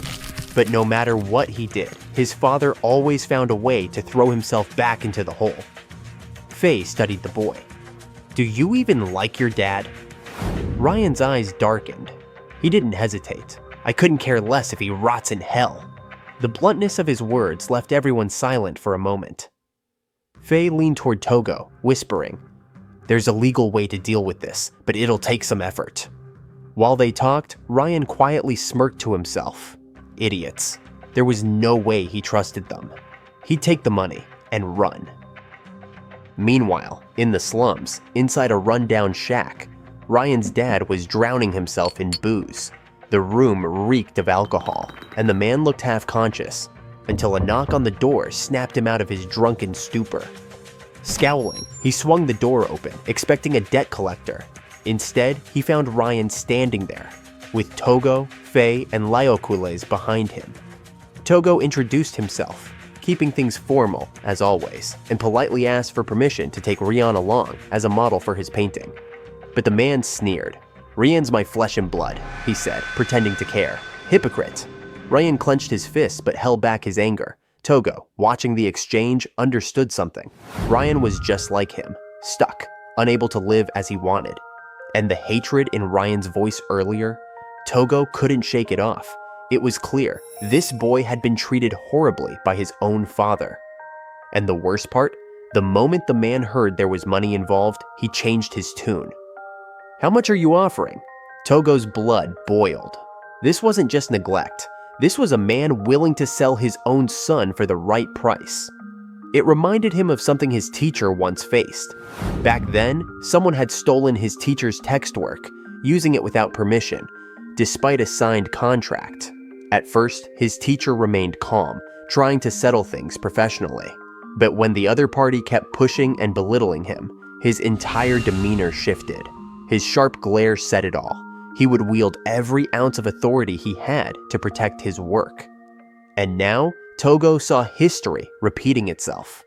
But this time, the artwork wasn't a text work. It was a human being. Oh, right. Faye had mentioned something about a legal way to take this guy down. Tougo smirked and pulled out a document, waving it in front of the man's face. "Here's the deal," he said. Ryan's father grabbed the paper, eyes widening as he read. It was a legal document stating that Tougo had purchased all of his debts, and at the bottom, his own signature. His face paled. "If you can't pay it back," Tougo continued, "both you and Ryan become my slaves." Panic set in. The man stammered, his arrogance crumbling. But Ryan? He just exhaled, like he was finally accepting the inevitable. For him, this was the end, the final break between him and his dad. But the deadbeat wasn't going down quietly. He cursed and spat insults at Tougo, hurling disgusting words. Tougo had enough. His patience snapped and his voice cut through the air, firm and unyielding, just like his teachers that day. "I may look mild-mannered, but don't think you can talk down to me just because I'm a laid-back painter. Ryan is coming with me. If you have any complaints, go ahead and speak up. The rights are on my side, after all." A few moments earlier, Faye had mentioned a legal way to take Ryan away from his father, by covering the man's debt and claiming Ryan as a slave in exchange. It was a loophole, but it worked. Tougo thought it over, then turned to Ryan. "Are you in?" Ryan didn't hesitate. Of course he wanted out. So Tougo made the offer. Ryan would become his slave, but only temporarily. Depending on how his father reacted, he'd set Ryan free right away. It was all about securing his escape. Later that night, after the heated confrontation with Ryan's father, Tougo headed to a massive building bustling with transactions, the public agency. That's where he officially registered Ryan as his slave. As he waited, Faye, still thinking about Togo's earlier confrontation with Ryan's father, couldn't help but ask, "That speech of yours, where did that come from?" Tougo just chuckled. "I copied my teacher. He used to handle disputes like that." That answer caught Faye and 𝕬𝕑ᴇ off guard. Tougo had never mentioned something like this before. Not long after, Ryan and his father arrived. The registration was done. Ryan's father clearly wasn't happy, but Tougo didn't even bother sparing him a glance. As far as the law was concerned, both Ryan and his father now belonged to him. But Tougo had no interest in the deadbeat. He set the man free on the spot, on one condition. "Stay out of Ryan's life unless I say otherwise." The man scowled, but knew he had no choice. He turned to leave, but as he passed Ryan, he muttered bitterly, "Should have just sold you off too." Ryan froze, his breath caught in his throat. His fingers curled into a fist, and before he knew it, he swung at his father. But 𝕬𝕑ᴇ intercepted, grabbing Ryan's wrist mid-air. With his other hand, he hoisted the man up effortlessly. His voice was calm but firm. "You heard Tougo. Stay out of his life." Humiliated, Ryan's father had no choice but to slink away, defeated. 𝕬𝕑ᴇ let out a sigh. He hadn't meant to interfere in family matters, but something about the whole thing made him act on instinct. And judging by the looks on Faye and Tougo's faces, they probably would have stepped in if he hadn't. Meanwhile, Ryan just stood there, stunned, caught somewhere between gratitude, relief, and sheer disbelief. Soon, the four of them finally arrived at the hotel they had stayed at before. As soon as they entered the room, Tougo turned to Ryan. "All right, bath time." Ryan blinked, confused. Then, panic set in. What followed was a ridiculous back and forth over something as simple as bathing. It wasn't that Ryan hated the idea of Tougo bathing him. It was just embarrassing. Face flushed, he stammered, You better not back out on my payment." It was a weird thing to say in that situation, but before Tougo could respond, 𝕬𝕑ᴇ suddenly grabbed Ryan's shirt and pulled it up. Silence. Scars. So many of them covered Ryan's back. 𝕬𝕑ᴇ had suspected as much, and now, seeing it, everything made sense. The boy wasn't just worried about money, he wanted reassurance. After all, how could someone like him be worth anything? He wasn't the angel, Tougo had talked about. But Tougo barely reacted. He just smiled and said, "Doesn't change a thing. I'm still paying you. I just want to draw you." Ryan's eyes softened. Something in his chest tightened, but this wasn't the time to get emotional. He had a bath to take. The process? Pure chaos. Ryan protested, splashed, and made a mess, but Tougo got the job done. It took 4 rounds of shampoo to finally get his hair clean. That's how filthy he was. As Tougo bathes him, he can't help but admire the hotel's bathroom, a fancy shower with warm water. He wished he could install something like this in the forest. Once the bath was done, Ryan soaked in the hot water, fully relaxing for the first time in who knows how long. Now that he was clean, his real hair color showed, a stunning shade that made him look just like an angel. Later, Tougo dressed him in sleepwear and led him to bed. Ryan's face was red with embarrassment, but there was a hint of happiness too. As he settled in, he finally asked, "Why are you going this far for me?" The answer was simple. "Because you're helping me with my work." Ryan paused. Then, as if reassuring himself, he promised to do the job properly. His mind was fixated on those 50 gold coins. No matter what, he had to get them. Even after Tougo left, Ryan lay awake, staring at the ceiling. His heart felt unsettled. Tougo's kindness was throwing him off, but in the end, it didn't matter. He needed that money. Once he got it, he'd run. And finally, his plan would come true. Tougo glanced at the sleeping Ryan, making sure the boy was truly out before stepping into the living room. Faye, however, wasn't convinced. "Are you sure it's okay to leave him alone?" Tougo nodded. "He won't run, not until he gets his money at least." 𝕬𝕠𝕕 wasn't so sure. "Kid's a skilled pickpocket. Who knows what he'll do?" Ignoring that, Faye shifted the conversation. "Tomorrow, we need to get him the essentials. Clothes, utensils, maybe even something he actually wants." That got Tougo thinking. Why was Ryan so obsessed with money? Not just in a general sense. He kept fixating on exactly 50 gold coins. That number wasn't random, Faye agreed. There must be a reason he needs that much. Then it hit Tougo, the slave shop. The pickpocket kid from before had mentioned it. Ryan was always hanging around the place. That couldn't be a coincidence. The next morning, they confronted Ryan over breakfast. The boy froze mid-bite, clearly caught off guard. Tougo pressed further. "There's someone you want to buy, isn't there?" Ryan hesitated. At first, he tried to dodge the question, but Tougo wasn't letting this go. He had already figured out that Ryan visited the slave shop every evening. And 50 gold coins? That was exactly the price of a child there. Ryan's expression tightened. Frustration, guilt, desperation. It was all there. Tougo leaned in. "Listen, we can buy them before someone else does. I'll take them to the forest. Then, once you get your 50 gold, you can buy them back yourself." Ryan's eyes wavered. Fear and hope clashed inside him. Then, finally, he whispered, "My sister." His voice was barely audible, but it was enough. His younger sister, sold off by their father. That's why he'd been stealing all this time. Faye clenched his fists, fury flashing in his eyes. He looked seconds away from punching something, preferably Ryan's deadbeat dad. Now that they had the full picture, there was only one thing left to do. Tougo stood up. "All right, let's go." Without another word, they headed straight for the slave shop. The moment they arrived, they were met by the slave shop manager, who was busy cleaning the grounds. He told them they weren't open yet. Tougo didn't mind. He'd wait. Then, the manager glanced at Ryan and immediately recognized him. "Oh, it's you," he muttered. So, he really had been coming here often. The manager let them in to wait, serving them tea. The atmosphere was heavy, especially for Ryan, whose hands trembled slightly as he held the cup. After a while, the shop finally opened. The manager returned, getting straight to business. "Which one are you looking for?" Ryan barely managed to get the words out.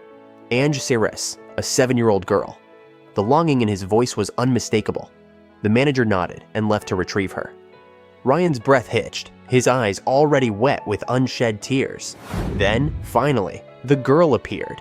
And to Tougo's surprise, it was her. the same little girl who had caught his attention the day before. The siblings finally met again after being separated. This sweet reality seemed to overwhelm Ange, unable to believe this could happen. The moment Ryan saw her, he lost it. Tears streamed down his face as he ran to her, pulling her into the tightest hug. "I'm sorry, I made you wait so long," he choked out. Ange stood frozen at first, as if unable to believe this was real. But then, she broke down too, clinging to her brother, as if afraid he'd disappear again. The shop manager watched with a faint smile. Every evening, she stares at the sky from her window. And that boy? He hides in the shadows, watching her from a distance. No wonder Ange had seemed so down yesterday. No wonder Ryan had been so desperate. The manager left to prepare the contract. Meanwhile, Ryan, still holding his sister's hand, as if he'd never let go again, turned to Tougo and stiffly muttered, "Thank you for everything." Tougo smiled. "No need for that. I'm just a newbie artist living in the Redguard forest." For the first time, Ryan properly introduced himself. "Ryan Saris." His sister followed nervously. "Ange Saris." Ryan turned to her, reassuring her. "Togo's the one who bought you. He's been helping me all this time." Tougo looked at Ange and asked, "Would you mind staying in the forest with us for a while?" Ange hesitated, then gripped Ryan's hand tighter. "As long as I'm with my brother, I'm happy." Then she turned to Tougo with the purest, most sincere smile. "Thank you." That smile, so radiant, so full of innocence, almost blinded Tougo. He had come here for one angel. Turns out he had found two. And just like that, his artist's instincts roared to life. He needed to draw them, both of them. Later that day, in the capital's busy shopping district, Tougo treated Ryan and Ange to new clothes. The two of them looked so fresh and adorable, he couldn't help but grin like a proud big brother. As they strolled around, Ange tugged on Tougo's sleeve. Nervously, she admitted she forgot something. She wanted to say hi to a friend. They headed back to Ryan and Ange's old house. No one was inside, but her friend wasn't there. Instead, it was more like right in the backyard. Ryan peeked in through a window to make sure their father wasn't around. Coast clear. They slipped through a narrow alley into the backyard. It was a mess. Trash bags everywhere, like a makeshift dump. But in the middle of all that, a single flower blooming brightly. Ange walked up to it and gently reached out. Then, something magical happened. A small creature with wings and pointed ears fluttered out from the flower. A real fairy. Everyone froze, stunned. Even Tougo, who up until now wasn't sure fairies actually existed in this world, was speechless. Turns out, this was the friend Ange wanted to visit. The fairy was clearly fond of her, and surprisingly, friendly with Ryan too. Curious, Tougo tried to touch the fairy, but it flinched. Then, slowly, it approached, sniffed his fingers, stared up at him, then suddenly vanished. Tougo thought he'd scared it off. But Ange tilted her head as if she'd just heard something whispered in her ear. She turned to Tougo and told him to follow her. Without waiting, Ange climbed up a wall at the back of the alley and began walking along it. They followed her through another tight path, twisting and turning until they finally emerged into something unreal. A vast flower field stretched before them, petals dancing in the wind. Who would have thought a place like this existed inside the royal capital? Peeking from behind the flowers was the fairy, and not just her. Hundreds, maybe even thousands of fairies appeared one by one, their wings fluttering like sunlight through leaves. Ange explained the fairy earlier wanted to introduce Tougo to her friends. They said he smelled like the forest. Something about forest magic, though Ange didn't fully understand it either. They claimed they could sense a spirit within him. Tougo wasn't sure what that meant, but honestly, he didn't care at the moment. His eyes were fixed on Ryan and Ange, laughing and playing with the fairies. The sight of two angels dancing with fairies in a hidden meadow, it was almost too beautiful to be real. Of course, the artist in him was burning to capture it all, but he also knew dragging fairies out of their sanctuary would be wrong. So instead, he asked, "Would any of you like to live in the forest with me?" Instantly, the fairies swarmed him, zipping around in a glowing blur. That was a yes. Strange? Absolutely. But it was decided. Not long after, deep in the forest of Redguard's territory, 𝕭oa welcomed Tougo and the others, though she looked a bit surprised to see he brought extra people. Still, Carnelia lit up the moment she saw another kid around her age. Tougo quickly introduced Ryan and Ange to everyone, and Carnelia especially was thrilled. 𝕭oa and Interia also gave warm introductions of their own. Once the hellos were out of the way, Tougo opened the large bag he'd been carrying, and thousands of fairies poured out. Everyone stood there stunned, eyes wide. The fairies hovered politely in neat lines, almost like they were introducing themselves too. No one had ever seen one in real life, let alone an entire crowd of them. Just like that, the forest felt even more alive. Later, Tougo took a walk with his sketchbook in hand, wandering until he found a quiet spot near Laocool's house. He sat down, flipped open his sketch pad, and started to draw, then carefully added watercolors, completely focused. What was he drawing? A house? A cozy one, big enough for just Ryan and Ange. When Tougo finally showed it to them, Ryan couldn't believe his eyes. Tougo explained that it was actually an empty house, no one was using it, so why not let them live in it peacefully? That evening, everyone gathered at the new house for dinner. The meal was simple, but for Ryan and Ange, this was their first taste of a real family meal. But Ryan looked down as he ate, not because the food was bad, but because his heart was heavy. Was it really okay for them to stay here? Tougo noticed and told them to just relax for tomorrow. But Ryan couldn't stay quiet. He quickly offered to do anything: cleaning, laundry, farming, anything to repay him. He still couldn't shake the fact that Tougo had bought him and Ange. Bought their clothes, their home, their peace. To him, it felt like too much. The room went silent. Then Tougo spoke up. He admitted he didn't fully understand how the whole slave system worked, but he was clear about one thing. Just because he paid money didn't mean he saw them that way. All he wanted in return was to draw their portraits. To him, they weren't slaves, they were angels. 𝕭oa let out a laugh, telling Ryan to give up. This was just how Tougo was. Interia agreed, saying Tougo had a heart way too big for his own good. Carnelia, cheerful as always, jumped in with her own take. A kid's job is to eat, sleep, play, and grow up strong. That's how you learn and become a real adult. So come play or study with me. Her words hit home. You could see it on Ryan and Ange's faces. To lighten the mood, 𝕬okules joked that if they really wanted to help, he'd give them some chores after the drawings were done. For now, that seemed like the perfect plan. Time flew by, and when Tougo stopped by Ryan and Ange's room, the little girl was already sound asleep. Maybe, for the first time in a long while, she actually felt safe. Ryan, though, couldn't stop wondering, why was Tougo doing all this? That's when Tougo finally opened up. He spoke about someone he called teacher, a person who always looked after him, cooked for him, taught him things, and gave him a place to stay. Thanks to this teacher, Tougo had a happy life. And now, maybe it was his turn to do the same for someone else. Trying to help Ryan wasn't just kindness, it was also a little selfish. Maybe it was just Tougo's way of chasing that same feeling his teacher once gave him. Hearing that, Ryan's expression softened. Yeah, that kind of made sense. He didn't fully get it, but one thing was clear. Tougo was just a weirdo, a soft-hearted, weird guy. They both laughed at that, sharing a quiet moment in the middle of the night. After that, Ryan finally went to bed. But before Tougo could leave, Rian called out to thank him. Something he hadn't been able to say until now. Outside, Tougo was surprised when 𝕬okules gently patted his head. 𝕬okules explained that when he was first brought here, he had the same doubts Ryan had. Kindness, especially when it comes out of nowhere, can be hard to accept when life's been nothing but harsh. But with time, you get used to it. That simple reassurance helped calm Tougo's heart.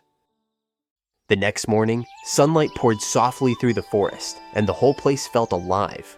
Kids were laughing and playing, and the fairies had built cozy homes inside tree trunks. Tougo sat nearby, trying to figure out the composition for his next painting, one that showed an angel blessing a newborn baby. But the vibe just wasn't clicking. That's when Ryan walked over and noticed the sketch. Curious, he asked about it, and that gave Tougo an idea. He asked Ryan to try giving someone a blessing. Ryan was instantly confused. Faye jumped in to explain. Tougo was stuck because he didn't really get what a blessing felt like.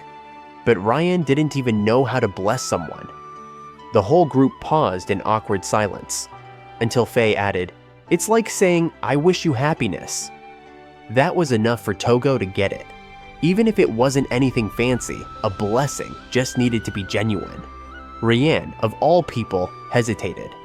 How was he, a former pickpocket, supposed to bless anyone? But deep down, he felt it. The people around him, the ones he used to hate, the rich folks, the adults, they'd all helped him and Ange. That made him happy in a way he hadn't felt in forever. So he tried. Ryan gave a quiet, clumsy little angel blessing to everyone in the forest. And Tougo, he smiled big, like really big, because finally he got his angel's blessing. The next day, Carnelia lit up when she saw the outfit sketch Tougo had drawn. Now that's what an angel should wear. The frilly hem, absolutely perfect for Ange. With Carnelia's help, Tougo finally locked in the design for the angel outfits. When Ryan and Ange wore them, they looked like they'd walked straight out of ancient Greece. Noble, elegant, and totally on theme. Still, Ryan couldn't help feeling awkward in it. But hey, it was better than Interior's suggestion, where angels were sometimes drawn completely naked. So yeah, Tougo considered this a win. They headed to another large house Tougo had designed, something more like a guest house where the painting would take place. One of the rooms had been transformed by Tougo into a dreamy little set. A big fluffy bed piled with pillows, feathers everywhere. And in the middle of it all, a basket-shaped prop meant to represent an angel's nest. Ryan and Ange climbed onto the bed. Ange loved the softness, while Ryan still looked like he'd rather be anywhere else. And so, the painting began. Ange settled in naturally, leaning against the pillows. Ryan, meanwhile, stiffly held the angel's nest like it was a priceless artifact. Their poses looked good enough, so Tougo told them to hold still for 10 minutes. With every stroke of his pencil, Tougo slowly brought the image of an angel blessing a baby to life. Ange was clearly enjoying the session. Ryan, still awkward. After a few minutes, Ryan started grumbling. "Is it done yet?" Nope, not even close. In fact, Tougo had forgotten to draw the wings. He told Ryan to take a break and relax a bit. Turns out, modeling was way more exhausting than Ryan had expected. But when they finally saw the painting, both he and Ange were stunned. Even though it wasn't finished yet, the soft wings and floating halo gave the scene a pure, almost sacred feel, like a real blessing was happening on the canvas. Then, Ryan pointed something out. "Hey, why haven't you colored in the eyes?" Tougo sighed. He didn't have the right blue. None of his paintings captured the shade he wanted. If he could, he'd turn the sky itself into paint and use that for the angel's eyes. Ryan joked that maybe he should just cut out the eyes on the painting and hang it under the sky. Tougo laughed, then paused. Wait, that's actually not a bad idea. Without saying a word, he rushed outside, drew a paint tube on paper, and cut out the label. Holding it up to the sky, he hoped it might work. But he forgot something kinda important. Ryan and Ange were watching the whole thing. Embarrassed, Tougo quickly waved them off and told them to rest first. Once they left, he drew another paint tube and cut a small hole in the label.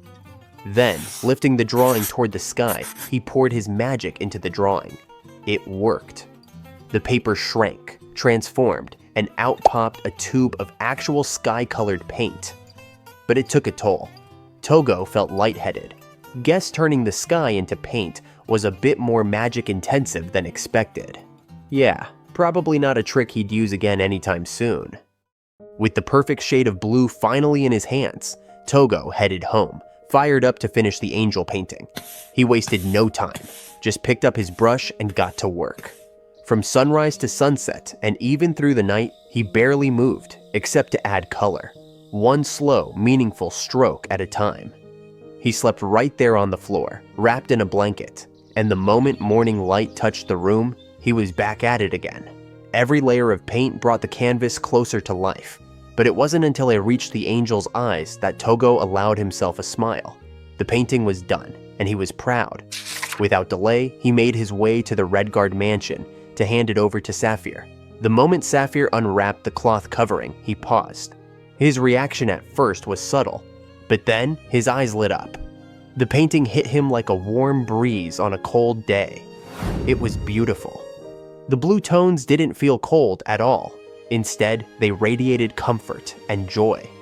Sapphire was mesmerized. He had never seen an angel look so genuinely happy, and it made him happy too. It felt like a painting born from a real encounter with a divine being. Tougo just smiled. Then came the payment. Sapphire handed over a massive bag of gold, way more than Tougo had expected. But to Sapphire, the painting was priceless. He couldn't stop thanking Tougo and was already excited to show it to his family. Tougo's first commission? A huge win. Later, back in the forest, Tougo handed Ryan the promised 50 gold coins, the exact amount needed to buy Ange's freedom, and also Tougo canceled the slave contract. No strings attached. Ryan and Ange were finally free. But Tougo had a small request. He asked them to stay a little longer. He wanted to paint them more. Ryan didn't answer right away. Instead, he handed the bag of coins back to Tougo. Then, with a bit of a shaky voice, he admitted that he originally planned to leave as soon as the job was done. He didn't get Tougo, didn't understand why he called people angels, or cared so much about strangers. But maybe that's why life here had felt so different, so fun. Ryan said he wanted to stay, do chores, help out, whatever it took. Ange agreed too. Tougo hugged them tightly, welcoming them with open arms. For a bond built in such a short time, it was already strong. A few days later, at the Red Guard mansion, Faye got a stack of letters, 5 in total. At first, he had no clue what they were, but it quickly clicked. Word had gotten out about Sapphire's stunning painting. Yep, you guessed it.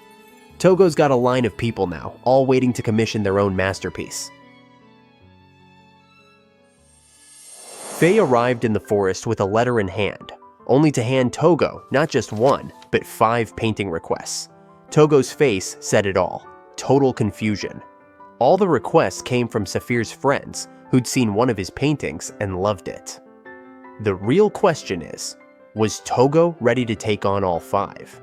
At first, he hesitated. 5 commissions at once? That was a lot.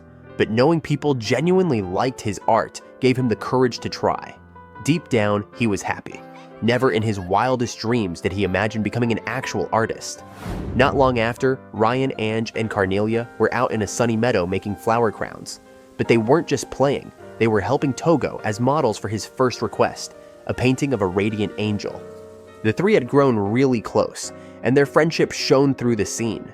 Time passed, and now Ange and Ryan were perched high in a big tree. Ange looked thrilled. That setup?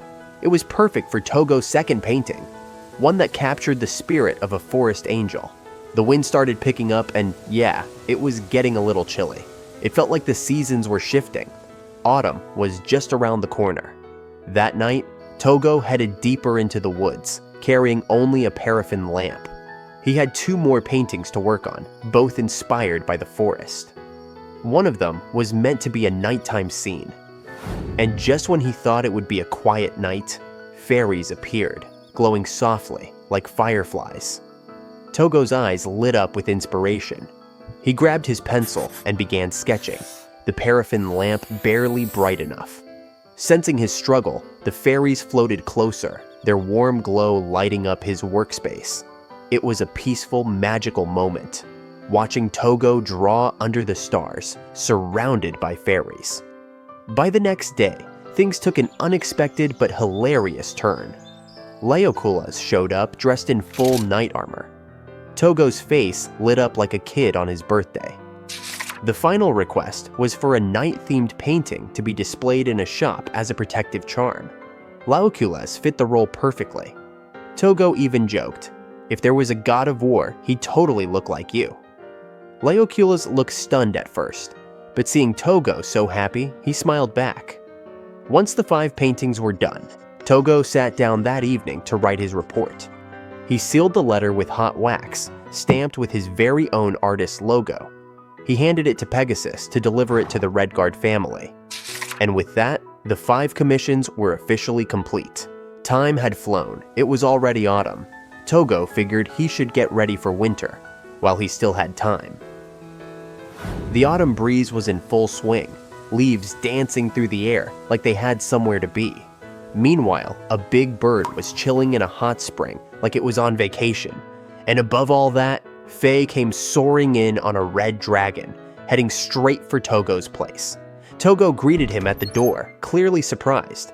He handed Tougo a letter. Yep, just one, but the name on it? That got his attention. Thanks to all his study, Tougo could now read and write the local language, which was mostly phonetic and partly logographic, kind of like kanji. Flipping the envelope over, he read the sender's name, 𝕻𝕬𝕐𝕨 Argent. "Who's that?" he asked, totally clueless. 𝕚 blinked, then explained. They were a noble family, not just any nobles either. House Argent ruled over the second biggest territory in the country, just under the royal capital itself. Tougo opened the letter. The intro was super poetic, but the core message was clear. House Argent had seen his artwork, loved it, and wanted him to become their personal artist. That's right, exclusive to House Argent. Tougo's expression darkened. Meanwhile, 𝕚 was like, "Yeah, I saw this coming." And honestly, it was a big deal. Argent wasn't just some fancy name. Their relatives were top-ranking officials in the royal castle, some even ruling their own lands. If they wanted to change the country's laws, they probably could. And now they were knocking on his door. But Tougo couldn't help wondering, why him? Well, he might not have realized it, but those 5 commissions he completed recently, total hits. Word about him spread like wildfire, and it even reached the upper crust. Tougo had officially become a big name in the art scene. Still, he wasn't so sure. The offer was flattering, but being tied down as Argent's exclusive artist meant giving up the freedom he'd found in his current life. He asked 𝕚 how to politely turn them down. That caught him off guard. 𝕚 froze, unsure how to answer. The offer was great, and part of 𝕚 wanted him to accept, mostly because being in Argent territory would be much safer for him. But in the end, 𝕚 told him the choice was his. Tougo promised to think it through and write a reply. That night, Tougo sat frozen in front of a blank sheet of paper. Hours passed, but still, nothing. He had no idea how to respond to the Argent family's letter. Then, a knock at the door snapped him out of it. It was 𝐻loa. She'd seen his troubled expression through the window and came to check on him. Honestly, it freaked her out a little, especially since Tougo didn't even notice the fairies playfully messing with him. Once they were both seated with warm drinks in hand, Tougo explained what was weighing on his mind. He didn't know how to reply to the invitation from House Argent. 𝐻loa thought for a moment, then suggested something simple. Just say you'd like to hear more because you don't fully understand the offer. That way, he could meet them face to face. She even offered to go with him. And of course, 𝕬𝕐𝕨 would tag along. Interior could watch the kids while they were away. But first things first, they needed outfits fit for visiting high-ranking nobles. Then it hit Tougo. Was this another conspiracy waiting to happen? 𝐻loa didn't think so, but she admitted that this might be even trickier than some hidden plot. The worry on Tougo's face said it all. Still, 𝐻loa tried to reassure him. As long as he was honest, he had nothing to fear. The next morning, 𝕚 looked off. Something was definitely bothering him.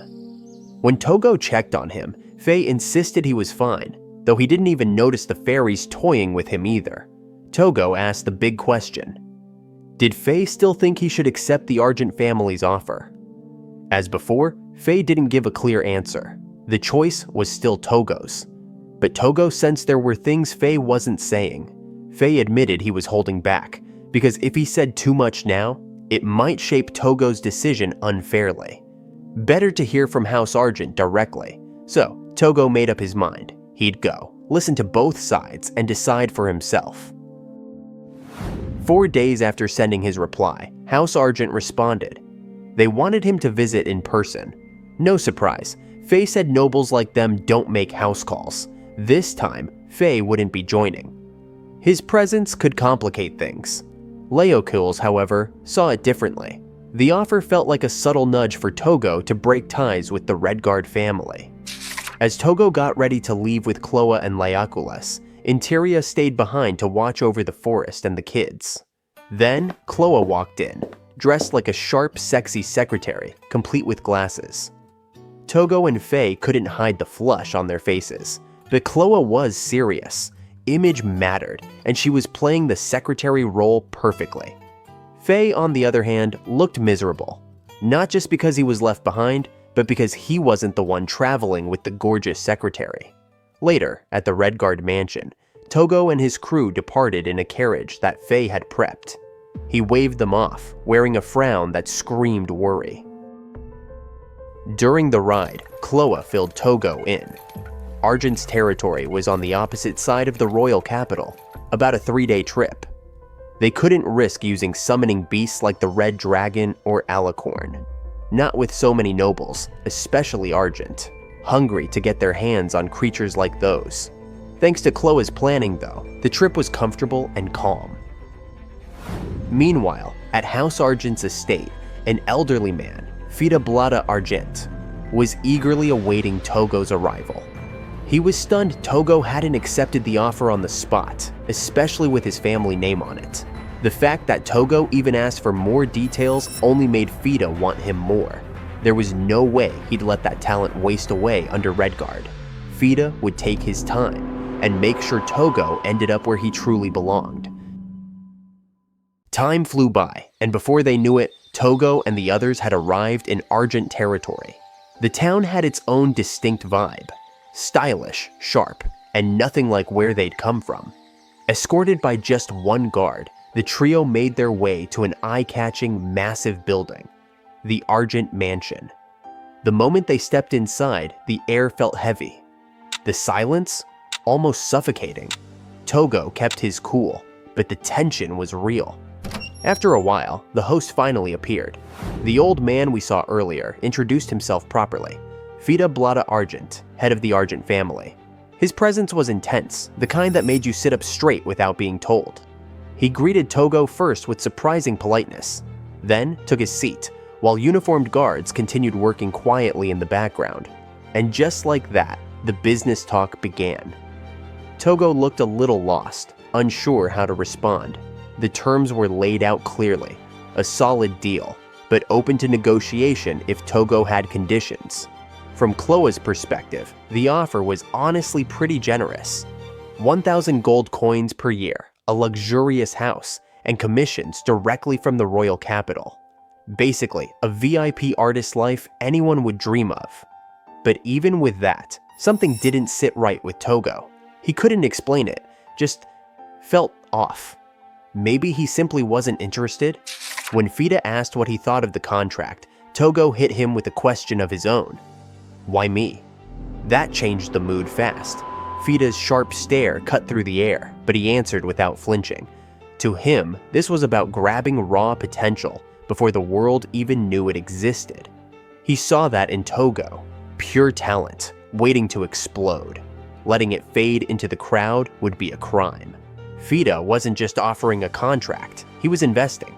He believed that, with proper support and elite training, Tougo's name could echo worldwide. People would admire his art as a true masterpiece. So he asked again, directly this time, "Don't you want that future?" As for the Redguard family, 𝕱𝕬𝕐 promised he'd settle things with them peacefully. And then, out of nowhere, Tougo asked the one question that caught everyone off guard. "What did you think of my artwork?" Cut to the Redguard mansion. 𝕱 was sitting alone in the courtyard, clearly deep in thought. Way different from his usual carefree self. His father walked over, immediately sensing something was off. 𝕱 didn't hide it. In a messy, frustrated tone, he admitted he was worried. Argent had their eyes on Tougo. His father already knew. In fact, he even joked that the official notice had already arrived. But Faye wasn't in the mood for jokes. This wasn't just some business offer. It was a crisis for the Redguard family. Then came a sharp question from his dad. "Are you weighing Tougo on a scale?" That hit Faye hard. He shot up, saying all he wanted was to make sure Tougo didn't have anything to worry about. But his father wasn't convinced. Something didn't sit right. He didn't think just letting Tougo decide for himself was the right approach. After all, Faye was always the cheerful one, the guy who made sure no one else had to worry. Now, his father flipped it back on him. If Tougo has to make this decision alone, how does that make you feel? "Sometimes," he said, "it's better to stay close, even if it means making someone worry." That is, if Faye really saw himself as Tougo's best friend. Back at the Argent residence, 𝕝 was finally asked what he really thought of Tougo's artwork. It wasn't like he'd never seen it. He said, "This will work." The words sounded odd, like something was off. And it made sense. 𝕝 wasn't really interested in the painting itself. He saw Tougo as a person of value. Hearing that, Tougo's body went limp. He lowered his head, frustration building up. Deep down, he could tell. Something about this whole conversation wasn't right. They weren't even talking about the same thing. 𝕝 didn't care about his art, he just wanted him. Even when 𝕝 tried to gently persuade him again, Tougo gave a blunt answer. He refused the offer. 𝕭a was instantly shocked. And 𝕝, he went silent for a beat. Then, his true nature came out. The ruler whose words weren't suggestions, they were orders. His face turned sharp and intimidating, and Tougo started to feel it. The pressure, the heaviness in the room. Tougo tried to come up with a decent excuse, but the weight of 𝕝's presence kept building. That's when 𝕭a stepped in. She jumped in calmly, saying Tougo was still young and just needed time. His feelings and thoughts hadn't caught up yet. She kept the mood light, acting like everything was fine. She even praised the Argent family, saying the offer felt like a dream, almost too good to be true. Then, something subtle happened. The look in her eyes shifted, just slightly. A quiet wave of magic flowed out from her gaze as she asked 𝕝 to give her a little more time to think. Tougo noticed it right away. Was she using a charm spell? Whatever it was, it seemed to be working. 𝕝 backed off a little, giving them time to reconsider.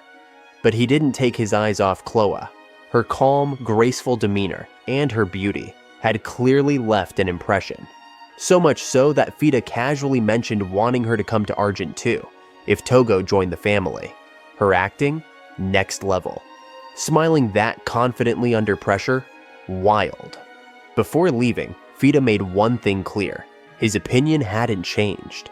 Leaving Tougo buried in Redguard would be a waste. And with that, he walked out of the room. Later that night, in an inn provided by the Argent family, Tougo let out a long, tired sigh. The whole day had been draining. At least there weren't any guards stationed near them, so they could finally lower their guard. Just a little. 𝕭a looked just as wiped out.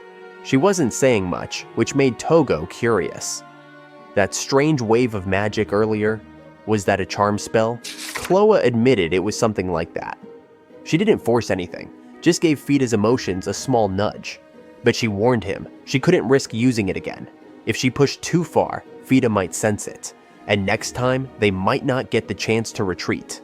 Still, even with that momentary relief, Tougo was firm. He had no intention of accepting Argent's offer. 𝕭aokules backed him up. Argent called this a business negotiation, but let's be real, Tougo wasn't some product up for sale. 𝕭a agreed. But the bigger question was, would Argent even let Tougo refuse? That thought hit hard. If Argent didn't get what they wanted, they might start applying pressure on Redguard's territory. Tougo froze. His heart practically stopped at the idea. 𝕭a brought up the red dragon. Something about that connection was starting to click. A lot of suspicious stuff suddenly made sense. Like the doctor who infiltrated Redguard's household. Was he working for Argent? What about those people who tried to kidnap Tougo? And that first letter from Argent. It arrived way too quickly. Tougo had only completed a handful of commissions by then. It was all starting to look like a setup.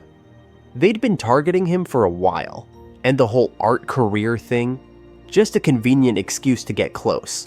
They used 𝕻𝕻's name as a smokescreen earlier. That way, if anything went wrong, they could shift the blame. Tougo's face darkened. He turned to 𝔻Ꞇ and asked the one question weighing on his mind. If he said no, what would happen to the Redguard family? 𝔻Ꞇ didn't sugarcoat it. Argent would do whatever it took to get him. If it came down to it, even military force wasn't off the table. And if that happened, Redguard wouldn't stand a chance. That worst-case scenario haunted Tougo. He suddenly remembered what Faye had said before he left. There was something off about him back then. Looking back, Tougo realized he'd missed it. The Faye he knew would have told him not to go, but this time, Faye stayed quiet. At the time, Tougo thought Faye just didn't want to hold him back. But that wasn't it. Faye stayed silent because he didn't want Tougo to feel guilty about saying no. He didn't want Tougo to think refusing would put Redguard in danger. Tougo clenched his fists. That realization hurt. 𝔻Ꞇ tried to reassure him. She said the nobles wouldn't jump to something extreme so quickly. They cared too much about their reputation. That did help a bit. But not noticing Faye's true feelings, that still stung. For now, all they could do was plan. Think of every possible way out. Meanwhile, high above the Argent territory, under the moonlight, the shadow of a winged creature flew across the sky. It was Faye, riding the red dragon. His face was set with determination. Whatever he was planning, he was hoping Tougo would hang in there just a little longer. But why was Faye in Argent territory? Over at the Argent mansion, 𝕝 stood by the window, staring up at the night sky. He muttered to himself. It was about time he got a final answer. Lost in thought, he didn't notice the maid entering until she called out. A message had arrived from the royal castle. 𝕝 sighed. More pressure. Still, he told the maid to respond with this. I'll have an answer by tomorrow. He figured he'd already pushed Tougo far enough. Refusing shouldn't even be an option anymore. But while 𝕝 was confident, Tougo and the gang were busy figuring out how to turn the whole thing down. 𝔻Ꞇ even joked about just assassinating 𝕝 to solve it quickly. Sure, it was a joke, but barely. Tougo, though, wanted to handle things properly. He hadn't said all he needed to yet. As an artist, he felt he owed them a proper no. 𝔻Ꞇ and Laoculus exchanged amused looks, but stood by his decision. Tougo felt like he and Faye were finally ready to face this. Right then, a sudden knock rattled the window. When the curtains flew open, there was Faye, completely frozen, with snot hanging from his nose. Yeah, that was definitely unexpected. Even more shocking, the red dragon was right outside with him. After rushing him inside and warming him up with a hot drink, Faye started to thaw out. 𝔻Ꞇ took one look and instantly figured it out. He'd flown here on the red dragon, full speed. She was speechless. Sure, the commotion hadn't caused a huge scene, but it wouldn't take long before the news reached Argent. Faye already knew. Honestly, at this point, he didn't care about that anymore. He turned to Tougo and immediately apologized for keeping everything from him, for not saying anything. But Tougo didn't care about that. What mattered was that Redguard was in crisis. Then it hit him. Was Faye really okay being here? Faye nodded. He was done standing on the sidelines while everyone else decided things for him. His father had told him to make a move. Leave the Redguard family to us, he'd said. You go be with your friend. Tougo smiled, feeling a huge weight lift off his shoulders. He told Faye he planned to reject Argent's offer, and Faye backed him up without hesitation. No way he was going to let Argent snatch their personal artist. Tougo laughed, and Faye added that Redguard would be fine. And hey, worst case scenario, they could always have 𝔻Ꞇ take out 𝕝, right? 𝔻Ꞇ was totally down for it. Not that anyone was taking that seriously. Maybe. The next morning at the Argent mansion, 𝕝 definitely didn't expect this. Faye, the second son of Redguard, showed up alongside Tougo for the negotiations. No warm greetings. 𝕝 jumped straight in, asking Tougo if he'd made up his mind. But Tougo didn't answer right away. He felt like they were talking past each other. What he wanted and what 𝕝 wanted weren't even in the same ballpark. So before anything else, Tougo wanted to clear the air and see how far off their perspectives really were. 𝕉𝕐 was fine with that. "Go on," he said. So Tougo asked the most basic question. What exactly did 𝕉𝕐 expect from him? 𝕉𝕐 didn't hesitate. He wanted Tougo to paint. Like, really paint. Become famous, have his work displayed in the royal castle, and achieve greatness. But that wasn't what Tougo wanted at all. He didn't care about selling art. Fame meant nothing. As long as he could eat once a day and live quietly in the forest, painting what he loved, that was enough. He didn't need more than what it took to live peacefully. Maybe it was selfish, but Tougo only wanted to paint for people who genuinely loved his work. Not for status, not for gold. And truth be told, he already had that life in Redguard, a place to belong, thanks to 𝕉 and the others. 𝕉𝕐 interrupted, saying he could give Tougo even more places to belong. But those places came with strings, recognition, rank, and expectations. And that wasn't what Tougo wanted. What baffled him most was why 𝕉𝕐 had chosen to value him in the first place.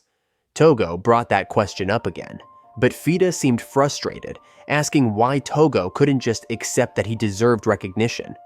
What was so wrong about that? To 𝕉𝕐, this was simple. He was offering money, time, a place of honor, and Tougo was tossing it all aside for what? A dream of painting in a forest? He called it childish, unrealistic. He asked if Tougo really thought he could live off preferences alone. Maybe it was time he got serious about his future. His tone got sharper. Success was right in front of him. Wasn't turning that down just plain foolish? But Tougo stayed calm. He reminded 𝕉𝕐 that he was an artist and naturally assumed that 𝕉𝕐's interest was in his art. But the more they talked, the clearer it became that 𝕉𝕐 never once mentioned the paintings themselves. So Tougo asked, "What specifically did you like about my work? What stood out?" He never got an answer. Then 𝕉 cut in, calling 𝕉𝕐 out directly.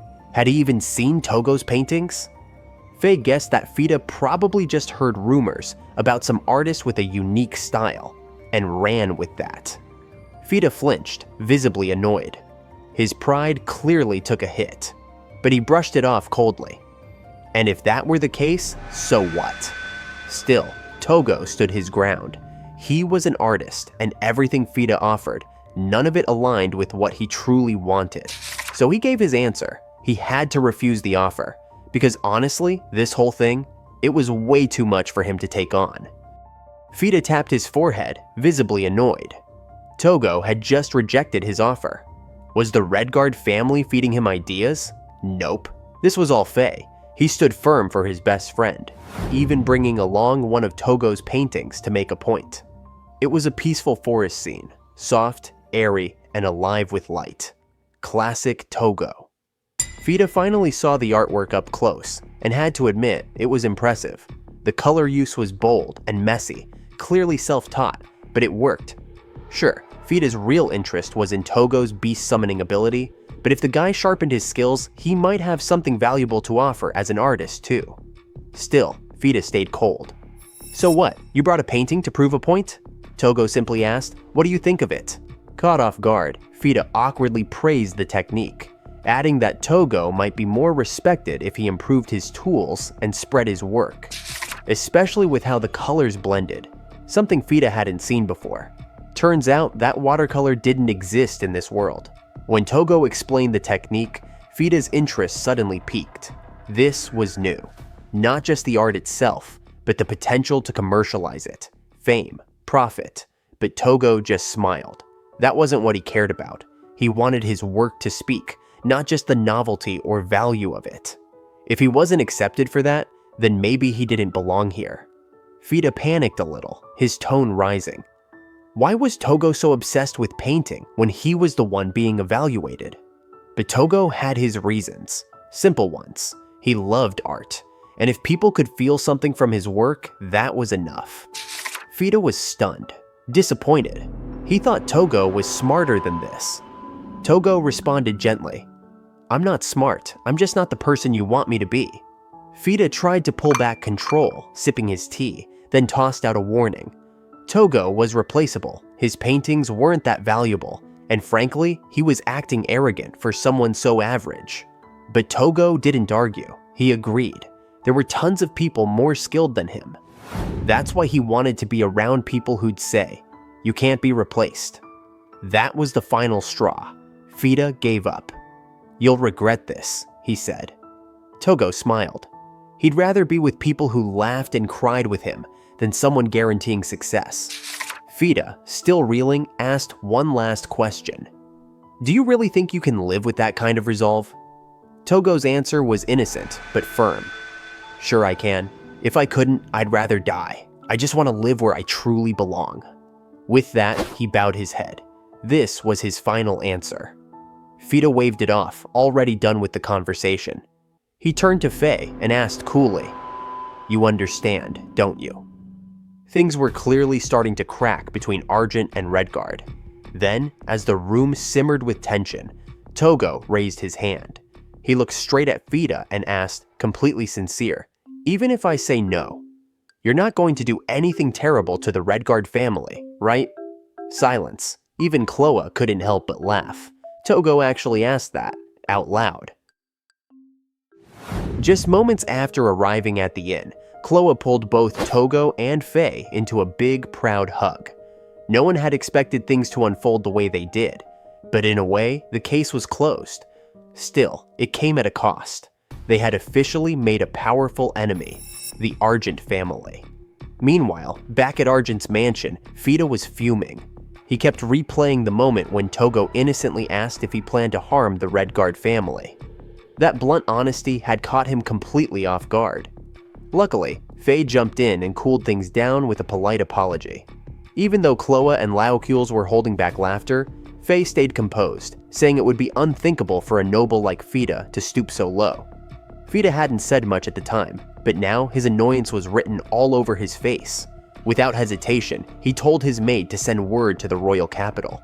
The negotiation had failed. Those kids had the nerve to defy him. He wasn't going to let it slide.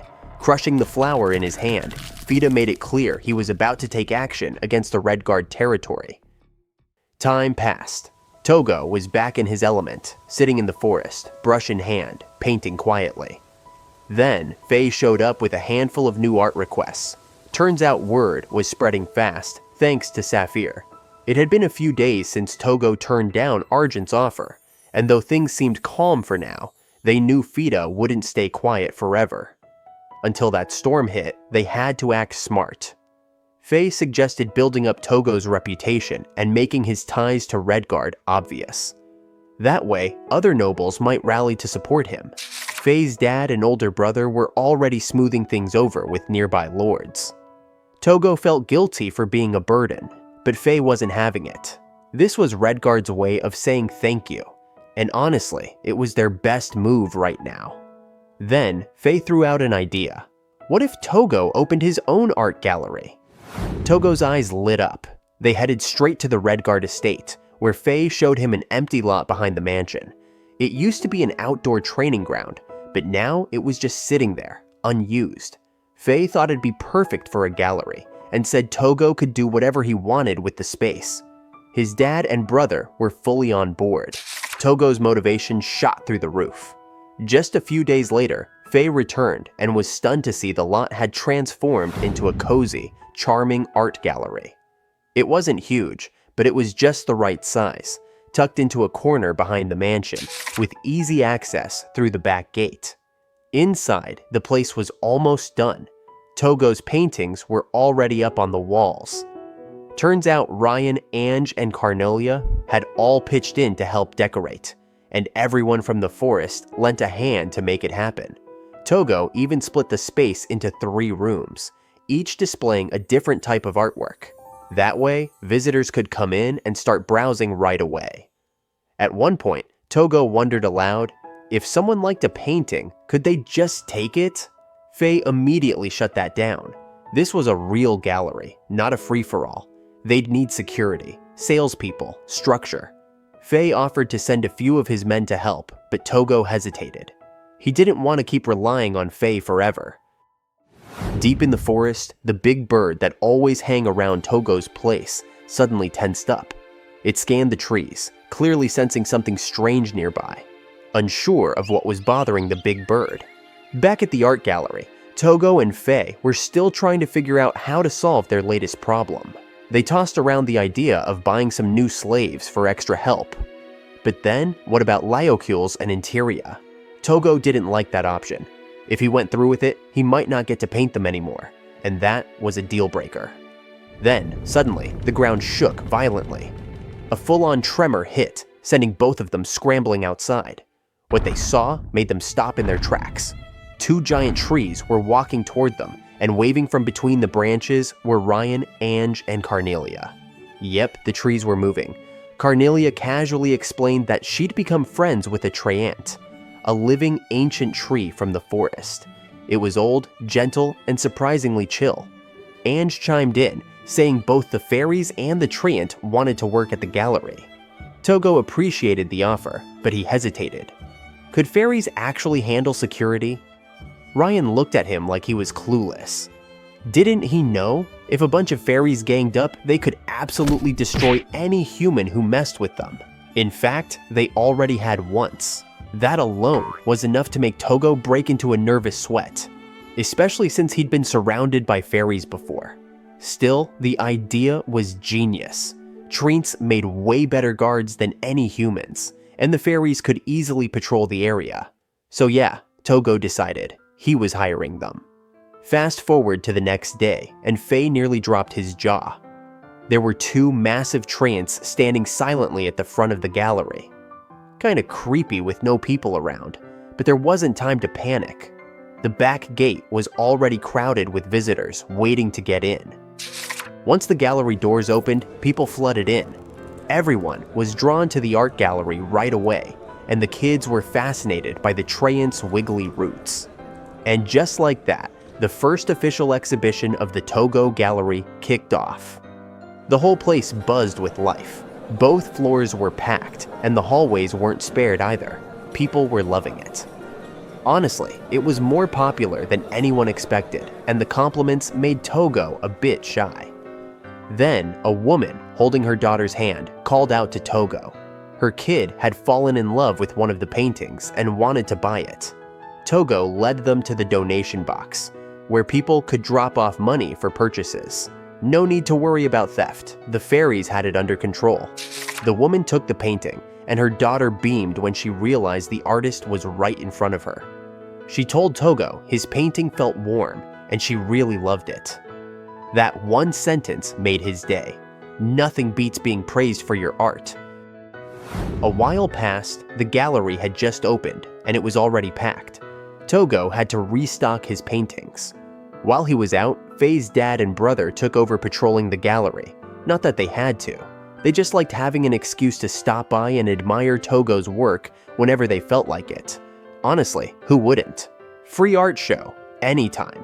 With everything settled, Tougo set off on horseback, heading back to the forest. He figured he might as well enjoy the ride. Before he left, 𝕝 told him he'd keep tabs on Argent's movements and keep Tougo in the loop. Then it happened. Just as Tougo waved goodbye, a big bird came diving out of the sky.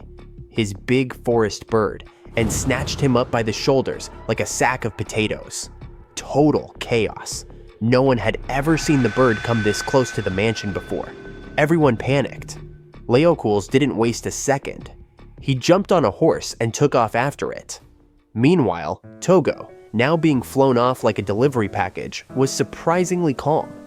He casually asked the bird where they were going, but all he got in return was a nonchalant chirp. Classic. The bird always acts clueless, not sure if they really communicated all this time. Before he could process it, Tougo saw it.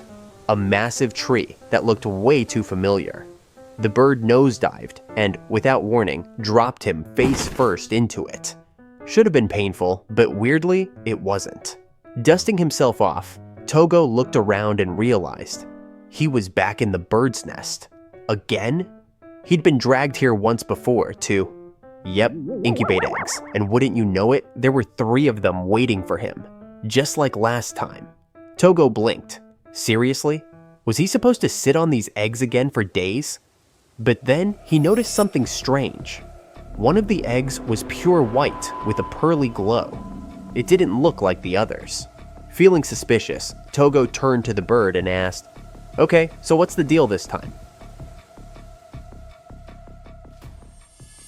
Chaos took over the Red Guard mansion. Everyone was panicking until Faye's father stepped in. He pointed out something obvious but terrifying. The bird coming all this way wasn't normal. Something serious was happening. He was still digging for answers, but there were signs the spiritual vein, the very flow of mana, was weakening. Was it just Redguard or the entire world? No one knew yet. But what really unsettled him was that bird's presence. Back at the nest, the big bird shoved its eggs at Tougo again, just like last time. And yep, it brought another one of those weird fruits that made his body heat up. Tougo had sworn he'd never go through that again, but he ate it anyway. Like clockwork, his temperature rose, and he started incubating the 3 eggs. Meanwhile, 𝕮𝕗𝕗𝕋, riding an alicorn, finally tracked him down. He looked panicked, understandably, but the bird wasted no time pecking him away like an annoying bug. Tougo told him not to worry. He planned to come back once the eggs hatched. 𝕮𝕗𝕗𝕋 didn't get it, but if his master was safe, that was enough for him. Before flying off, Tougo asked for a blanket, but 𝕮𝕗𝕗𝕋 returned with more than that. Ange, Ryan, and Carnelia had tagged along too. Surprisingly, none of them freaked out when they saw Tougo sitting there, sweating and incubating eggs like a mother hen. Tougo explained that this wasn't his first time, though he still didn't know why the bird kept choosing him. Then Faye showed up, riding a red dragon and rushing toward them, clearly ready to say something important. But before he could speak, Ryan shouted and pointed to the sky. A wave of soft, glowing lights filled the air. Fairies, hundreds of them, flying like fireflies. No one knew what was going on. Even the nearby horses, Pegasus and unicorns, were acting restless. That's when one fairy whispered something to Ange. She turned to the group and explained. The fairies and magical creatures had left their old home because it had become uncomfortable. They followed the spiritual vein and ended up here. Faye's eyes widened. He knew something. He explained that the spiritual vein worked like a river of mana. It flows from places with lots of it to places with less. Fairies are drawn to mana, so if they abandoned their home, that meant something was blocking the vein. And that was really bad. The spiritual vein didn't just power fairies, it supported magic users, crops, and entire ecosystems. If fairies were following the flow to Redguard, it probably meant the spiritual vein near them had been cut off. Faye calmed everyone down, saying they were safe for now. This forest had naturally high mana, but they needed to act fast. This didn't look like a natural disaster. Something or someone had messed with the flow, and only powerful people could pull that off. Maybe the royal family, or maybe the Argent family. Something strange was going on in the forest, and Faye wasn't about to sit still. With help from 𝕮𝕗, his father, and his brother, he was digging into it. They had to move fast, or this land might dry up just like the others. Meanwhile, Tougo couldn't join the investigation. He had to stay behind to incubate the eggs. Besides, Faye has to keep an eye on the bird. It was way too suspicious. Faye couldn't shake off something his father said earlier. When he was a kid, he'd seen that same bird deep in the forest, just like generations before him. The place was supposed to be untouched, sacred even. So why had the bird, which almost never left the forest, suddenly shown up at the Redguard mansion? Whatever the reason, Faye needed answers. But the moment he approached the bird, it went full rage mode, flapping its wings and pecking him like crazy. Tougo tried to explain, maybe the bird just didn't want anyone messing with its eggs. Weird behavior for sure, but Faye wasn't backing off. He'd be back to investigate again. That night, Faye holed up in the Redguard library, desperate to find any info on the bird, but nothing came up. Zero. The kids helped too. Even Carnelia, who practically lived in creature books, came up empty. The fairies were stumped as well. Still, no one gave up. They pulled an all-nighter digging for answers. Meanwhile, back in the nest, Tougo had a nightmare. He woke up drenched in sweat after dreaming that the forest, and even the giant bird, was fading away into dust. It felt way too real. Maybe it was because of that weird fruit he'd eaten. Or maybe it was something more. The egg's pearly glow had always given him a strange feeling. As the sun rose, 𝕱 was still flipping through books while the kids passed out on stacks of them. He found nothing. But just then, a fairy who overheard Ange mention the big bird zipped off and came back with a book. It looked plain, but inside was a bombshell. The truth about the creature. Back in the nest, the bird forced Tougo to eat that strange fruit again. 𝕰𝕗𝕚 watched helplessly as Tougo struggled. Suddenly, a loud commotion broke out. 𝕱 and the kids had arrived in a rush, yelling at Tougo to stop incubating the eggs. 𝕱 landed hard. Understandable, given what he just learned. That bird? It wasn't just some magical animal. According to the book, it was the spirit of the forest itself, an ancient being with power beyond human limits, tied to the land, guarding it for generations. Tougo froze. Wait, that bird was a spirit? Apparently yes. The fairy's book, basically a spirit world encyclopedia, confirmed it. And according to the main section of the book, spirits collect magic over many years to create something called a spirit egg. They guide someone they favor to hatch it, and whoever succeeds becomes the next spirit. Tougo blinked, so that weird, differently colored egg, that's the spirit egg, if he hatches it, he might literally turn into a spirit.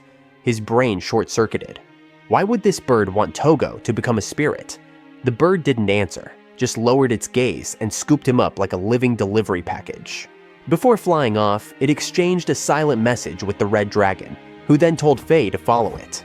So now 𝕰𝕗𝕚, 𝕱, and the kids were tailing a giant spirit bird through the sky.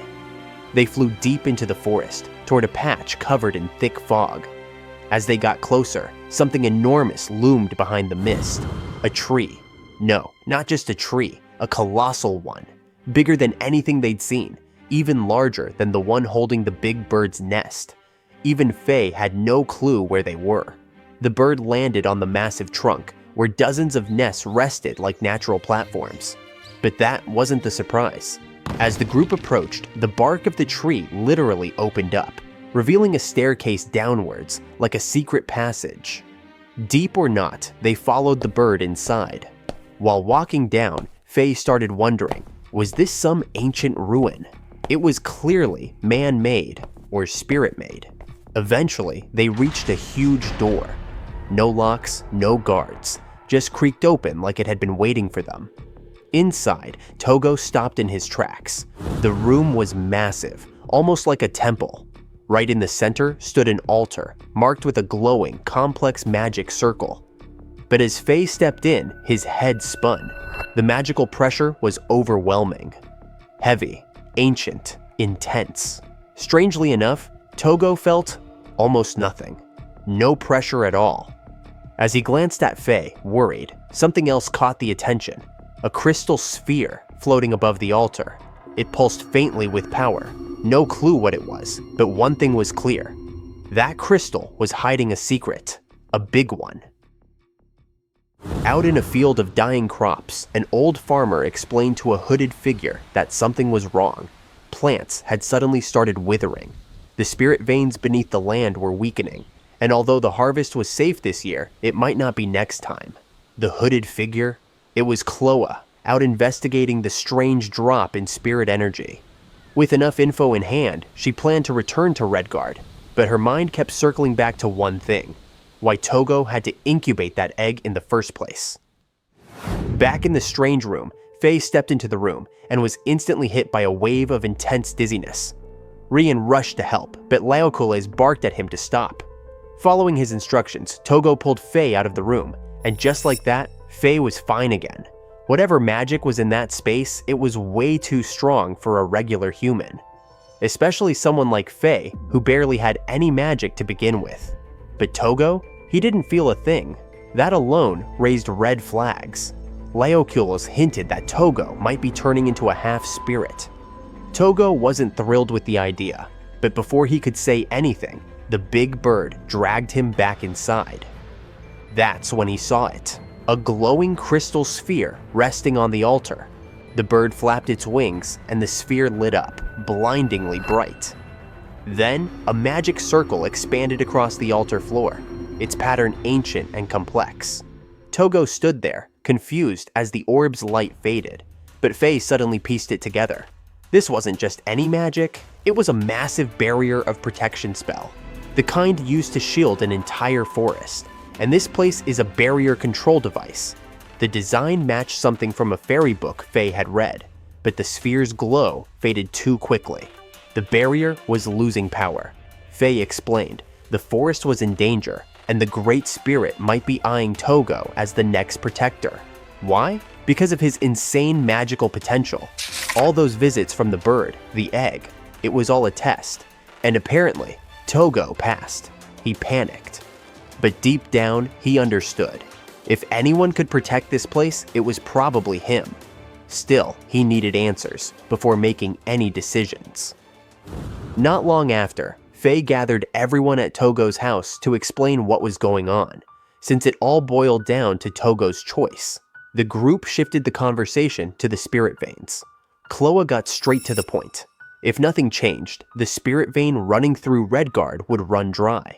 No one could say for sure, but signs pointed to Argent pulling the strings, most likely as payback for Tougo turning down their offer.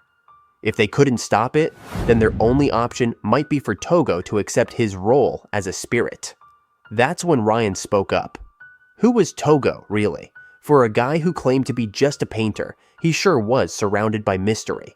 Living alone in a forbidden forest, getting invitations from nobles, and now being scouted by the Great Spirit. Interior cut in. If Tougo kept quiet, there was probably a good reason. They'd just have to trust him. 𝕻 agreed. When the time came, Tougo would talk. For now, the big question was, what would he choose? The scene switches to the bird's nest, where Tougo sat face to face with the giant bird in its massive nest, and his first question cut straight to the point. What would change if he became a spirit? The bird's response was surprisingly comforting. His body wouldn't transform. His senses, his daily life, none of it would shift drastically. That was a relief. What he was really worried about was whether he could still keep painting. Turns out he could. That sealed it. Becoming a spirit was the only way to protect the forest. With a calm look of resolve, Tougo asked 𝕰𝕗𝕨 to spread the word and to call 𝕻. Not long after, 𝕻 arrived. And the moment he did, he heard the news. Tougo had made his choice. He was going to become a spirit. Tougo greeted him with a warm smile. He'd already asked 𝕰𝕗𝕨 to notify everyone else, but he needed to tell 𝕻 personally. He loved the forest. He loved its people. And if giving up his humanity meant saving them all, then so be it. No matter how many times someone tried to stop him, his answer wouldn't change. 𝕻 didn't take it well. He looked torn, angry, desperate, and helpless. But Tougo was okay with that. In fact, he was grateful. It was 𝕻 who helped him belong in this forest. Maybe 𝕻 had known this would happen from the very beginning, ever since they first met. And hey, the best part? Tougo could still paint. That little detail snapped the tension. 𝕻 burst into laughter. Of course, that's what you care about, he probably thought. Still the same Tougo. Determined to support his best friend, 𝕻 stayed by the tree all night, watching over him as he began the transformation. First step, eating some seriously weird fruit. Judging by Tougo's reaction, it tasted awful. 𝕰𝕗𝕨 showed up at dawn with breakfast and noticed Tougo was struggling. His body was flushed with heat as he incubated the eggs. Ryan and the others wanted to visit, but 𝕰𝕗𝕨 told them to wait. It wasn't time yet. Just then, Tougo stirred. Slowly, he opened his eyes. The two eggs beneath him began to crack. And out came two tiny baby birds, chirping and crawling into his arms, like they knew he'd kept them safe. But there was still one more egg. This one was different in color and still unhatched. Tougo gently picked it up. Why wasn't it hatching? Was the magic not strong enough? He hugged it close. Warmth surrounded the egg, and suddenly it began to glow. Cracks formed. Light burst from within. The egg floated into the air, magic exploding from it. Then out came something unexpected. A sleek, spirit-like eagle emerged, scanned the area, locked eyes with Tougo, and dove straight into his chest. At first, it felt like a breeze, but then Tougo's body felt strange, like it was expanding, reshaping, and just as quickly as it started, the sensation ended. He was still standing, still himself. 𝕚 and 𝕬𝕠𝕚 rushed over in a panic, calling his name, checking if he was all right. Tougo slowly turned his head toward them, but his eyes, they had changed. They were deeper, sharper. Something had awakened inside him. He looked the same, but somehow, nothing was the same anymore. Something had changed. The moment the spirit creature entered Tougo's body, the air grew heavy. 𝕚 hesitated to even say his name, but Tougo, he still felt like himself, just thrown off by the weird changes. He hadn't even realized yet that he was turning into a spirit. Then, the giant bird nudged him toward the ruins again. Back at the massive tree, inside the barrier control room, Tougo's eyes locked onto the crystal sphere floating above the altar. Something was different about Tougo. 𝕬𝕠𝕚 and 𝕚 noticed it too. His longer hair, the shift in his eye color. But even then, they hadn't fully grasped that Tougo was no longer human. Tougo slowly reached out and touched the sphere. Instantly, a blinding light burst out of it. Strange patterns scattered from the altar, way more than before, like the forest itself was reacting. His hair had turned a vivid green, and when he closed his eyes, the entire forest came alive in his mind. He could sense everything, from the rustling leaves to the deep roots underground. It was unreal. But then, he noticed something worrying. The flow of spiritual energy was weakening. Without thinking, Tougo poured his magic into the sphere. The patterns climbed up the tree trunk, and a calm, powerful wave of magic pulsed through the forest. A massive barrier formed around it, and Tougo collapsed, completely drained. Back at Tougo's house, Ryan practically flew down the stairs to open the door. 𝕬𝕠𝕚 and 𝕚 had returned, carrying Tougo, who was muttering nonsense the whole way back. He was burning up. They explained what had happened. Tougo had spiked a fever. His magic had surged too fast, and his body couldn't keep up. He'd passed out from the overload. But then came the real question. Did he actually become a spirit? Ryan was skeptical. Spirits don't get fevers, right? Well, apparently they do now. 𝕬𝕠𝕚 said Tougo had restored the entire forest barrier using spirit power. That wasn't normal. Trying to lower his fever, they placed their hands on Tougo's head. The kids curled up next to him. People with lower magic could help drain the excess energy. It worked. His temperature started dropping. Ange, hugging him tightly, noticed he smelled like flowers and trees. 𝕚 remembered doing this for his brother as a kid, helping with magic fevers, but this was something else entirely. Chloe wasn't buying the "he's just tired" excuse either. Even standing near him, she could feel the overwhelming magic pouring off him. There was no doubt about it now. Tougo was turning into a spirit. Tougo's fever finally broke after some time, thanks to everyone's help.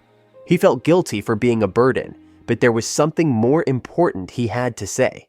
He had officially become a spirit. And with that, he now had insight into the forest's spirit vein, and it didn't look good. He could see its state clearly in his mind. The protective barrier was holding, so outside threats weren't the issue. The real problem, he couldn't control the spirit vein. Instead of sitting around and blaming the situation, 𝕚 suggested something more direct. They should negotiate with the Argent family. They soon arrived at Argent's mansion, where 𝕉𝕗, as rigid as ever, cut straight to the point. What were they doing in his territory? 𝕚 didn't waste time either. He flat out accused Argent of doing something to harm them. 𝕉𝕗, taken aback, asked if he looked like the kind of guy who'd stoop to that. Honestly, 𝕚 didn't think Argent was behind any harassment, but he was convinced the royal family was. That hit 𝕉𝕗 like a punch. He didn't deny it, because 𝕚 wasn't just guessing. He'd already figured it out. 𝕉𝕗 also couldn't ignore Tougo's overwhelming new magical presence. Tougo then asked the big question. Was there a reason behind the blocked spirit vein? Backed into a corner, 𝕉𝕗 finally admitted the truth. He didn't hate them. He wasn't trying to mess with them. But if they rejected the royal family's offer, he had no obligation to protect them either. He clarified, it wasn't out of malice. The royal family simply didn't care if Redguard's land suffered, and since that land had nothing to do with him, he wasn't about to get involved. This whole mess, it was the result of Faye and Tougo's decision to say no. Surprisingly, Faye didn't blow up. He understood. If the royal family was pulling the strings, there wasn't much to be done. So they turned to leave. But 𝕃 wasn't done yet. He wanted to know, weren't they here to demand the spirit vein's release? What was their real goal? Faye just laughed. Bold demands weren't their style. Like 𝕃 said, this was the fallout of their own choices. They came here just to confirm the cause, and now they knew. They wouldn't sit around waiting for the spirit vein to run dry. They'd handle it themselves, no help from Argent. That made 𝕃 snap. Then came the next question. Where did they get info on the spirit vein? It was supposed to be a top secret operation. If they told him, maybe 𝕃 could make some compromises. Faye just shrugged. Who knows? Half of what they knew was speculation anyway. He didn't have any solid intel to offer. That only made 𝕃 angrier. If half of it was speculation, then the other half must have been hard evidence. But Faye stayed cool. Was Argent planning to detain them until they spilled everything? Not likely. Before leaving, Faye told 𝕃 if he wanted to continue this negotiation, contact the head of Redguard. Only then would he come back, as a business discussion. After that, they left Argent by carriage, finally putting some distance between them and that mess. Faye was still shaking a little, but he'd done it. He'd finally landed a blow of revenge against Argent. Not a big one, but enough to sting. 𝐻loa praised him. He'd played his part well. Argent would never suspect that Tougo, now a spirit, was the one who noticed something wrong with the spirit vein. They'd be scrambling to figure out where the leak came from, and while they were busy chasing shadows, they wouldn't be able to make any bold moves against Redguard. But a bigger question loomed. Why was the royal family involved with the spirit vein in the first place? Faye had a few guesses. Maybe they were after the red dragon. Maybe it was Tougo's power they wanted. Or, worse, they were planning to use the sealed spirit vein for some massive, dangerous magic. Whatever the reason, one thing was clear.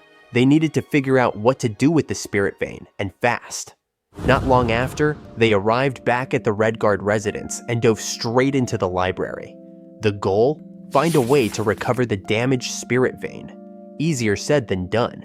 They flipped through book after book, but found nothing useful. Not just Tougo and Faye, even everyone in the forest joined in, searching every old tome they could get their hands on. When Faye asked about the forest's condition, Tougo's answer wasn't good. The land was withering, trees were losing their strength, the animals were restless. It was like the forest itself was holding its breath. Then, Ryan piped up with a wild idea. What if they just stole spirit vein or magic power from somewhere else? Tougo shut that down immediately. Sure, it might work, but it would hurt the people they took it from. Ryan pushed back. The royal family had stolen from Redguard. Wasn't it fair to do the same? Tougo slowly closed his book and looked at him. If they stooped to stealing too, they'd be no different from the very people Ryan hated. Ryan fell silent, his gaze dropping. He didn't want to become like them. He just wanted everyone to be happy. He said that if he didn't mind rich people, he just wished he could at least get enough to eat. So why did people keep taking from each other? Muttering under his breath, Ryan walked off, grumbling that if only limited resources could be shared equally, it would fix everything. At first, Tougo brushed it off as one of Ryan's rants, but then something clicked. Was the spirit vein actually limited? That single question changed everything. Tougo's eyes widened. An idea hit him. Something so crazy it might actually work. He stood up fast, startling the others. He reminded them that ever since becoming a spirit, his magic had grown immensely. So, why not just create a new spirit vein? Everyone froze when Tougo casually mentioned he was planning to create a new spirit vein. Leocules blinked in disbelief. Spirit veins were supposed to naturally branch out from places overflowing with magic, like rivers spreading from a spring. And now, Tougo was saying he wanted to make one from scratch? Faye thought it sounded insane, but considering Tougo's spirit magic, it might just work. Ryan wasn't having it though. He scoffed. If spirit veins could just be created like that, none of this whole mess would have happened in the first place. Tougo admitted it did sound wild, but then dropped a surprise. He had actually made a spring before. It worked on the same principle, or at least that's what he believed. Skeptical looks all around. So, to prove his point, Tougo decided to show them his power. They headed back to the forest house. Once inside, Tougo pulled out his sketchbook and started drawing. His first drawing in this world, a mochi. And just like that, the mochi popped out of the sketchbook, real as anything. That was Tougo's power. He could bring his drawings to life. He explained further, the houses in the forest, all his creations. Even the little phoenix flying around, his drawing made real. And now that he had become a spirit, his power had only grown stronger. So yeah, creating a spirit vein wasn't impossible, just not easy. Of course, using that power came at a price. Each creation drained a ton of magic. Overdo it, and he could end up knocked out for days. 𝕬𝕠𝕔𝕙 seemed unsure. Was it really okay to let people know about this kind of ability? Faye, calm as ever, said it was fine. No one here had any shady intentions. Tougo was safe. Later on, they made their way to the royal capital, heading straight for a massive, awe-inspiring building. Ange and Ryan were wide-eyed. It was their first time seeing a library this enormous. Even though they'd lived in the capital before, they'd never actually stepped foot inside. But now, it was the perfect place to dig into research on spirit veins. So they spread out and got to work, scanning shelf after shelf for any clues. Then, Carnelia, running around in her characteristic style, bumped into a girl holding a painting book. Luckily, the girl wasn't mad. She simply smiled, handed back Carnelia's book, and gently told her not to run indoors. As she walked away, her eyes briefly met Tougo's, and in that single glance, something about her made him pause, completely captivated. After hours buried in books and bouncing ideas around, the group had narrowed down a few ways to create spirit veins. One idea? Let a powerful magic beast settle in a location long enough, and it would start absorbing the land's magical energy. Eventually, that flow could evolve into a spirit vein. Another book claimed that the remains of highly magical creatures could act as a source. Some even believed that today's spirit veins were formed from ancient dragon corpses. That last part stuck in Faye's mind. Did it have to come from a living or once living being? Couldn't they just use magic stones instead? In theory, yes. But letting the stones sit on the ground and wait, that could take forever. Faye had read somewhere that crushed magic stones could work like fertilizer, seeping magic into the soil over time. That's when Ange handed him a book given by the fairies. According to it, when magic stones are ground into sand, the magic spreads through the land, enriching it with energy. Old records even showed people used them as magical fertilizer back in the day. The problem? Magic stones were rare now, especially the pure ones. Using them like fertilizer just wasn't practical anymore. Tougo didn't mind using magic stones per se, but he was worried about disturbing the local creatures. He floated the idea of extracting magic from the stones and spreading just the energy instead. But Faye pointed out that so far, no one had ever figured out how to do that. People had tried for ages with zero success. Ryan, who'd been quietly listening the whole time, suddenly jumped in. If the goal was to spread magic through the forest, why not work with Tougo's ability to bring things to life? Why don't you make a tree that grows from magic stones and produces water? That water would be magical too, right? Everyone paused. That was it, the missing piece. Leave it to Ryan to find the answer the adults overlooked. With that, they all agreed to head back to the forest. Time flew as they scouted the entire area, looking for the perfect spot. Eventually, they found it. A large cave close to the barrier ruins. That's where Tougo would create the spring. With smooth, practiced motions, Tougo started sketching. His hand danced across the page, rough lines becoming a vivid image. The others could only watch in awe as the vision unfolded. And then he poured magic into it. The entire cave shifted and shimmered. Just like in the sketch, a crystal clear spring appeared, almost like a small lake. The cave itself remained, but now it was open to the sky. Once that was done, Tougo planned to create the source of the magic next. Even after crafting something that massive, he didn't run out of energy, thanks to the power of the spirit inside him. Still, 𝕬𝕠𝕔𝕙𝕚, ever the stern guardian, warned him not to push too hard, because even with magic, overdoing it could bite back. The next day, 𝕬𝕠𝕔𝕚 and the others dropped by the cave, where Tougo had been sketching non-stop. He'd been at it all day, but by evening, 𝕬𝕠𝕔𝕚 brought him home. Tougo was already there waiting for them, and he had big news. The magic source was complete, and it looked incredible. The once empty cave had transformed into something straight out of a dream. Magic crystal stones glittered on the walls. Trees had sprouted from the ground, and a small island sat in the middle of a shimmering spring. But this wasn't just for show. The trees bore fruit, and the island itself was made almost entirely of gemstones, everything crafted from a magic stone.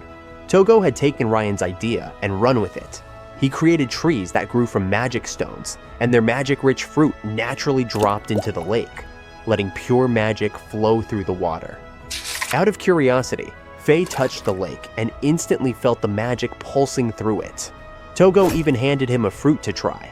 It tasted great. But the moment Faye drank its juice, he got dizzy fast. Apparently, it was a little too much for regular humans. With the lake now infused with magic, the plan was to spread that water throughout the forest. No river nearby? No problem, they'd just have to do it manually. Even without a proper spirit vein, the method should keep the forest alive with magic. But how exactly did Tougo plan to water an entire forest? While sketching, Tougo explained that the spirit vein was sometimes called a dragon's vein. So who better to spread the water than a dragon? He didn't know if the world recognized it, but dragons had long been known for bringing rain and governing water. But not just any dragon. This one would be big, fierce, and beautiful. Inspired by Eastern mythology, he poured every drop of his remaining magic into the painting. His hair even turned bright green as the magic surged through him. When the final stroke landed, the ink painting glowed, and then a massive explosion of light shot into the sky. Everyone stood frozen, caught between awe and panic. But Tougo? He smiled and welcomed the creature. The dragon was stunning. Light gray scales, sky blue hair, and an air of raw magical power. Tougo asked the dragon to bring rain to the forest. The creature let out a deep growl, agreeing. Water from the lake floated into the air, forming orbs around the dragon, forming a floating giant ball of water.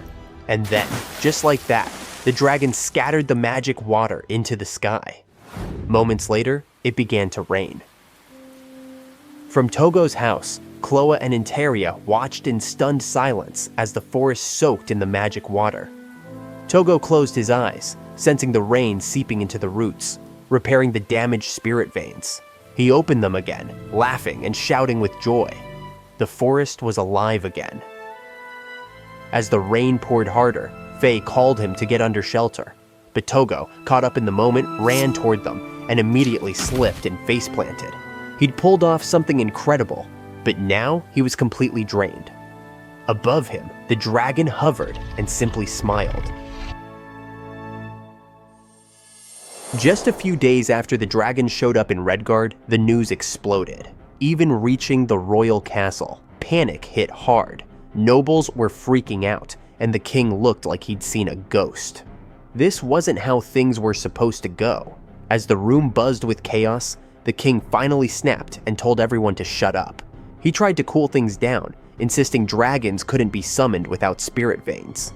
Still, resources were left, so he ordered more tests, desperate to summon a dragon in his land, no matter what it took. Meanwhile, far from the royal mess, Tougo slowly opened his eyes in the magic spring. His mind was foggy, but the sight of the dragon's face brought it all back. He had summoned a dragon and then passed out from draining all his magic. But the dragon didn't leave him behind. Instead, it kept him afloat and even gave him a magic fruit that helped him recover. Tougo realized the dragon had been quietly watching over him the whole time. Just as he was processing that, a loud voice echoed across the spring. 𝕬𝕗𝕐𝕗, riding in on an alicorn, clearly shocked to see Tougo awake. He ran up and told Tougo to try squeezing his finger, but Tougo was still too weak to do that. Naturally, he wondered how long he'd been out. 𝕬𝕗𝕐𝕗, with his usual deadpan face, told him 30 days, a whole month. No wonder everyone was so worried. Tougo felt a bit guilty, but 𝕬𝕗𝕗𝕗 tried to reassure him. The dragon had been guarding the spring, and it turned out to be the perfect place for magical recovery. 𝕬𝕗𝕗𝕗 had even been checking on him every day. As 𝕬𝕗𝕗𝕗 got ready to return to the forest and inform everyone, Tougo suddenly remembered something important: the spirit veins. What happened to them? 𝕬𝕗𝕗𝕗 summed it up quickly. The spirit veins in Redguard had recovered. That alone was keeping Faye crazy busy. Tougo stayed a little longer in the spring, kind of like rehab, letting his strength return. During that time, he even learned a few weirdly specific things about dragons, like how they somehow manage Togo's body fluids so he doesn't need to pee. Wild. Time flew by, and finally, Tougo returned to the forest with 𝕬𝕗𝕗𝕗𝕗. The moment 𝕬𝕗 saw him, she ran straight at him and pulled him into a hug. She'd been worried sick, but relieved to see him up and feeling better. Apparently, she had just gotten back to the forest too. She'd been helping Faye out as his secretary. With everything going haywire, they were all stretched thin. Then came the sound of running footsteps. Ryan and Ange charged at Tougo and basically crashed into him. It was half a hug, half a tackle. The kids were mad that Tougo had slept through an entire month and needed a whole extra week to recover. They bickered a little, but in the end, the message was clear. They really missed him. After returning to the forest, Tougo took a bath with Ryan and Ange. The two kids clung to him like they were still shaken from his long, unconscious state. The forest felt extra quiet with Carnelia and Interia out shopping. While Ryan and Ange scolded him for scaring them, Chloe walked into the bathroom with fresh clothes, ones that had been delivered by the big bird a few days ago. Once Tougo put them on, they fit so perfectly that he looked more like a spirit. Not long after, Tougo and 𝕬𝕗𝕗𝕗 dropped by the Redguard mansion, where Faye welcomed them with a big smile. When Tougo mentioned the chaos while he was out, Faye invited him in to explain everything properly. Over a cup of tea, Faye started his story. First, he brought up the current situation with the royal family. One of their direct territories had completely dried up, all tied to the spirit veins. The trigger was a dragon summoning ritual. The royal family had been blocking spirit veins and storing magic to summon a dragon.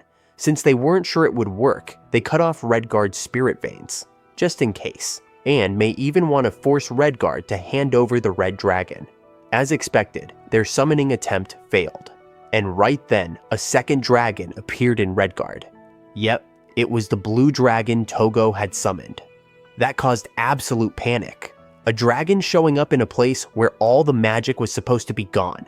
The royals and nobles lost it, so they came up with a theory to explain it.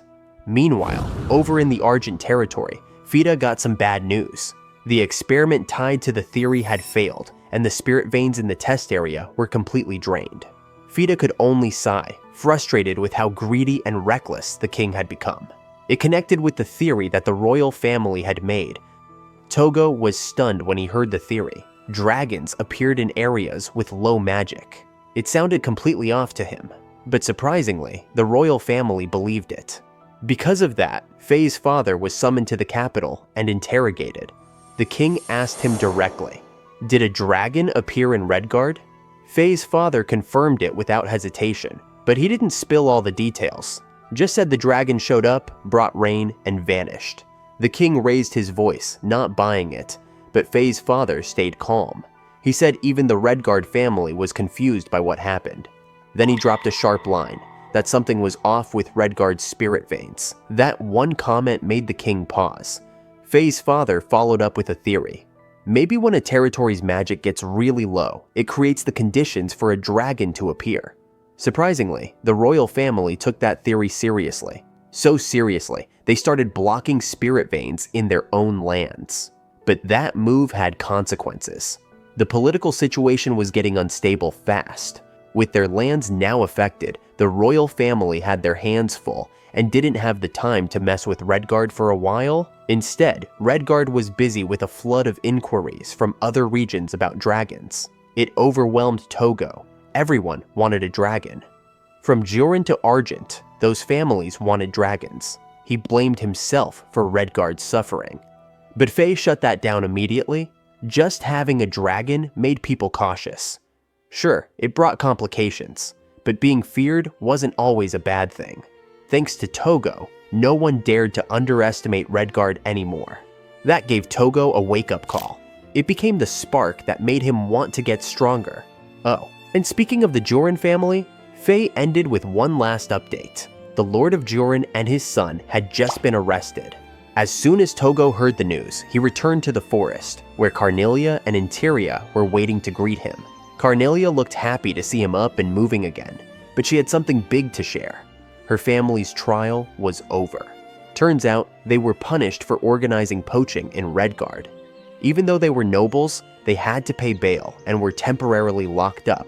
That meant Carnelia and Interia no longer had to hide in the forest. So they decided to take this chance to finally explore the outside world a little. Nothing too crazy. They wouldn't be gone long.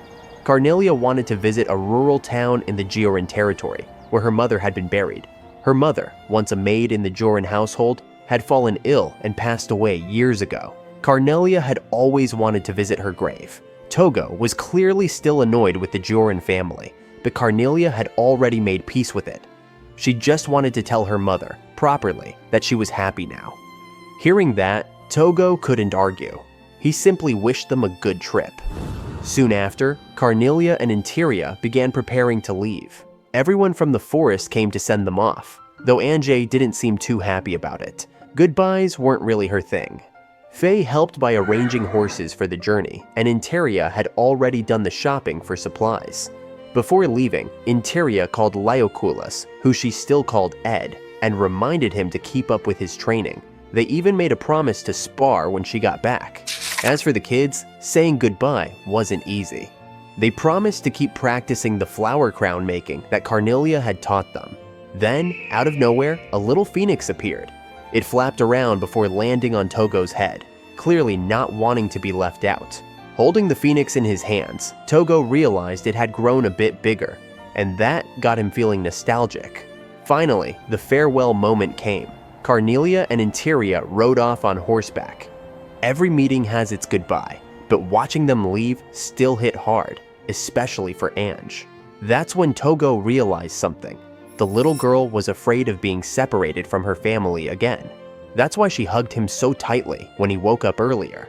She didn't want to lose another family. To help her through it, Tougo suddenly waved both arms and shouted at Carnelia, Interia, and the phoenix, loudly and cheerfully, like he was trying to say, "This is how you send off people you love." Ange and Ryan were surprised, but quickly followed his lead. The goodbye felt lighter, warmer, and full of good energy. And just like that, Carnelia and Interia set off on their short journey, smiling all the way. At a bustling gallery in the royal capital, crowds gathered to catch a glimpse of the rumored masterpiece. Some were even ready to pay a fortune, especially if the painting came with an authenticity certificate signed by the artist himself. It wasn't every day they got to see something like this in the capital. Normally, they'd have to deal directly with the Redguard family. And the artist behind all the hype? None other than Tougo, the elusive genius known for his exceptional sense of expression. Everyone wanted to meet him, and among the sea of admirers, one familiar girl stood out. Someone Tougo and the others had once met in the royal capital's library. But while the gallery buzzed, Tougo and his friends were elsewhere, visiting Saphir's mansion to see his newborn baby. Rianne and Ange sat wide-eyed, gazing at the little one resting peacefully in his mother's lap.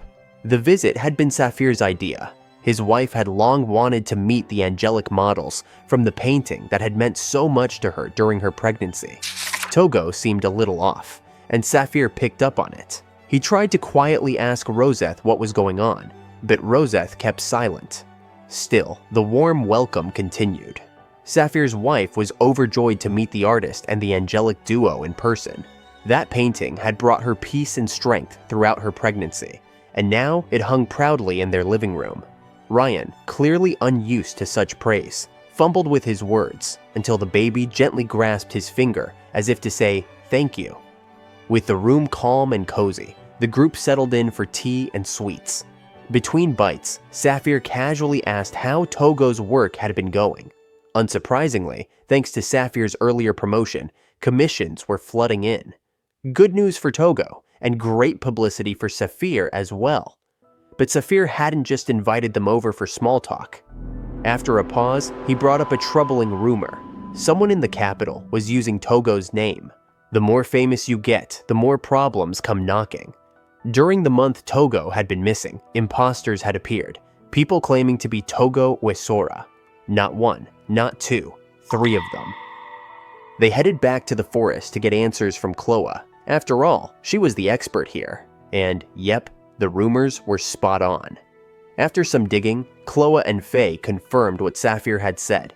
There were 3 fake Tougo 𝕋𝕍𝚗s out there. 2 of them? Just clout chasers going around pretending to be him, probably hoping to score free meals and attention. But the 3rd one? That was the real problem. This guy had gone all in, faked credentials, posed as Tougo, and even landed a gig as the exclusive painter for an influential noble family. And not just any noble, the Brampa family, a name with enough pull to hold high positions at the royal castle. That raised a big red flag. Were the Brampas fooled, or were they in on it? No one knew. Either way, Laocool's wasn't willing to sit around and wait for it to blow up. Tougo's name was on the line. 𝐻loe agreed. She said the first step was clearing out the small fry, the 2 fake Tougos running around the capital. She already had a plan in motion. Schemes like this were basically her specialty. The next day, they made their move. They went straight to the Capitol Plaza. Crowded, lively, the perfect place for 𝐻loe's setup. Right next to the fountain, she'd already prepared a spot for Tougo to paint in public. He felt awkward at first. Painting in front of a bunch of strangers wasn't really his thing. But 𝐻loe insisted it was all part of the plan. For the next 6 days, Tougo would paint right there in the plaza, with the others taking turns keeping an eye on him. As soon as he started, Tougo realized how refreshing the change of scenery was. Instead of forests and nature, he now had a direct view of the royal castle and rows of detailed buildings, each with its own charm. The mix of angles, materials, and textures fascinated him. It was a new challenge, and he loved every minute of it. While he painted, an old man approached, eyes glued to the sketchbook. He admitted he didn't know much about art, but he'd never seen something that felt so gentle and alive. His words warmed Tougo's heart. Not long after, a little girl dragged her mom over, totally mesmerized by the painting. Her eyes lit up when Tougo showed her a sketch of the castle in his book. Time flew. Tougo couldn't stop smiling as people gathered around, praising his work, chatting with him, making him feel like, finally, his art was being seen and appreciated. The next morning, he was up early, back at the plaza with Laocool's by his side. Per 𝐻loe's strict instructions, don't let him go alone. Tougo got straight to painting. This time, even more people showed up. His sketches of city buildings were a hit. The crowd kept growing. During lunch, Faye swung by to take him to a nearby restaurant. Then Tougo returned to his spot, full and happy. The rest of the day was pure joy, drawing, painting, and chatting with people who genuinely admired what he created. Before the sun went down, Tougo managed to finish several paintings, though he still felt a bit shy doing it in public. A lot of people asked for his name, and yeah, he told them all. Not sure if that was a smart move or not. Faye said it was fine and told him it was time to head back to the inn. But just as they were about to leave, someone suddenly shouted at him. A boy, flanked by 3 friends, called him out, clearly annoyed. He accused Tougo of being a fraud, pretending to be the real Tougo 𝕋𝕍𝚗. Tougo blinked, caught off guard.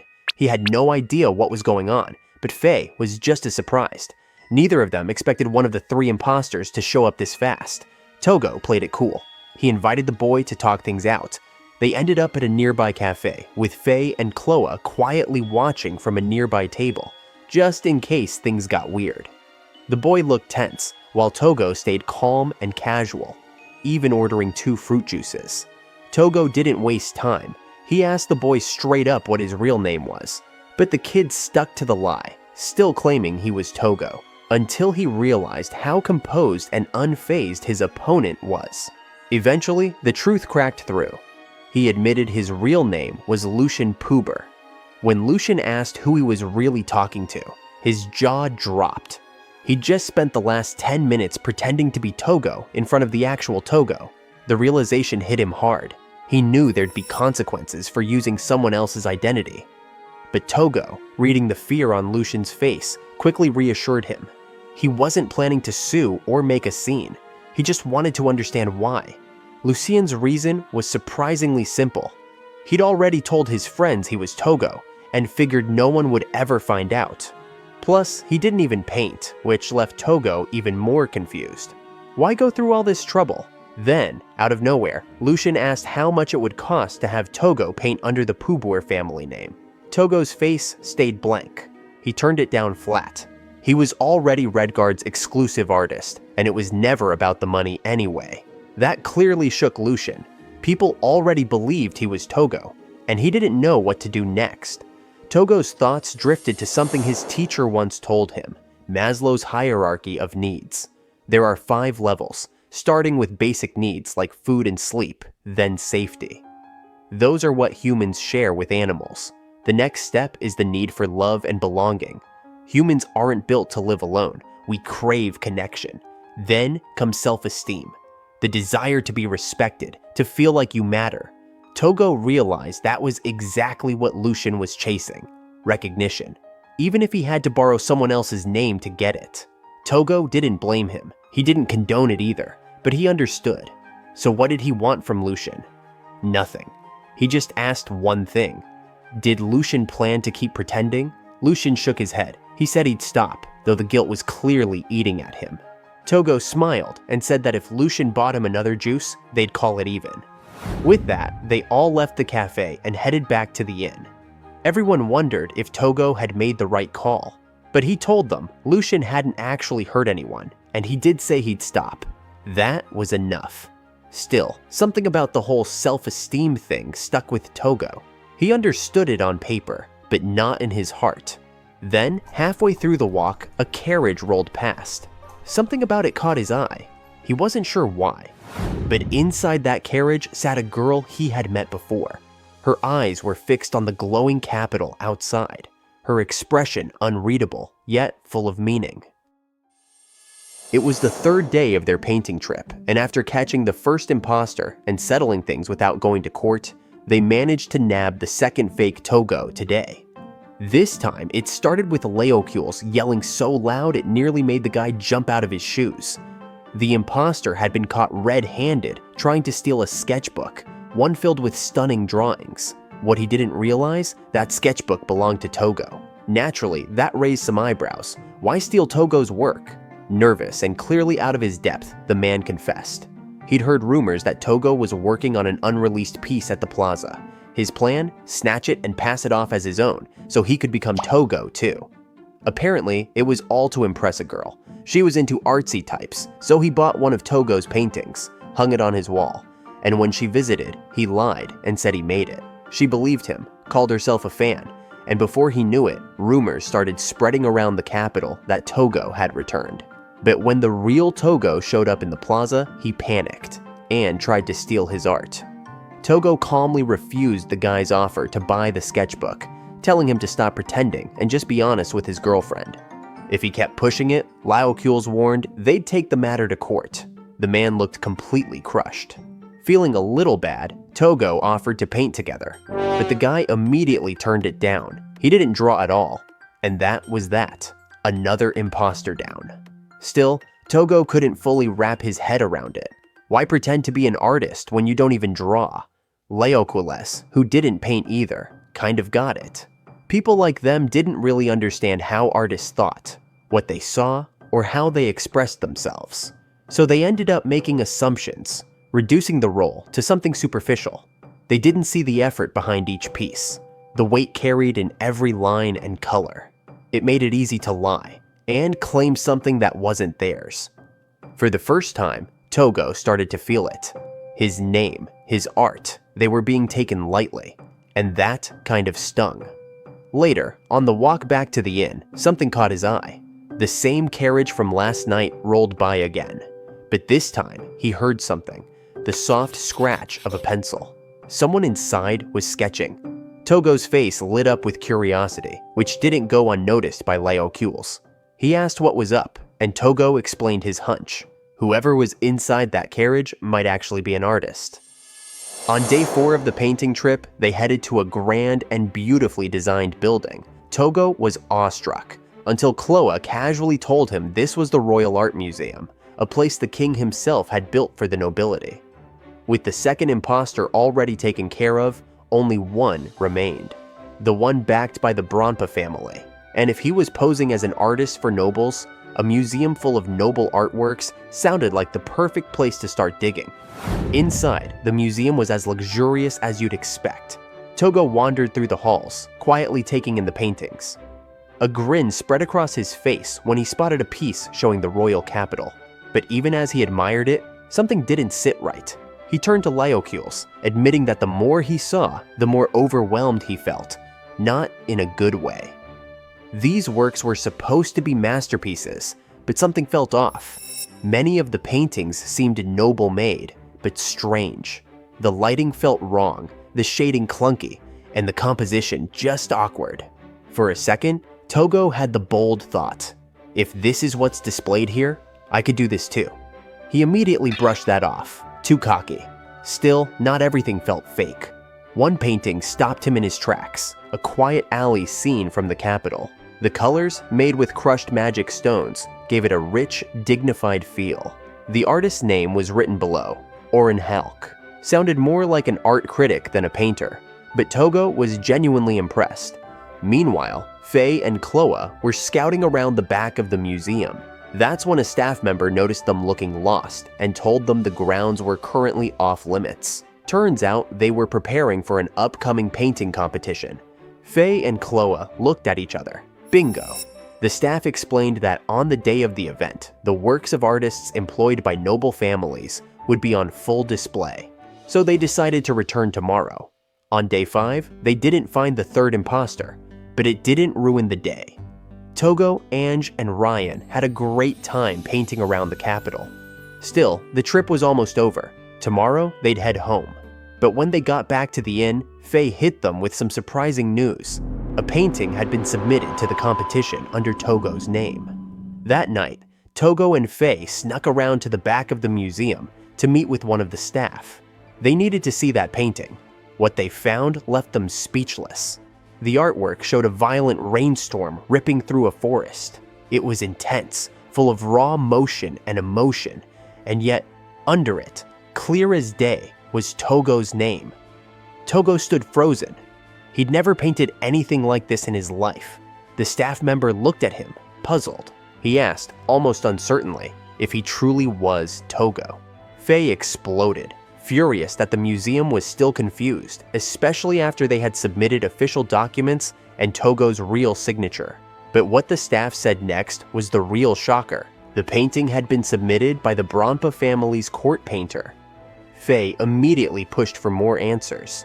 Finally, the staff admitted that the so-called Tougo could usually be found painting in the park right behind the museum. The moment they arrived at the park, they saw a sleek black carriage with gold trim, parked just like the one they'd seen before. Rumor had it that the third imposter was inside. Without wasting a second, 𝕬 marched straight up and yanked the carriage door open.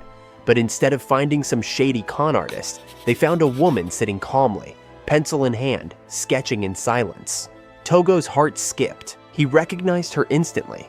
She was the same woman he'd seen once at the library.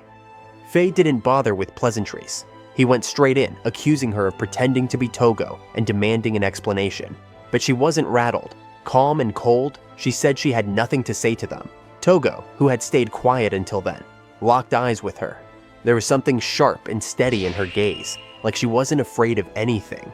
Just as the carriage began to pull away, 𝕬𝕗𝕐𝕆 swooped in on Alicorn, managing to block its path. 𝕬𝕗 was with him, and they brought news that Ryan and Ange were safe back at the inn. Eventually, the woman stepped out of the carriage, clearly annoyed by the commotion. Tougo kept it simple and asked if she was the one who submitted the painting under his name. She didn't flinch. She owned up to it without a hint of guilt. According to her, she was hired by a noble named Brampa to use Tougo's name. After meeting all three imposters, each one around his age, Tougo couldn't help but feel frustrated. The weight of it all was starting to pile up. Then, he introduced himself properly as the real Tougo, exclusive artist of the Red Guard family. He invited her to talk, not as enemies, but as fellow artists. There was a pause when Tougo asked to talk artist to artist. The girl finally agreed, saying they could interrogate her or do whatever they wanted. Tougo started by asking her real name, but she just gave the same answer. She was Tougo. They moved to a nearby park to continue. That's when Tougo got straight to the point. He told her he was the real Tougo. So why was she submitting work under his name? Her answer was blunt. She was the Brampa family's personal painter, and Lord Brampa said she was the real one. Seeing they were getting nowhere, Tougo changed his approach. He asked if she used his name of her own will. After a short silence, she admitted she did. But honestly, with how beautiful her painting was, Tougo didn't see why she even needed his name. The brushwork, the mood. It was so alive he could almost feel the wind and hear the trees swaying. He hadn't seen her other pieces yet, but he was certain one of them could win a major award. She blushed at the compliment, but her expression quickly turned bitter. In this country, she said, recognition was only for nobles or people with the right connections. The capital's museums were full of works displayed under noble sponsorship, or worse, nobly painted trash. Their art lacked perspective, had poor brush pressure, and dull observation. She couldn't stand it. The sad truth, she said, was that it wasn't the quality that mattered, it was the name. A good painting meant nothing unless it came from someone famous. For unknown artists like her, being recognized felt impossible.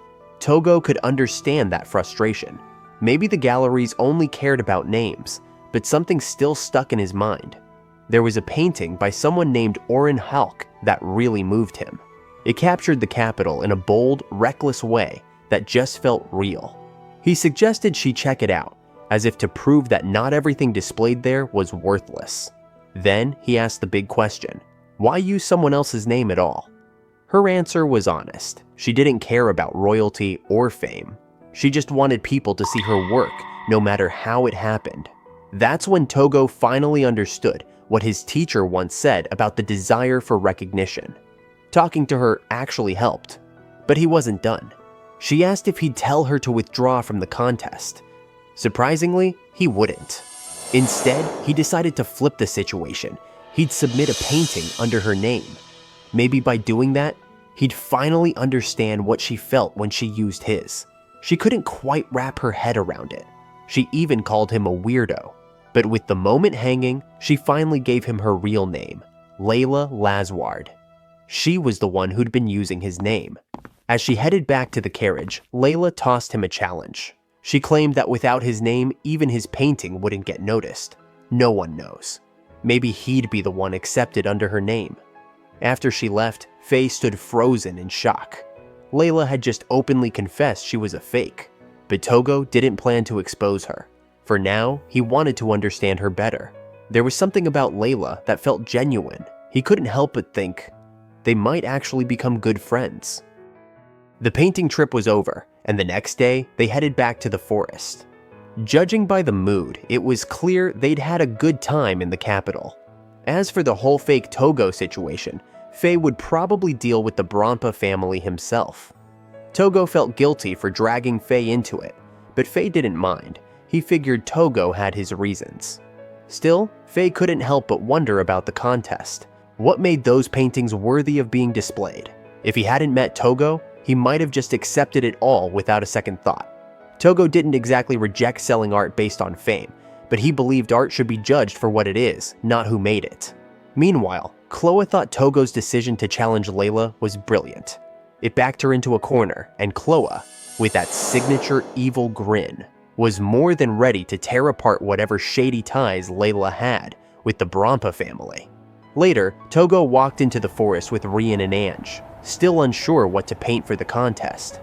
He wanted something that felt like Layla, but nothing they suggested matched her vibe. So, they paid a visit to 𝕮𝕗𝕨 to figure out what kind of image captured her essence. 𝕮𝕗𝕨 asked Tougo what came to mind when he thought of her. That made him remember her painting of a rainstorm in the forest. Cold, fierce, and powerful, like she could blow everything away. But he hesitated. He didn't really know her. What was she feeling when she painted that? Then, suddenly, Tougo asked 𝕮𝕗𝕨 to board up the windows. He had an idea. He was going to make a storm. Soon enough, 𝕮𝕗𝕨 nailed the boards in place, and even the spirit bird warned the animals to take cover. Rian and 𝕮𝕗𝕨 argued. Was it really necessary to summon a real storm? But 𝕮𝕗𝕨 said it was easier for Tougo if he experienced it firsthand. Ryan still wasn't convinced. After all, the one summoning the storm was that dragon, the same rain-bringing beast they'd used before. With a signal from Tougo, the dragon began to stir, twirling and twisting in the sky. Clouds rolled in, rain poured, thunder cracked, and the wind howled through the forest. The trees shook, the animals fled, and even 𝕮𝕗𝕨 looked rattled. In the middle of it all stood Tougo, shielded beneath the spirit bird's wings. Only then did he truly feel what it was like to be inside a violent storm, just like Layla's painting. He couldn't imagine what she had gone through to create something like that. It was like she had been standing right in the heart of the storm. Meanwhile, in the capital, Chloe and Faye began their investigation. Winter was coming, so they didn't have much time. At the Royal Art Museum, Layla was walking quietly through the halls when someone called out to her. It was Lord Brampa and his son, asking her to whip up another painting, fast. Layla shot them a cold look, but the young Master Brampa was clearly annoyed. After all, they were the ones paying her big money to parade her unknown artwork as if it were Tougo's. So he warned her not to disgrace him or tarnish the name of Tougo Wisora. It was that arrogant, noble attitude that made Layla sick. She was stuck in a cycle she couldn't escape, powerless to resist the Brampa family's demands. All she could do was go along with it, and hope that maybe, just maybe, Tougo would prove a painting's value didn't have to come from a name. Back in the royal capital, the city was in chaos as a massive storm swept through. Tougo was caught right in the middle of it, getting tossed around by the roaring wind. He couldn't believe it. Storms like this weren't supposed to hit the capital. Then, through the blinding rain, he spotted a familiar face. It was Layla. Their eyes met, and she smiled at him, calling out, "Weirdo." His breath caught in his throat. Then, suddenly, he woke up. Just a dream. Tougo shot up in bed, face red and coughing like crazy. After that whole summoning the storm incident, it seemed the dragon of the tempest had gone back to its den to rest, while Tougo ended up sick in bed. A little later, Faye and Chloe returned from the capital to check on him. 𝕮𝕗𝕨 explained that Tougo had tried to learn more about Layla by literally calling forth a storm. Yeah, not his brightest idea. But now that he was feeling better, Tougo wanted to know what they'd found out. Faye got straight to the point. Apparently, Layla Lasward had been using fake artist names to publish her work. Most of her paintings were commissioned by nobles, who then displayed them in museums or competitions under their own names. Tougo blinked in confusion. Wait, so she's basically a ghostwriter, but for art? Chloe chuckled, saying the more she dug into it, the weirder it got. She recalled one part of her investigation, when the son of Lord Brampa bumped into a mysterious hooded woman on the street. That woman, of course, was Chloe in disguise. She gave him an apologetic yet charming smile, and naturally, he fell for it instantly. To make up for bumping into him, she offered to buy him a drink. Soon they were chatting in a pub, and after a few mugs of ale, the guy started spilling everything. He bragged that Layla had been brought to his mansion to paint under Tougo Wisora's name. The finished piece would be entered into a contest under his name, and if it won, he would become the next famous Tougo Wisora. Layla would just get paid and move on. He justified it by saying he was helping a poor girl with no family. Chloe played along, acting impressed, thanking him sweetly, while secretly holding a small potion in her hand. Moments later, the drunk noble fell asleep at the table, leaving 𝕭𝒻 with all the information she needed. Back in the present, Tougo was speechless. The son of 𝕚 wanted to be him, so that's why Layla agreed to paint. Her motives were still a mystery, but 𝕭𝒻 added that Layla seemed troubled lately. She had no family. Her mother had passed away, and Lord 𝕚 had taken her in afterward. Tougo froze for a moment, eyes distant. That last bit hit him harder than he expected. Not long after that conversation, Tougo went back to his room to paint again. His focused expression worried Ryan, and even 𝕬𝕗𝒄𝒄 looked uneasy. Neither of them wanted him to overwork himself and end up passing out for days again. Tougo just laughed it off, saying he'd be careful, but he wanted to finish the painting as soon as possible. This time, he was painting the storm in the forest, the one he'd witnessed firsthand. Every brushstroke carried his curiosity about Layla. He wanted to understand her, to see her, to talk to her. That was why he had to hurry and finish this piece for the contest. To ease the tension, Faye broke in with a grin, saying the best thing for Tougo right now was to just let him do whatever he wanted. The real question though, could Tougo actually win the contest? Faye wasn't sure. Honestly, he didn't think Tougo's work would even be selected, but that didn't matter. What mattered was that Tougo enjoyed painting, just like he always did. A few days later, the scene shifted to the royal capital. Outside the magnificent museum, Tougo had submitted his painting under the name Layla Lasward. The manager looked confused at first, but still accepted it. Afterward, there was a place Tougo wanted to visit, the park behind the museum, where Layla used to paint. Sure enough, she was there, sitting quietly, painting on a bench. Tougo approached her, cheeks slightly red. They chatted for a bit before he finally told her that he had entered the contest under her name. Layla blinked, surprised. She didn't expect him to take that seriously. Shouldn't he be mad at her? But Tougo just smiled. He didn't feel angry. He didn't even know why. Layla tilted her head, calling him weirdo. And at that moment, Tougo froze. That exact word. He'd heard it before, in his dream during the storm. He told her about his dream, about being swept into the capital by a storm and seeing her smile and call him the same thing. Layla couldn't help it. She burst out laughing. It had been a long time since she'd laughed that freely. But after the laughter faded, she looked serious. She asked, once this contest was over, would Tougo sue the 𝕚 family? Tougo went silent. The truth was, he didn't want to. If that happened, Layla might be forced to stop painting altogether. Layla told him not to worry about her, that he should be firm and do what's right. But Tougo meant what he said. He truly loved her art. He wanted to find a way to protect her from punishment. He asked why she even agreed to the 𝕚 family's deal in the first place. Layla's expression hardened. She said she was the one who came up with the idea of pretending to be him. It all started when 𝕚's son caught her trying to use a famous artist's name. The timing was perfect, so she twisted the situation, turning it into a deal where she would paint for the family. Tougo just listened quietly as she continued.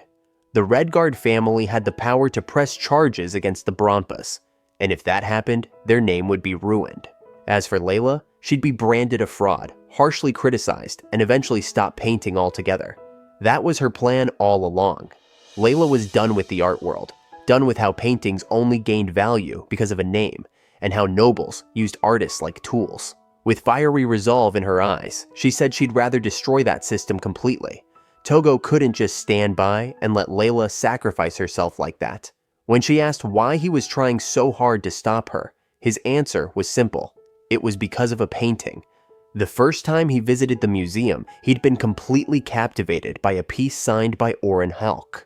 Deep down, he was convinced that Layla was the true artist behind it. That made Layla pause for a moment. She told him that how people judged art depended on the name attached to it. If she pretended to be a famous artist, people would finally pay attention to her work, and she was fine with that.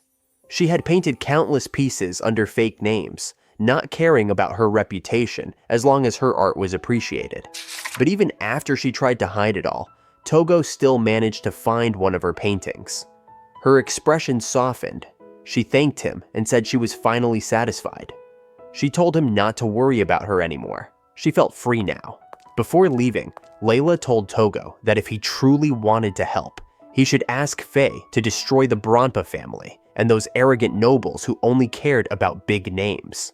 The art museum system too. She wanted it all gone. Then she climbed into her carriage and left. Tougo could only stand there, watching her fade into the distance. Inside the carriage, Layla looked out the window, lost in her thoughts. She remembered her childhood, how she once proudly showed her mother a drawing she made of her. Her mother's warm smile back then felt like a lifetime ago. But now, Layla's eyes looked restless and fragile, like she was about to break. Later that night, Tougo returned to the inn and joined everyone for dinner, but his face said it all. Something was eating him up inside. Out of nowhere, he put down his spoon and asked, "How do I even win Layla over?" The table went silent. Faye nearly choked, and 𝕬𝕗𝕐 immediately asked what had happened between them. So Tougo told them everything. They finally began to understand. Layla was trying to take down the art museum. 𝕬𝕗 admired her boldness, saying there had always been something deeper about her, but 𝕬𝕗𝕐 didn't agree. From his perspective, Layla was using both Tougo and the Redguard family. Faye pointed out that if her plan continued, Layla could end up imprisoned for deceiving a noble. That was exactly what Tougo feared, so he asked if there was any way to help her. 𝕬𝕗 suggested quietly eliminating all the nobles who'd made Layla paint for them, but Tougo immediately refused. That wasn't what Layla wanted. Then Faye explained his thoughts. The Royal Art Museum was directly controlled by the royal family, meaning any claims made by a commoner like Layla would be easily silenced. In this kingdom, only a god's voice held more power than a king's. Tougo's eyes widened at that word, God. A wild thought crossed his mind. What if they used something godlike, like a dragon? Everyone stared at him, stunned by the crazy idea. What kind of plan was he even thinking of? That we'll soon find out. The day of the contest finally arrived. The Royal Art Museum was filled with nobles admiring the displayed paintings. At the entrance, Tougo stood nervously beside Faye, waiting for the contest results, hoping that somehow everything would turn out all right. When Tougo arrived at the display area, showcasing the top 3 paintings, his heart sank. His artwork didn't make the cut. His eyes went blank, like someone who'd just been hit by harsh reality. While the others analyzed the winning pieces, Tougo could only reflect on himself. After everything he'd done, after speaking so confidently to Layla, he still couldn't win. The disappointment weighed on him heavily. Everyone had such high expectations, and now all he felt was a mix of frustration and self-doubt. A feeling he hadn't experienced in a long time. Maybe he was just being greedy, or maybe he simply hated the bitter taste of failure. Still, he tried to accept it. At least it was a new kind of feeling, fresh in its own painful way. But from 𝕬𝕗's perspective, Tougo had done amazingly well. There, hanging proudly in the center wall of the gallery, were his and Layla's paintings, side by side. The contest submission under Layla Lasward's name was officially recognized. On the right was Layla's storm painting, fierce and commanding. On the left was Tougo's, portraying the same storm but with an oddly calm atmosphere. 2 storms, same subject, completely different emotions. As Tougo stared at them, more and more visitors gathered around, drawn to the strange contrast between the two. People whispered and pointed, admiring how each artist interpreted the storm in their own way. Then, Tougo noticed it. His and Layla's name tags displayed next to the paintings. For a moment, embarrassment crept in, but it was quickly replaced with pride. Deep down, he couldn't help but feel proud of what he'd accomplished. But that calm moment was shattered when a loud crash echoed from the next room. Glass broke, and chaos followed. That was it, the beginning of their plan. Back at the inn, Tougo had once asked, "What if I created something like a god?" And naturally, they all thought of one thing, a dragon. In the royal family's eyes, dragons were divine beings. So what if one suddenly appeared out of nowhere? And that's exactly what happened. A massive storm dragon emerged straight out of a painting frame, shocking everyone in the museum. Panic spread, but at the same time, awe filled the air. No one had ever seen such a dragon in history. The creature's glowing eyes met Tougo's, and with a gentle flick of its tail, it looked like it was greeting him. The dragon spun around, and the wind around it began to blow fiercely, sweeping through the entire art hall. Papers flew, displays rattled, and even the prized name tags were torn from their places. The nobles who had always taken pride in those nameplates watched as they scattered across the air. But then, instead of destroying them, the dragon delicately returned some of the tags, though not in their original spots. The museum manager froze, staring in disbelief. Why did the dragon rearrange the name tags? What message was it trying to send? Meanwhile, a sudden gust of wind erupted inside the Royal Museum, turning into a full-blown storm that spread across the capital. Layla, who was just arriving at the museum, could barely move forward against the roaring wind. But as she reached the entrance, her eyes widened in disbelief. A majestic, slender dragon was emerging from the museum itself, its long body gliding through the air before disappearing into the stormy sky. She stood frozen, stunned by what she had just witnessed. When she finally entered the museum, she was surprised to see that nothing was destroyed, only a few cracks in the walls. Every single painting was still intact, and right there in the middle of it all stood Tougo, smiling as if this chaos was somehow part of the plan. Layla hurried over, demanding to know what had just happened and why a giant dragon had appeared out of nowhere. Tougo explained that the dragon had simply brought the storm, but more importantly, the wind had blown all the name tags of the paintings. Somehow, his and Layla's tags had switched. It was almost as if fate itself wanted the real artist's name to be where it belonged. Layla froze, her breath caught as she looked at her name finally resting next to her painting, the very thing she had always dreamed of. Through the museum's large window, she watched the dragon swirling gracefully in the sky. For some reason, she found it beautiful. A while later, outside the museum, Faye informed them that the contest had been postponed due to the mix-up and the minor damage inside. Tougo, however, couldn't shake the guilt, feeling maybe he'd gone a little too far this time. But Layla felt something else entirely, something lighter. Her expression softened, almost glowing. She laughed softly, saying the dragon was kind of funny considering all the trouble it caused. Tougo didn't mean it to go that far. He'd only asked the dragon to stir things up a bit. Still, not everything turned out bad. For the first time ever, Layla saw her own name displayed proudly next to her artwork. She smiled faintly, admitting that she once stopped using her own name because it didn't bring money. Back then, survival mattered more. Her mother had been gravely ill, and medicine was expensive. At just 13, Layla painted in the back streets of the capital during her day off from the factory. One day, a nobleman passing by bought one of her paintings. She was thrilled. The money bought her mother's medicine. But that same nobleman entered the painting into a contest, claiming it as his own. It won, and the prize money was 100 times more than what Layla had received. She had felt a mix of anger and hope. If her art could win such glory, then maybe she was worth something after all. After that, she painted under the noble's name, receiving commissions and decent pay. Her mother got a good doctor, and for a while, that was enough. Even when her name was missing, seeing her art hung in galleries made her proud. One day, however, a critic harshly dismissed her work without even knowing who the real artist was. It stung deeply. Not long after, her mother passed away, never knowing the truth about what her daughter really did. That was the breaking point. Layla decided to end her deceit and the arrangement with the noble once and for all. That's when she chose the name Tougo. In her mind, only Redguard and Tougo were powerful enough to condemn her actions, and she wanted to face that judgment head-on. She said she was ready to die for it, and meant it. Her words left Tougo speechless. He suddenly regretted stopping her earlier, not realizing how firm her resolve truly was.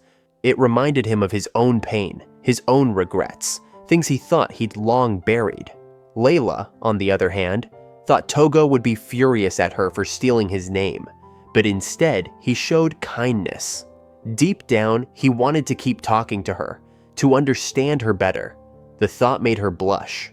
As Layla processed everything, she was suddenly bombarded with invitations to hang out and have fun once the trial ended. Watching from the side, Faye, Chloe, and 𝕬𝕗𝕨 just sighed and smiled bitterly. They'd seen this coming from the start. A few days later, the royal trial finally began. The king himself presided over the session, opening the proceedings with the oaths of both sides. The defendant, Layla and the Bronpa family, and the plaintiff, Tougo, with the Redguard family, represented by Faye. Inside the grand hall, sunlight poured through wide-open windows as the royal castle trial officially commenced. This wasn't a trial forced upon Layla. It was something she personally requested, and Tougo was simply following her wish. Several nobles were present as jurors, each testifying that they had personally witnessed the appearance of a majestic dragon. That same dragon had caused the storm and scattered the name tags at the art museum. To the nobles, this was no ordinary event. They believed the dragon was a divine messenger sent by the gods to expose the injustice that had taken place. Word of the divine dragon spread across the capital like wildfire, and people began calling it a sign of divine judgment. That time, Layla admitted the truth. She confessed that the nobles had indeed used their power to hide the facts. The king approved the statement, and the deliberations will be revealed at the court, just as Tougo and his companions had planned. As the trial continued, Tougo looked around, realizing for the first time that there was an actual courthouse inside the royal castle grounds. Faye quietly reminded him to behave. This was a sacred place, symbolized by its wide-open windows. The people believed the gods watched over the trials through those windows. Tougo nodded, listening, though part of him couldn't help but wonder, did this world's gods really exist? And was that dragon somehow connected to them? Then the arguments began. Faye, acting as Redguard's representative, accused the Bronpa family of deceiving the Redguard family by hiring a fake painter under Tougo's name. That deception, he argued, tarnished the Redguard family's honor, and for that, they demanded compensation of 4,000 gold coins. When asked if the Bronpa family knew of this fraud, the family head claimed ignorance. But before he could say more, Layla calmly stepped forward and confessed. She explained that she had used Tougo's name because the Bronpa family ordered her to. Panic instantly broke out. The Bronpas tried to blame her, calling her ungrateful. Even as they argued, Layla stood firm. The family head begged the judge for a short recess to talk to her privately. But instead of staying quiet, Layla boldly presented her work contract. It clearly stated that she was to paint under Tougo's name, with the assumption that the art would be credited to the Bronpa's son. Bronpa shouted that it was a lie, but the nobles attending the trial immediately refuted him. Thanks to Chloe's help, the truth had already been verified. Then, Layla revealed one more crucial detail. Every painting she created under a false name carried her personal mark, a tiny signature hidden on the back. When the paintings were brought in as evidence, the mark was indeed there. The courtroom fell silent as the truth became undeniable. It surprised Bronpa, of course, who had just learned that Layla did this every time she finished a painting. After hearing enough from the defendant, the judge requested proof that the Tougo standing in court was indeed the real one. Tougo was caught off guard, but luckily, Faye had prepared a witness for this moment. Their witness wasn't just anyone. It was 𝕱𝕗𝕚, a noble who owned the second largest territory after the royal capital itself. The courtroom instantly erupted in whispers. Even Tougo was surprised. 𝕱𝕗 calmly stepped forward and testified that the black-haired young man before them was unquestionably the real Tougo. The man had met him personally during a business meeting and had no doubts about his identity. Hearing a high-ranking noble like 𝕱𝕗 give such a clear statement, the king accepted his testimony without hesitation. With that confirmed, the judge turned to the other side, asking if the girl present was indeed Layla Lasward, not Tougo Uesora. Layla smiled softly and admitted it. Yes, she was Layla Lasward, the anonymous painter behind the works. After giving his testimony, 𝕱𝕗 turned to Tougo, assuring him not to take his appearance the wrong way. He was simply repaying a favor to the Redguard family. Then, with a brief nod, he left the courtroom, leaving Tougo bowing deeply in gratitude. Once all the evidence and testimonies were heard, the king finally delivered his verdict. He declared the plaintiff's claims valid and ruled that the Bronpa family had indeed defamed the Redguard name. As punishment, the Bronpa family was ordered to pay 2,500 gold coins in compensation, while Layla Lasward was fined 1,000 gold coins. Bronpa immediately exploded in protest. Why should that girl pay less when she was the one who caused the entire mess? But the king shut him down. He explained that, considering Layla's position and circumstances, it was clear that the nobles had not only stolen her work, but also claimed it as their own. Layla had merely used Tougo's name out of desperation, forced into it by their deceit. When Bronpa tried to argue again, the king's voice grew firm. He reminded everyone that this trial was held under the will of the dragon itself. That creature's descent upon the museum wasn't random. It was a divine sign, showing them the truth by swapping the nameplates. This trial, the king declared, is the way for the nobility to atone for their sins. No further proof is needed. Accept this as the dragon's will. Tougo gaped as he watched the trial unfold, but this was the king's way. The verdict had been obvious from the start. This was about faith in the dragon. Layla's punishment was decided, a fine of 1,000 gold coins. The girl didn't flinch. She'd already prepared for this, declaring she would pay it off even if it took a lifetime. But before the judgment was finalized, Tougo suddenly raised his hand.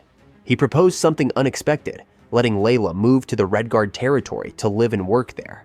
Faye, as the Redguard family representative, agreed right away. Unfortunately, that quick decision stirred suspicion. Brompa's son accused them of plotting together to frame his family, and the courtroom broke into chaos. Just as voices rose and tempers flared, Tougo heard a familiar sound from above.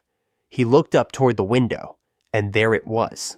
A massive round shape slowly emerged, as unpredictable as ever. It was a big bird, or more precisely, a spirit bird. The entire court fell silent as the creature hovered majestically outside.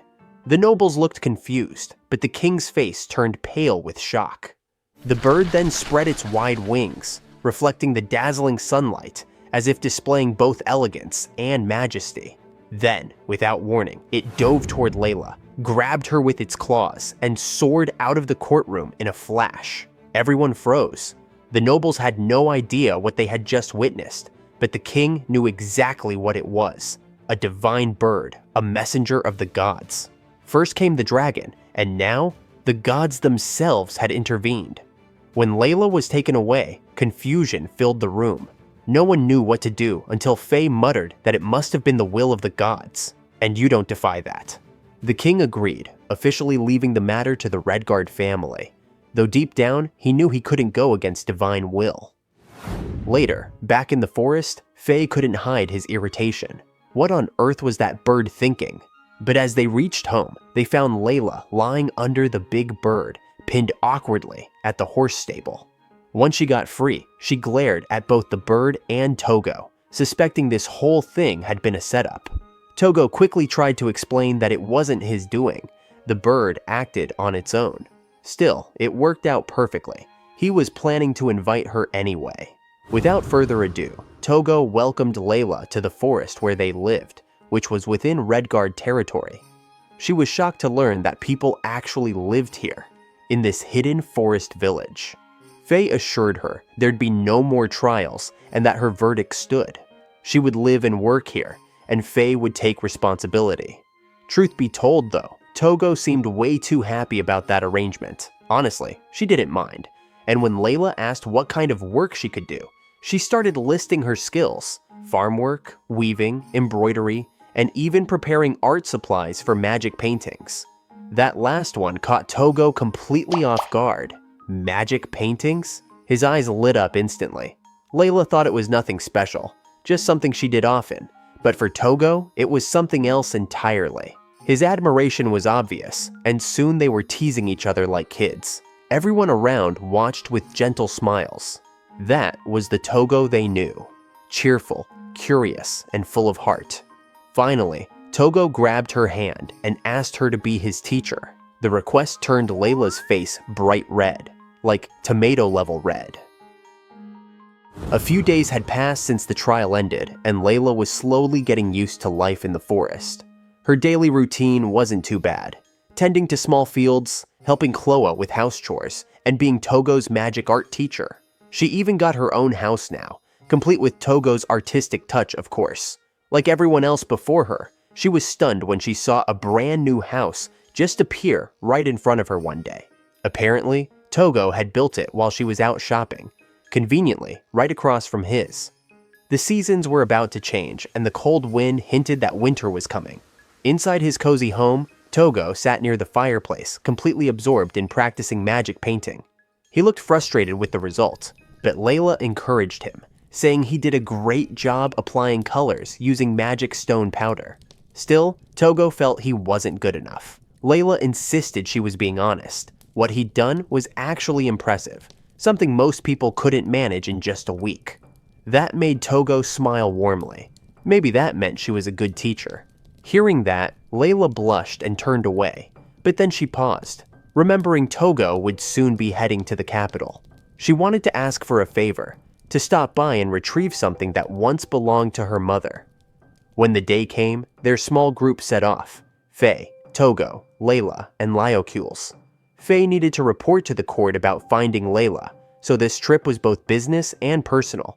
Even though it was the middle of winter, Tougo wore ridiculously light clothing. 𝕬🐠 couldn't help but worry, and 𝕬𝕠𝕁 quickly scolded him, telling him to cover up since the snow would start falling any minute. After some time on the road, they arrived at the capital's residential quarter, a maze of narrow alleys filled with modest homes. 𝕬🐠's house was near the edge of the city, which made sense.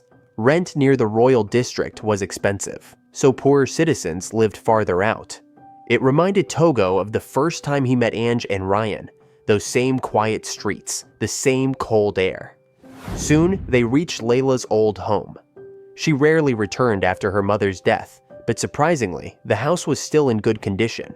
The furniture was intact, just covered in dust, untouched for a long time. 𝕬🐠 began searching every corner until she finally found what she was looking for: a pendant with a small, beautiful gem. It was the only valuable thing her family owned, carefully kept by her mother, and now by her. 𝕬🐠 had never really opened it before, but for some reason, today she felt compelled to. Slowly, she unlatched it, and inside were several tiny seeds. 𝕬🐠 froze. No words came out. Instead, memories of her mother flooded her mind, warm, vivid, and bittersweet. It was a memory from long ago, the day her mother taught little 𝕬🐠 how to plant flower seeds in the small field beside their house. Time flew by, and soon those seeds bloomed into beautiful pink flowers. 𝕬🐠's face lit up with pure joy as she watched them sway under the sunlight. Her mother said that they were called eye flowers. That day, her mother also showed her something special: a piece of cloth dyed by 𝕬🐠's grandfather when he was still alive. The fabric shone in a deep indigo color, created from the eye flower's leaves. 𝕬🐠 was stunned. How could a pink flower's leaves make such a beautiful indigo? It was then she first learned about colors, and about the magic hidden in nature. That small lesson opened up her world. Before she knew it, she was completely drawn to colors, sketching everything she saw. Her first drawing was of her mother, on a small scrap of paper. Her mother's eyes softened with pride and happiness when she received it, and the two shared a warm, quiet hug that made the world around them stop for a moment. But that happiness didn't last forever. Her mother eventually fell ill. By then, 𝕬🐠 had grown into a teenager and came to her mother's bedside with hopeful news. She had been hired by a noble family because of her painting skills. Finally, she could earn enough money for medicine. Her mother smiled, not because of the money, but because her daughter had found a place to do what she loved. She apologized for their poor life, but said that 𝕬🐠's art was her greatest treasure. No matter what happened, as long as 𝕬🐠 kept coloring her own world, she'd be proud. Even if life didn't go as planned, 𝕬🐠's true colors would never fade, just like an indigo flower. Her mother told her that one day, people would realize how beautiful the color indigo truly was, just like the color of 𝕬🐠's eyes. Those words echoed in 𝕬🐠's heart, even now, so many years later. Tears welled up in her eyes as she held the pendant close. She couldn't believe everything that had happened, all the mistakes, all the chaos, yet her mother's voice still pushed her forward. Soon after, Layla and Tougo left the house, carrying only what truly mattered. Her expression softened, a calm relief in her eyes. She decided to cancel the rent contract. After all, she already carried every precious memory from this place within her heart. Seeing her finally at peace made Tougo and the others quietly smile. They soon headed back to the royal capital, where Layla's report went surprisingly smoothly. The officials were stunned when Faye explained how she found Layla, resting inside a giant nest after spotting a huge shadow flying above the Redguard forest. Still, Faye was just relieved that it didn't change the fact that Layla had been well taken care of. Besides, the Bronpa family's case had been officially closed, so Layla no longer had to hide in the capital. Hearing that, she quietly mentioned she wanted to visit the art museum. When they arrived, both Layla and Tougo froze at the sight of a massive signboard that read, "The dragon was here." Faye leaned in to read the description next to the entrance. It said that during the 29th painting contest, a heavenly dragon had shattered several name tags. Later, the auctioneers discovered that the broken name tags didn't belong to the artists themselves. The note concluded that perhaps the dragon appeared to sound an alarm against human arrogance. The case, it added, was still under investigation. In other words, the paintings and name tags switched by the dragon were still on display, including those by Tougo and Layla. Crowds now flocked to the museum just to see those two paintings that depicted the raging storm. Layla originally came only to see her own painting, but watching people admire it filled her with a strange, overwhelming feeling. Seeing her name proudly displayed on the plaque made her smile quietly. It was a rare, precious moment in her life. Meanwhile, Tougo stood silently beside her, conflicted. He was happy that Layla's work was finally being recognized, and yet, he couldn't shake off the guilt. His painting was there too, drawing attention it might not have deserved.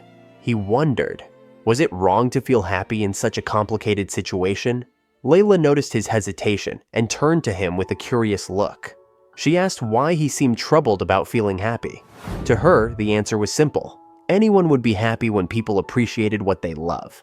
That's why she was happy when Tougo admired her painting. She hoped others would feel the same, because she too admired Tougo's art deeply. She loved his painting, and she'd be even happier if Tougo could learn to love it too. That moment made Tougo recall something his old teacher once told him, Maslow's hierarchy of needs. His teacher taught that after people fulfill their basic needs, they move to the fourth stage, the desire for approval. To reach it, one must first feel safe, accepted, and valued. Then comes the fifth stage, self-actualization, the need to become one's true self. Humans, his teacher had said, are creatures of endless desire.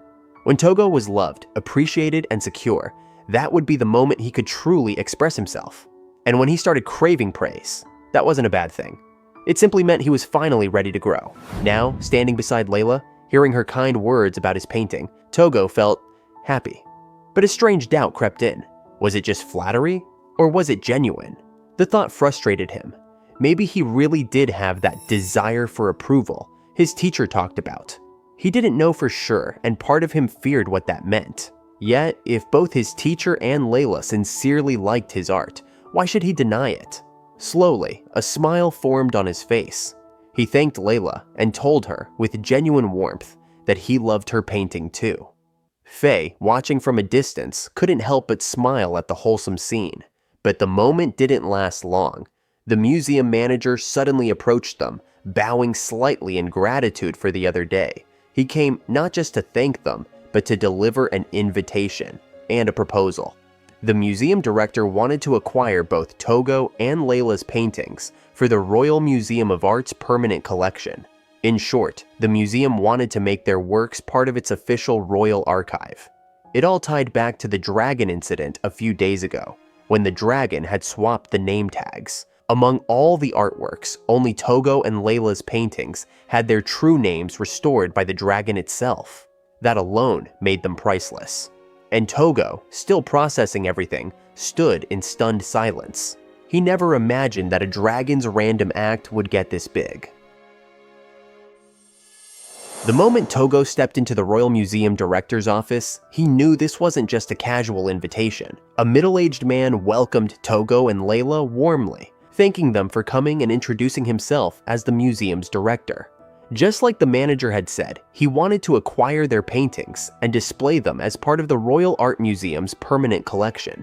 But before the conversation could move forward, Tougo interrupted. This wasn't simple. It was complicated. A few days ago, a dragon had appeared and changed every name tag in the painting competition held at this very museum. The staff turned the incident into an ongoing exhibition titled Memorial of the Arrival of the Dragon. Among all the works, Tougo and 𝕬𝕤's paintings stood out the most. The director wanted to preserve them carefully in the royal collection, and that was the problem, because Tougo was the one who had summoned the dragon. He played it cool, saying he didn't understand what the director found so special about their paintings. 𝕬𝕤 then explained the real situation. The dragon had deliberately returned the name tags to their rightful artists, and only their 2 paintings were corrected. She had heard that this was the main reason the director called them here, but that wasn't the whole story. With a sharp, steady tone, 𝕬𝕤 admitted she had conspired with nobles by disguising herself as Tougo Uesora. She believed that the scandal was another reason their paintings were gaining attention. The director immediately agreed. He brought up 𝕬𝕤's trial, where the injustice of the nobility had become a public discussion. Ultimately, it was the nobles who played the central role in the deception. Public opinion believed 𝕬𝕤 Lasward had been used. Then, with the help of a god people called the Dragon, she regained her honor. That dramatic twist was why everyone kept talking about her. Because of that, aside from a few nobles, most commoners wouldn't view her paintings pessimistically. Still, interpretation was beyond anyone's control. 𝕬𝕤 made one thing clear. She had faced the consequences of her own actions, yet now she was being painted as a victim. She didn't like that. The director slowly nodded, understanding her frustration. However, he reminded them that public concern was inevitable. Whatever the truth was, consequences would always follow. But this was an art museum, not a gossip hall. He wasn't interested in rumors, he simply wanted to display art. In the end, it was just a painting. Then, he asked something unexpected. What did they themselves like about their paintings? Honestly, he said, he didn't fully understand them either. The painting of 2 storms colliding was powerful and breathtaking in its own way. But art was subjective. A masterpiece to one person could look ordinary to another. That was exactly why he wanted to display their works, the paintings that might have been chosen by the dragon itself. Just as Tougo suspected, the dragon's involvement made them more valuable, and no one knew he had been the one to call it. The director didn't care whether it was a coincidence or fate. What mattered was that the dragon had made an impact. Because of that moment, their paintings would shine brighter. And if viewers walked away thinking about something deeper, wasn't that another form of art? Those words shifted something inside Tougo. 𝕬𝕤 finally agreed, but on one condition. She wanted the public to be clearly informed that she had been persuaded into noble circles and had committed deception using Tougo's name. The truth had to be made public. The director had no reason to refuse. 𝕬𝕤 accepted it. After all, they had used art as part of a scheme. She didn't want to be remembered as a victim. In the end, what remained was up to the sensitivity of the people who stood before the paintings. Tougo understood and respected her decision. But as for himself, he still hadn't decided. He needed more time to think. Tougo couldn't shake the director's words. The scene shifts to the museum's back garden, where he sits lost in thought, deep in contemplation. His face looks troubled, weighed down by too many considerations. 𝕬𝕤 doesn't quite get it. It's just one painting, she says. It'll stay in the museum. What's there to worry about? She's not wrong, but for Tougo, it's not that simple. Ever since the dragon incident went public, everything changed. In the end, it almost feels like the name tag holds more value than the painting itself. The dragon's involvement made it famous, not the art alone. That thought bothers him. Is he being selfish? 𝕬𝕤 understands what he's feeling, but she accepted the director's request because their interests aligned. She simply wants people to come and see her painting, as long as it's not being misused. Her thinking is clear and straightforward. and that clarity amazes him. As they continue talking, the sound of quick footsteps approaches. A young woman, full of energy, stops in front of them and calls out their names. When she realizes they really are Tougo and Layla, she panics a little and quickly holds out a small book, asking for their autographs. She says she fell in love with their paintings at first sight. She wanted to talk to them earlier, but the dragon incident caused too much chaos. When she spotted them inside the museum just now, she gathered her courage and chased after them, because this might be her only chance. She introduces herself as one of the Royal Art Museum staff. According to her, this exhibition is the most unforgettable one she's ever seen. Layla's painting, she says, feels cold and lonely, like a real storm. But at the same time, something is refreshing about it. It feels as if all her worries are carried away by the wind. And Tougo's painting? It feels warm and gentle, like it's quietly saying, "I know you're there, even in the middle of a storm." The girl laughs awkwardly and apologizes for speaking so suddenly, but she admits that those two paintings made her feel saved. Layla smiles warmly and signs the book without hesitation. Then she hands it to Tougo for his turn. She kind of forces him a little. Tougo hesitates. He never even thought about having a signature. In his mind, he's still nobody. But right now, he can feel something warm spreading in his chest. With a sincere smile, he slowly moves the pen and writes his very first autograph. The girl bows over and over, thanking them. She says she'll treasure it for the rest of her life, and from now on, she'll always support them both. Just like that, the heavy mood from earlier disappears. The quiet garden that once felt tense is now filled with warmth, thanks to one passionate museum staff member who truly loved their art.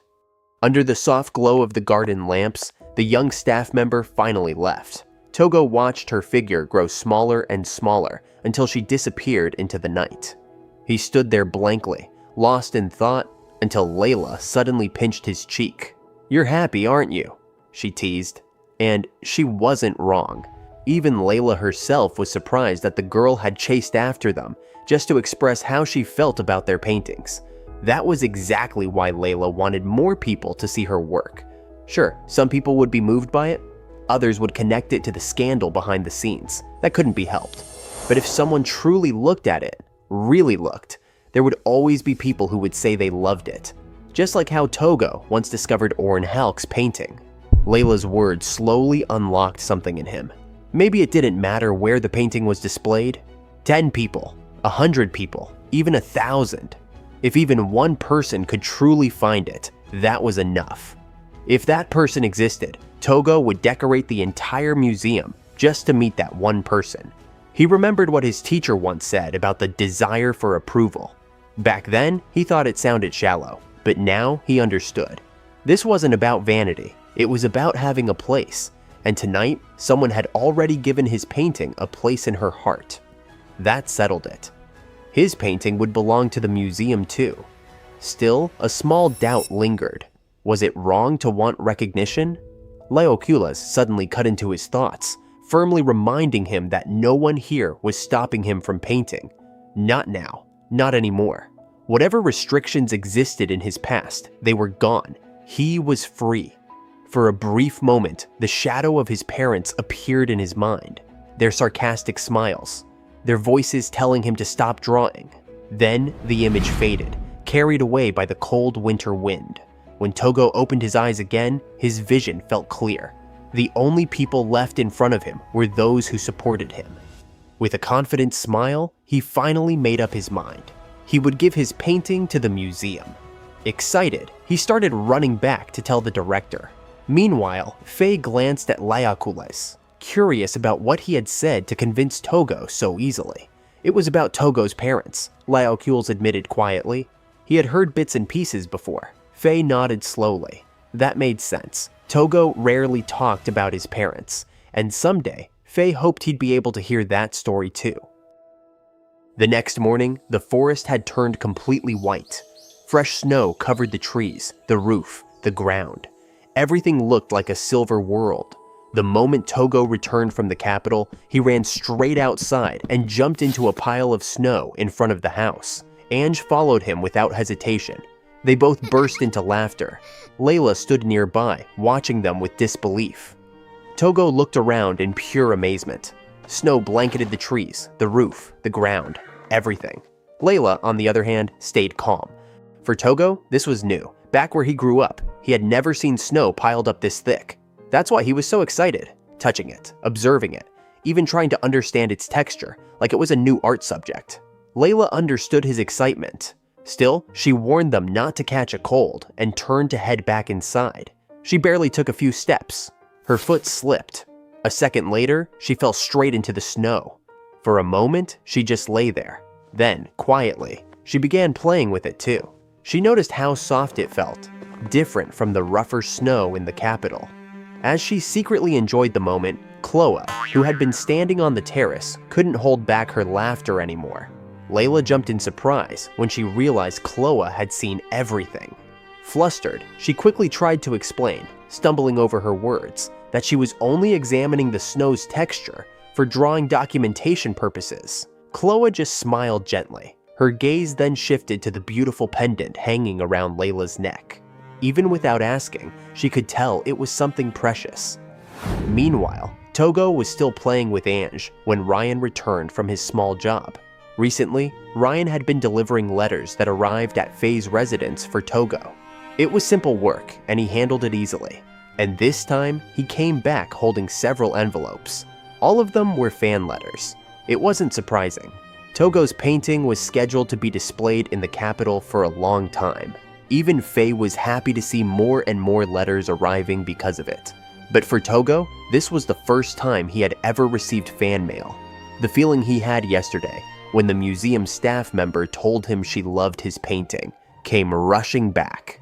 He couldn't hide his smile. He never expected that simply receiving letters could make him this happy.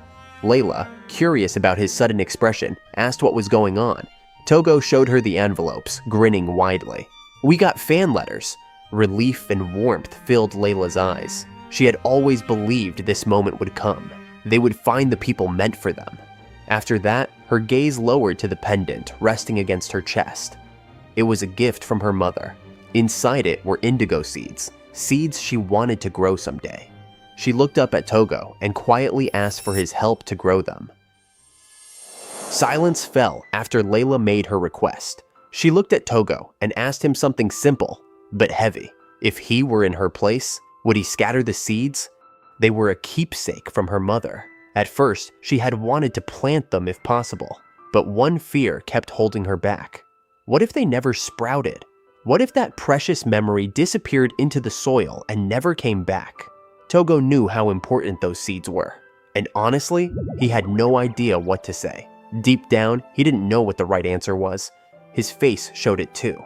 Seeing his confusion, Layla gave a small smile and said she would think about it a little longer. Besides, she couldn't plant anything in snow-covered ground anyway. Then she left, leaving Tougo standing there, still unsure.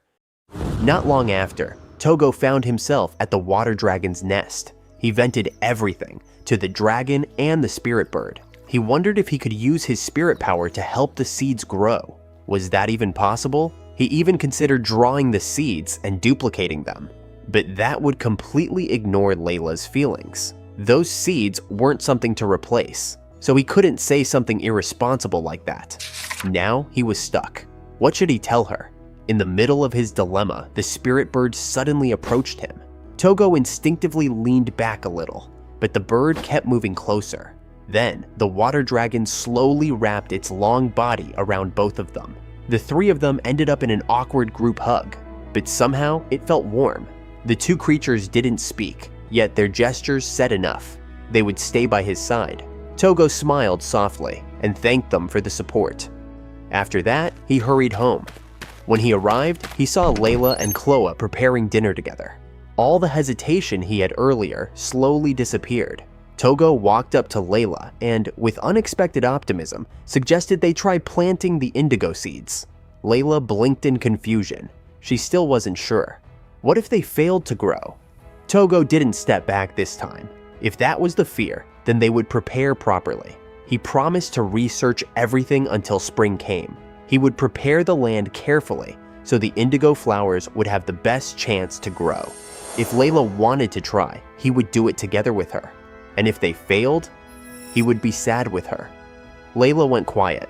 Her shoulders trembled slightly. Then, suddenly, she burst into laughter. It sounded almost like someone choosing to regret something with confidence. Maybe this was what she had wanted all along. Not certainty, but someone willing to stand beside her. Encouraged by that feeling, Layla finally decided to try. She gently took Tougo's hand and asked for his help, her voice warm and sincere. And just like that, the two of them began preparing to plant the indigo flower seeds together. Winter didn't slow them down. If anything, it brought them closer. While snow still covered the forest, everyone filled their days with preparation. Ryan and Ange, still kids at heart, played in the snow non-stop, laughing as the spirit bird circled around them like their personal guardian. Meanwhile, Tougo and Layla focused on researching indigo flowers. They studied everything they could and carefully prepared a patch of land for spring. This time, they weren't leaving anything to chance. On other days, Tougo happily helped 𝕰𝕗𝕨 split firewood. After long hours of work, he would soak in warm water, letting the cold fade from his bones. Every night ended the same way, sharing dinner together in quiet warmth.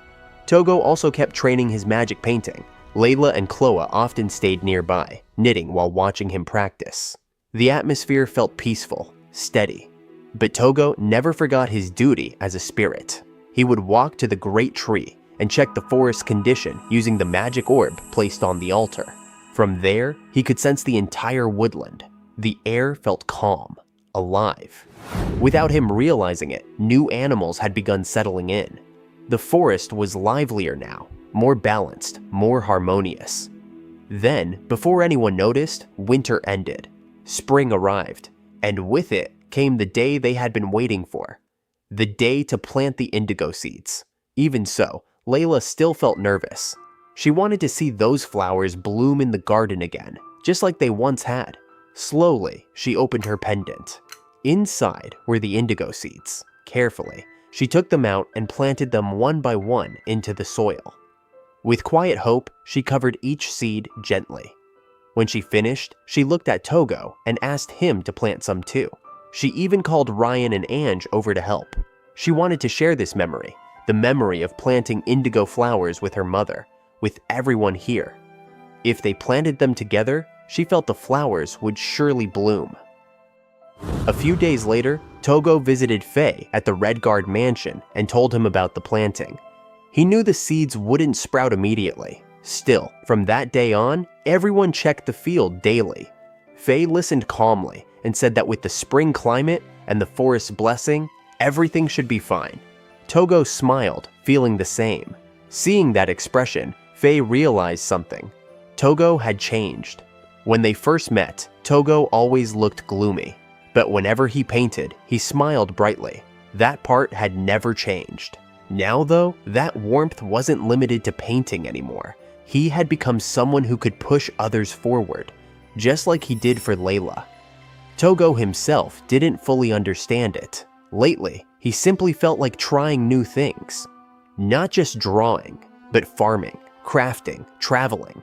He wanted to visit new places, meet different people, and encounter more animals. He was gaining experiences he never imagined before. And strangely, when he thought about the future now, he didn't feel anxious.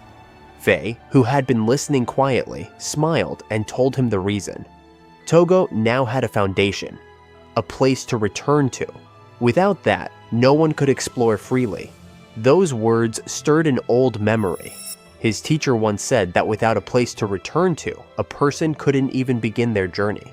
When someone is loved and acknowledged, when their place in the world feels secure, they can finally move towards self-realization. Tougo's expression softened. Now he understood. This was the third level of Maslow's hierarchy, the desire for belonging and love. And without realizing it, he was finally living it. That morning changed everything. Tougo woke up early and stepped onto the terrace just to feel the wind. It was still a little cold, but this was different. This carried the scent of spring. And suddenly, he thought about the indigo seeds. Without wasting time, he hurried to the field. Layla was already there. She was standing completely still, staring at the soil. He couldn't see her expression from behind, but something about her silence made him uneasy. How long had she been standing there? Tougo walked closer and gently tapped her shoulder. When she turned, her eyes were teary. His heart dropped. Did the seeds fail? Thankfully, it was the opposite.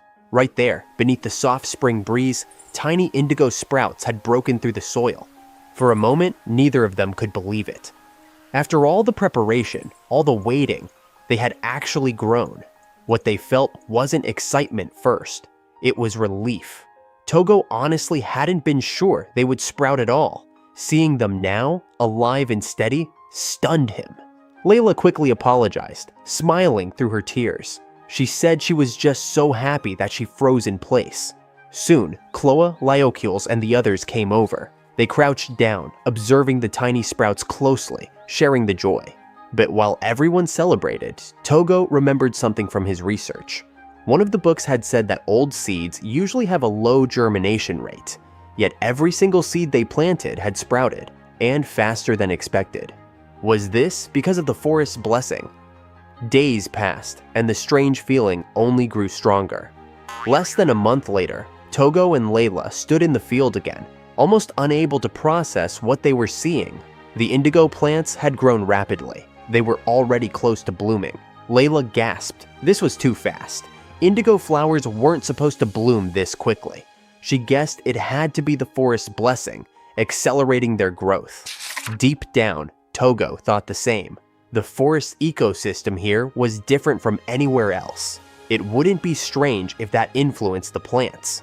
For a brief second, a wild thought crossed his mind. What if these weren't indigo flowers anymore? But that doubt disappeared the moment he saw Layla's expression. Her face lit up with absolute certainty. She said they were definitely indigo. Slowly, Layla stood up and thanked Tougo. If he hadn't brought her to the forest, she believed she would still be in the royal capital, never seeing something like this. She admitted that this place had felt strange at first, confusing, even overwhelming, but at the same time, it made her inner world feel wider. Because of Tougo, she had experienced so much joy. She thanked him sincerely for bringing her to a place so open and vast, and she smiled. It was a pure smile, more honest than any she had shown before. Something stirred inside Tougo when he saw it. Then, almost instinctively, he told her not to move. He said he would grab his sketchbook. Of course he would. Tougo always thought about drawing, but Layla didn't hate that about him. If anything, it made her heart feel lighter. She even wanted to draw too. They argued lightly about it, as usual, but it was playful, and they both enjoyed it. A few days later, Layla was in the field again, this time carefully picking indigo leaves.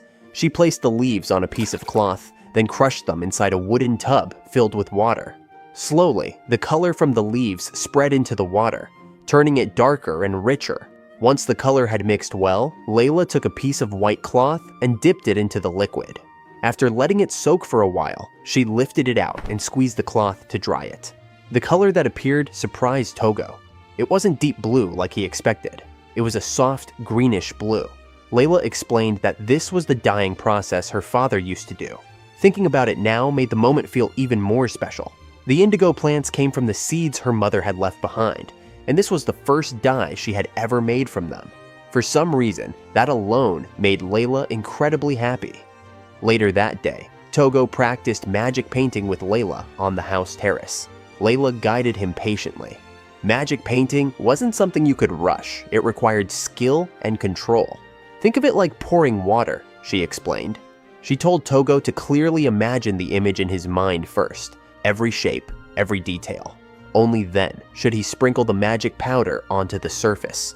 Little by little, Tougo began to get the hang of it. Layla noticed immediately and praised him. After all, Tougo was naturally talented, but more than that, she could tell he had put in a lot of practice. Just by watching him, she knew he must have drawn countless sketches before. Many people misunderstood magic painting. They thought it was a shortcut that didn't require real drawing skills, but that wasn't true at all. Magic painting only worked if the artist could already imagine the object clearly in their mind, down to the smallest detail. And honestly, it was almost impossible to master if someone couldn't draw in the first place. While Layla kept talking enthusiastically, Tougo stayed completely focused on the drawing in front of him. Then, Layla suddenly went quiet. The thing Tougo had drawn made her blink in disbelief. It was Mochi. The magic painting looked so real that for a moment it felt like an actual Mochi sitting on the page. Then, something even stranger happened. The Mochi floated up from the drawing and materialized right in front of them. Layla stared at it in complete shock. The silence between them was broken by the small clink of a plate. That was when Tougo realized what had happened. He had accidentally lost control of his magic power. Layla slowly turned to him with an intimidating look. "What is this?" she asked. "How did your drawing appear like that?" With that kind of stare, Tougo had no choice but to explain everything. While they sat there eating the mochi, Layla finally learned the truth. Tougo possessed a strange kind of magic that could materialize the objects he drew. She had never seen anything like it before. Curious, she asked if it was some kind of summoning magic. But honestly, Tougo didn't know either. He explained that one day it simply started happening. The first time he tried magic painting, he couldn't control his magic properly, and the drawing suddenly became real. Hearing this finally explained something that had been bothering Layla. Her house. The way it had been built was suddenly. Now it made sense. Tougo immediately apologized for that. He truly hadn't meant to deceive her, but Layla understood. A power like that could easily be misused if the wrong people learned about it. It was safer not to talk about it openly, since only the forest residents and the Redguard family already knew about his magic. Layla promised she wouldn't tell anyone else. Hearing that made Tougo feel much more relieved. He thanked her sincerely. Layla really thought things through carefully. Maybe it was because she had spent so much time working under pressure with nobles. But in the end, none of that mattered at the moment, because Layla was too busy enjoying the mochi, and according to her, it was incredibly delicious. A few moments later, Faye stopped by the forest, and the first thing that greeted him was a wide field of cultivated land. Rows of crops stretched farther than he had imagined. Tougo came to greet him and thanked him for allowing the farmland to be expanded outside the forest. Not long after, Layla walked over as well. Her clothes were dusty from plowing the soil. But Faye hadn't come just for a casual visit. He had a request, or more precisely, a proposal. Recruit farmers. At first, it sounded like good news. But Tougo's expression changed the moment Faye mentioned something else. The territory directly controlled by the royal family. The issue was connected to the Spirit Vein incident, and the dragon Tougo had released. Apparently, Faye's father's explanation that a dragon had appeared in the land with weak magical energy had been taken seriously by the royal family. Unfortunately, they misunderstood the situation. They believed the land's Spirit Vein had weakened. A few days ago, Faye visited that royal territory himself. What he saw there was worse than he expected. The land looked empty and lifeless. After hearing the farmers' stories, it was clear that crops probably wouldn't grow there this year. That was why Faye came to the forest, to see Tougo. If the soil was dying, there was no reason for the farmers to stay there. Faye assumed many of them were considering moving to other lands. Some farmers wanted to move to the royal territory because the crown was offering tax benefits. But there wasn't enough space for everyone. So, Faye suggested something else. Why not open farmer recruitment here as well? Tougo immediately understood what Faye was worried about, and he agreed. Honestly, he couldn't ignore the fact that innocent people were suffering because of the royal family's misunderstanding. After all, he was the one who released the dragon in the first place. Because of that, Tougo wanted to take responsibility however he could. He promised to cooperate fully. Sometime later, outside the forest, but still within Redguard territory, Tougo stood with his sketchbook. He began drawing a house. His lines were quick, precise, and confident. Then, the drawing glowed, and the house materialized into reality. That house was meant for the incoming farmers. Layla, who stood beside him, still wasn't used to seeing this kind of magic. Creating an entire house just by drawing still felt unbelievable. Soon, they stepped inside to add the finishing touches. The three of them agreed to keep the furniture simple and uniform. So, Tougo started drawing again. One by one, he created everything. drawers, chairs, tables, and more. Before long, the empty house turned into a comfortable living space. It had 2 rooms and a small attic. The bathroom and toilet were fully equipped too. Honestly, it was a perfect home. While checking the furniture, 𝕭oa noticed something carved into one of the pieces: a crest. Tougo explained that he had recently redesigned the forest's crest. Since the Red Guard family crest was a dragon, he decided to create something new for the forest: a tree wrapped by a dragon. For now, he planned to place that symbol on the houses and furniture. Layla, however, looked worried.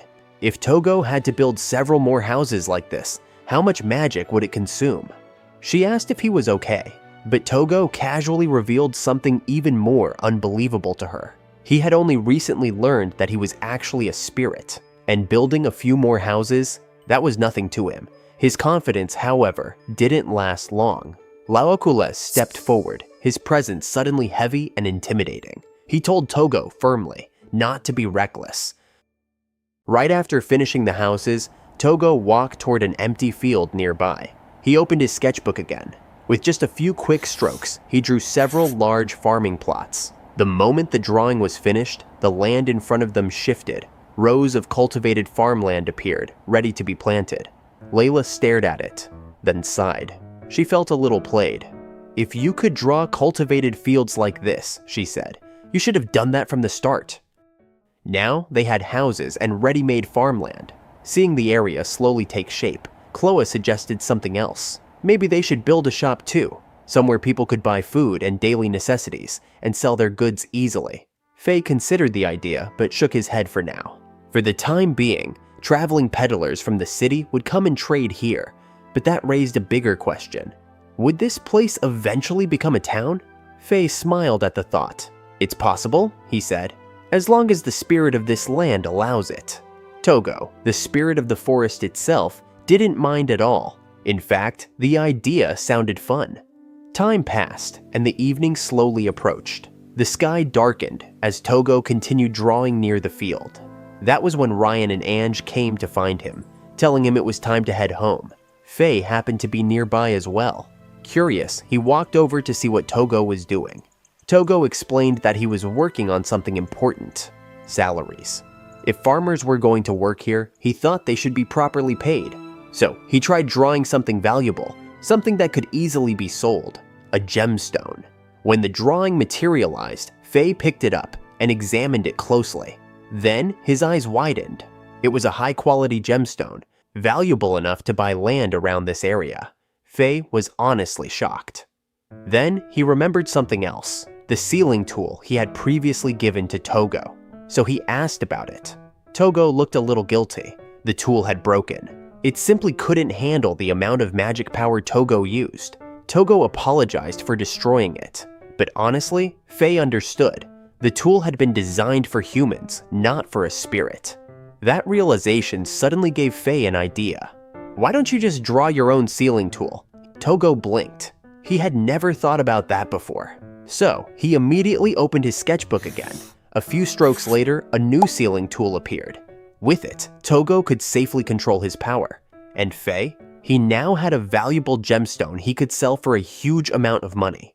The next day, Tougo stood in front of the gathered farmers and introduced himself. He explained that he managed the forest together with the Red Guard family. He promised that he would answer any questions honestly and support everyone's lives with everything he could do.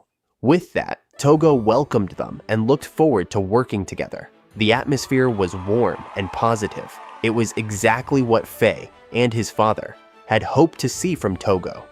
And slowly, the land began to take shape.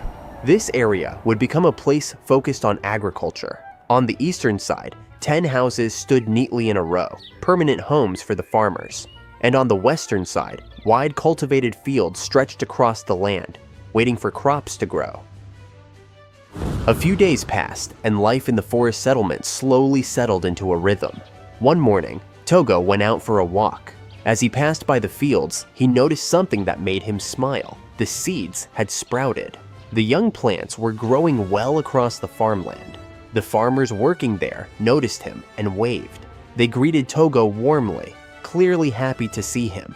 From the way they talked, it was obvious they were enjoying life here. According to them, the area was wonderful. The air felt clean, the water was fresh, and the land itself seemed healthy. Some of them had even heard that this forest was said to be home to spirits. Because of that, they believed the soil was blessed by the forest. One farmer jokingly added that maybe Tougo himself was one of those spirits. Tougo could only smile awkwardly. Ironically, they were actually right. Around that time, 𝕚 also stopped by the fields to greet everyone. He asked how they felt about living here so far. For the farmers, things were already more than good enough. However, one of them offered a suggestion.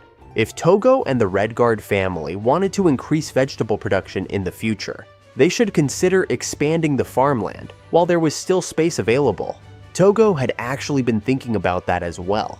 𝕚 immediately agreed to support the idea, so they began considering recruiting more farmers.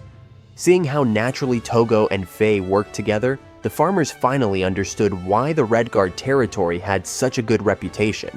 To them, the two of them were saviors. When the land they once worked on had withered, and they were close to losing their livelihoods, Tougo and the Red Guard family had given them a new chance. Because of that kindness, the farmers sincerely thanked them again. Little by little, the forest settlement grew more lively. People lived there in harmony with the land. Not long after that, at the Red Guard mansion, 𝕚 checked the results of the recruitment notice he had posted, and he was surprised. He had received far more applications than he expected. When 𝕬𝕖𝕨 looked at the recruitment advertisement, he immediately understood why. The offer was simply too good. Permanent housing, ready-to-use farmland, full farming equipment. Yes, the harvest would belong to the territory, but in return, the farmers would receive a fixed salary of 25 gold coins per month, with opportunities for promotion. 𝕚 admitted that he had simply copied the system used in the territory directly controlled by the royal family, where harvest collection and fixed wages were standard. In his opinion, if farmers were guaranteed a stable salary, their lives wouldn't collapse even if the harvest failed. 𝕬𝕖𝕨 agreed that the idea itself was good, but he was worried about the amount. The proposed salary was almost double the market rate. Normally, farmers were only paid around 15 gold coins per month. 𝕚, however, had his own reasoning. If the salary were high, talented people would naturally gather. And of course, he planned to conduct proper interviews and tests, so there was nothing to worry about. Still, that meant many farmers would end up living near the forest. 𝕬𝕖𝕨 wanted to make sure the people they recruited were responsible and trustworthy. Kloa, on the other hand, didn't seem concerned at all. Even if spies from other territories tried to sneak in, it would actually make them easier to observe. 𝕬𝕖𝕨 and Tougo still looked slightly uneasy, but Kloa quickly got straight to the point. "How many applicants are we talking about this time?" 𝕚 answered with an innocent expression, "About 100. Kloa, Tougo, and 𝕬𝕖𝕨 all froze in shock. 𝕚, meanwhile, simply smiled. And somewhere in the back of his mind, Tougo had already started calculating just how much farmland he would need to expand. The next morning, Layla stood there in disbelief, staring at what Tougo had done. Around 30 houses had already been built for the farmers, but the boy himself looked completely drained. His face was pale, his body heavy. His magic was clearly overused. Without wasting time, Layla called 𝕬𝕖𝕨 and told him to take Tougo home. She understood why he rushed, especially with 100 farmers waiting, but this was too much. Tougo needed rest, and he wasn't okay. After hearing her out, Tougo didn't argue. He quietly accepted it and let 𝕬𝕨 carry him back. The next day, 𝕚 came to visit. He apologized for putting so much pressure on Tougo, especially with the sudden need to prepare houses and fields in such a short time. But Tougo didn't mind. For him, this was all for the people who were going to live here. Still, 𝕚 had a concern. How were they supposed to choose from 100 applicants? Normally, interviews would be done one by one, but that would take too much time and manpower. Right in the middle of that discussion, Ange showed up carrying a cake she proudly called a fairy cake. She explained that it was a new creation, and this time, the fairies had made something like a chiffon cake. 𝕚 was a bit surprised. Lately, the fairies had been really into making sweets, and Ange seemed happy helping them. When Tougo took a bite, The soft sponge and melting cream instantly spread in his mouth. It tasted amazing. Faye agreed. Honestly, it was already good enough to be sold in a shop. The fairies were clearly improving, and their motivation was growing in tandem with the increasing number of people visiting the forest. But then Anne shared something else. The fairies were worried. They were wondering if the new people coming here would be kind or not. Hearing that, Tougo fell silent, thinking about how he should choose the right people. Should he only pick those who could see the fairies? A small fairy whispered something to Ange, and she quickly passed the message along. It didn't matter if the applicants couldn't see them, as long as their hearts could feel something, even without knowing the fairies existed, that was enough. Meanwhile, Faye had been thinking this whole time quietly. Then, he looked at Tougo with a meaningful smile and said he had a good idea. What kind of idea? We'll find out soon. 2 days later, just outside the forest, a temporary building stood ready. It was built in a rush, but today it has one purpose, as an interview reception area. At the reception desk, Tougo and Layla greeted each applicant, asking them to submit their documents. Ryan helped organize the line, guiding people one by one, while Ange walked around serving tea and sweets to those waiting. Inside, the document submission process looked simple. Tougo and Layla sat at the same table, reviewing documents and engaging in brief, casual conversations with each applicant. Behind them stood 𝕬𝕗𝕗𝒄, along with several fairies quietly observing everything. But they weren't just watching. As applicants stepped out after submitting their documents, something subtle began to happen. A certain elderly woman suddenly turned her head as if she sensed something unseen. People like her caught the fairies' attention, and when her document reached 𝕬𝕗𝕗𝒄's, the two fairies gave it a small stamp. That stamp meant one thing: the fairies approved. Tougo and 𝕬𝕗𝒄's could tell right away. This method was incredibly efficient, and honestly, it was exactly what they expected from Faye. Interviewing 100 people one by one would have taken forever. That's why Faye came up with this setup. On the surface, it looked simple: a document submission. Applicants handed in their resumes while Tougo and Layla paused for short conversations. But behind them, unseen by most, the fairies were working, quietly, carefully. They weren't just watching, they were choosing. The fairies could sense who truly fit this forest, whether someone could see them or at least had a heart that could connect with them. If someone gave off a good feeling, a stamp was placed on their document, a clean, silent approval. But if they sensed even a hint of malice, that document was marked for rejection. Simple as that. And so, this place wasn't just a reception area, it was a primary interview site, run entirely by the fairies. And just like that, the first selection was over. Ryan let out a long sigh, clearly exhausted after everything. Tougo thanked him for his hard work, along with Ange. He also made sure to thank the fairies. Thanks to them, the number of applicants had been reduced drastically. The fairies didn't mind at all. To them, helping the Great Spirit was an honor. That only made Tougo feel a little embarrassed. He brushed it off, saying they didn't need to treat him like that. But Ange smiled and said she felt the same. She was happy, proud even, to help her big brother Tougo. Watching from the side, Ryan could feel it, that warm, close bond between them growing stronger. Not long after, Faye arrived and checked the results. Based on the fairies' judgment, 25 people were chosen, people who could truly adapt to the forest. Faye then suggested adding around 10 more from those who didn't get selected, creating a group of 35 candidates for the final stage. Tougo agreed. With that number, they could finally run proper interviews without wasting too much time.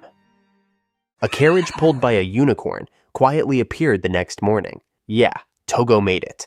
It was a transport he prepared for the second round of interviews, meant to pick up the selected applicants.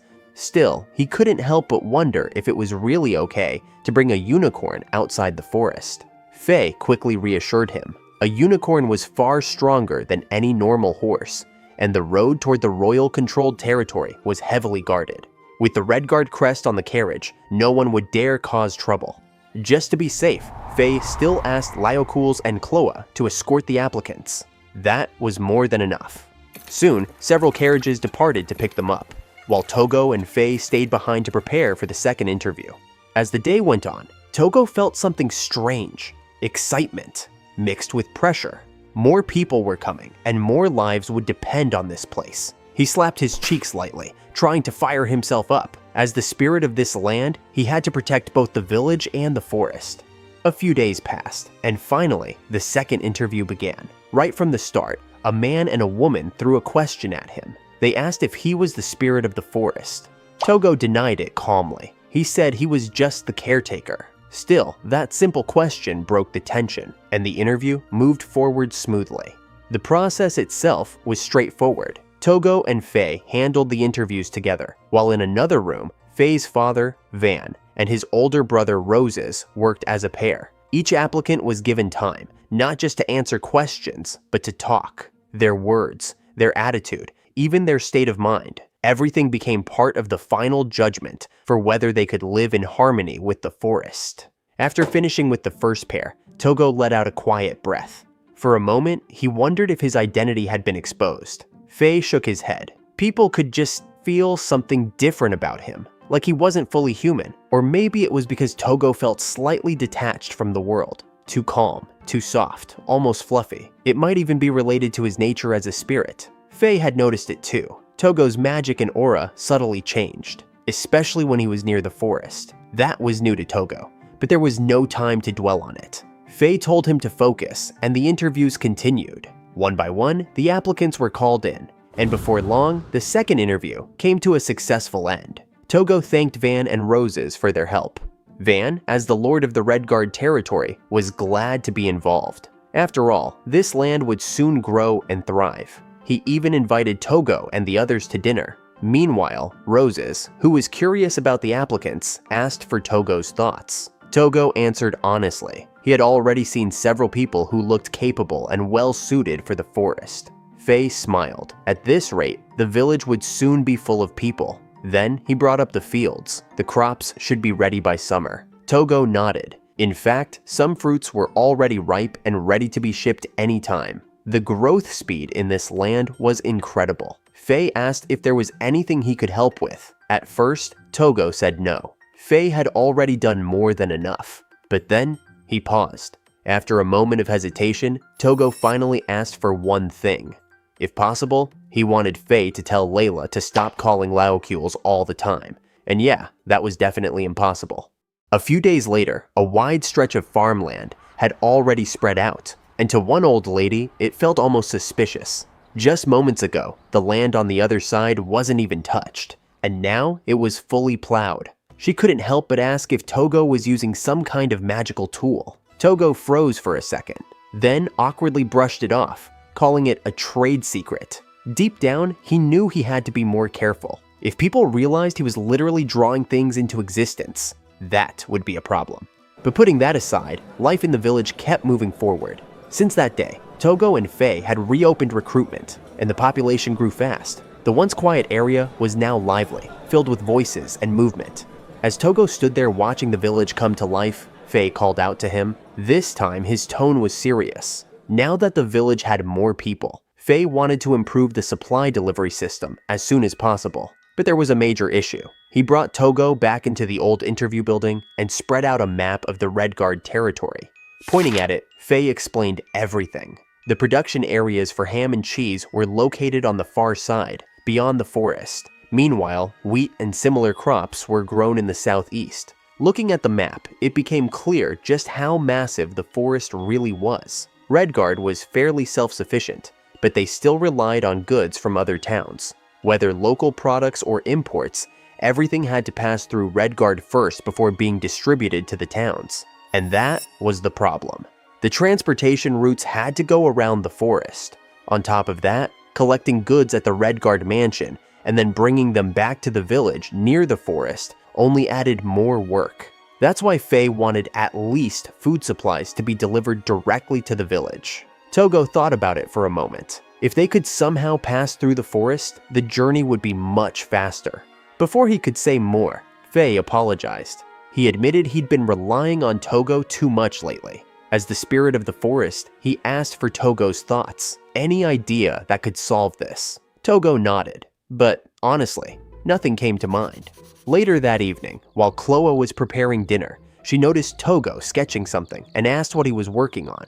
Tougo explained he was trying to figure out a way to create a route back and forth through the forest, but none of his ideas felt right. He had tried designing a massive bridge, but the steep slopes made it unrealistic. And considering how dense the forest was with tall trees, the idea quickly fell apart. He also considered building an underground tunnel, but that came with its own problems. He didn't know how deep he'd have to dig because of the tree roots, and he wasn't sure if the ground would even hold. On top of that, there was the barrier device altar deep within the forest, filled with powerful magic. Letting people get too close to it wasn't an option. Then, 𝕨 suggested something simple. What about using Pegasus? That way, they wouldn't need to follow roads at all. Tougo had already thought about that too. The problem was capacity. They wouldn't be able to carry much. In the end, no perfect solution came up. So 𝕨 suggested they drop it for now and eat dinner first. Maybe a better idea would come once everyone joined the discussion. They were all eating, but Tougo couldn't. He finally let it out. The problem with the supply routes, the forest, and the pressure he'd been carrying. It wasn't simple. 𝕻 and the Red Guard family had been struggling with this for a long time too. Securing supplies for the residents was critical. At one point, 𝕨 even considered clearing the forest, but Tougo immediately rejected it. This forest wasn't just land. It had been protected by the Red Guard family for generations, and for Tougo, it meant even more. He had an emotional bond with it. Honestly, everyone at that table loved the forest. No one truly wanted to cut down the forest. For a moment, the discussion stalled. Then suddenly, Ryan spoke up with a simple idea. If the problem was distance, then why not create a way to move faster? That one line shifted the air. 𝕻 paused, then said there was something similar in ancient magic. Not exactly movement, but something closer to teleportation. The ability to transfer objects instantly from one place to another. Teleportation magic. But it no longer existed. According to 𝕻, it required an absurd amount of magical power, so much that no one could replicate it anymore. Or at least, that's what he believed. Because sitting right there was someone who met that exact condition. Tougo, a being with overwhelming magic. The spirit of the forest itself. In that moment, something clicked. Piece by piece, the solution formed in Tougo's mind. He went silent, realizing he didn't need to rely on physical things like roads or vehicles at all. Maybe it wouldn't be easy to visualize, but if he followed the right steps, it wasn't impossible. In other words, he could create magic using magic itself. 𝕬𝕖𝕨 and 𝕻 immediately noticed that look on his face, that dangerous, excited look. And sure enough, Tougo suddenly smiled and casually said he might be out for 3 days. Yeah, here he goes again. Whatever he was about to do, it was going to be big. The next morning, Tougo and 𝕬𝕖𝕨 flew high above the forest, riding an alicorn. In Tougo's hands were his sketchbook and pencil, held tight as everything depended on them. 𝕬𝕗 is asked if he was really sure about this. Tougo didn't hesitate. He said he was certain. Even the animals of the forest had no objections. But that wasn't what worried 𝕬𝕗. He was worried about Tougo's mana. Even if Tougo was a spirit with overwhelming power, recreating something like ancient magic, that was beyond reason. Tougo could only apologize for making him worry, but this was his way of repaying the Red Guard family. A few hours earlier, Tougo had explained his plan. He wanted to enclose the forest with massive walls, then place 4 gates at each side. Anyone entering through one of those gates would instantly be transferred to a building at the center of the forest. From there, they could exit through any gate they wanted. No roads, no destruction, no cutting trees. If it worked, they could pass through the forest freely. But the question remained, was something like that even possible?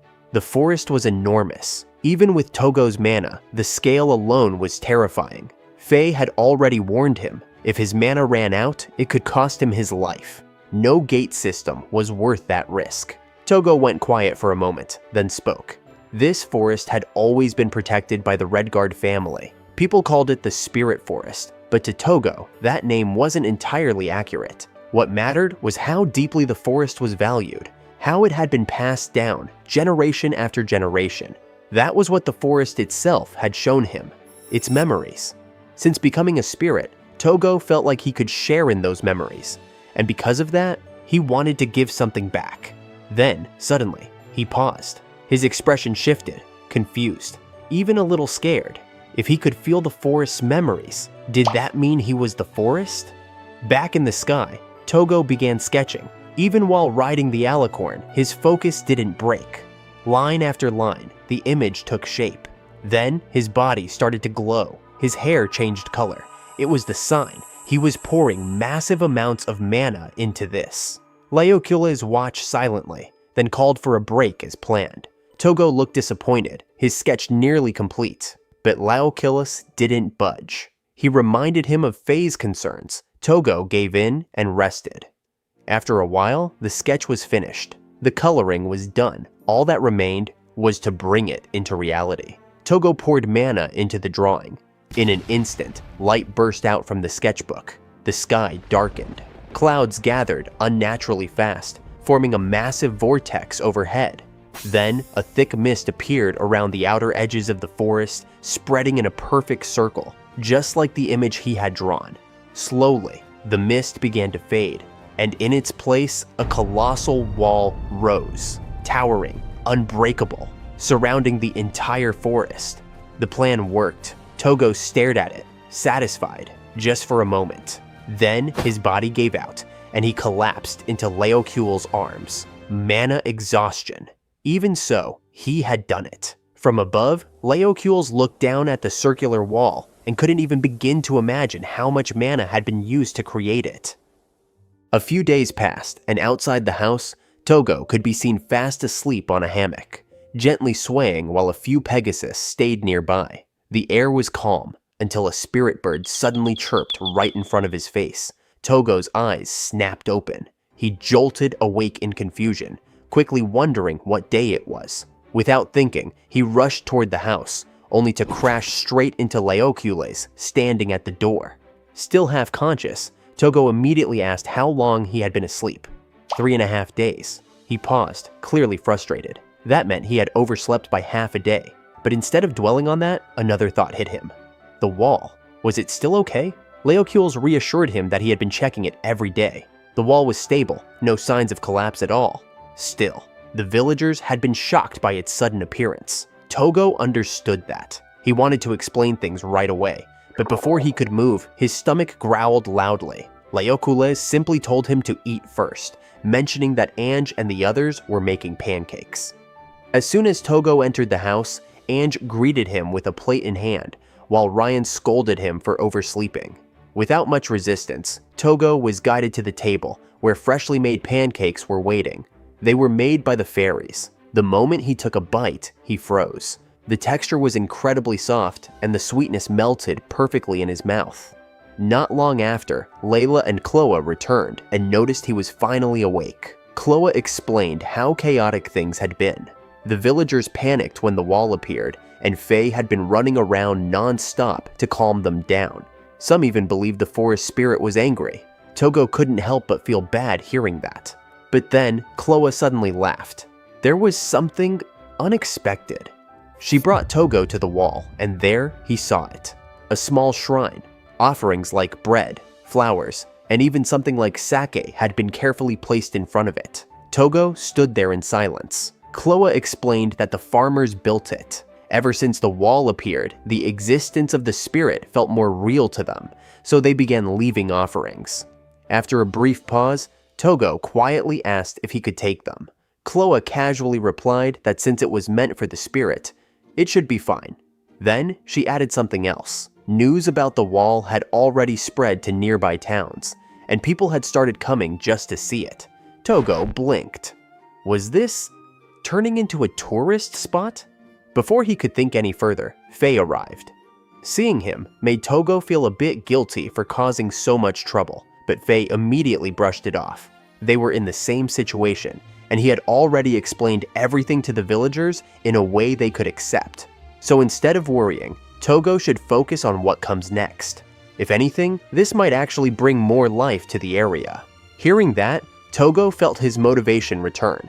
He wanted to finish what he started before more people arrived, but his body still hadn't fully recovered. Faye and Chloe stopped him right there. For now, he needed to rest.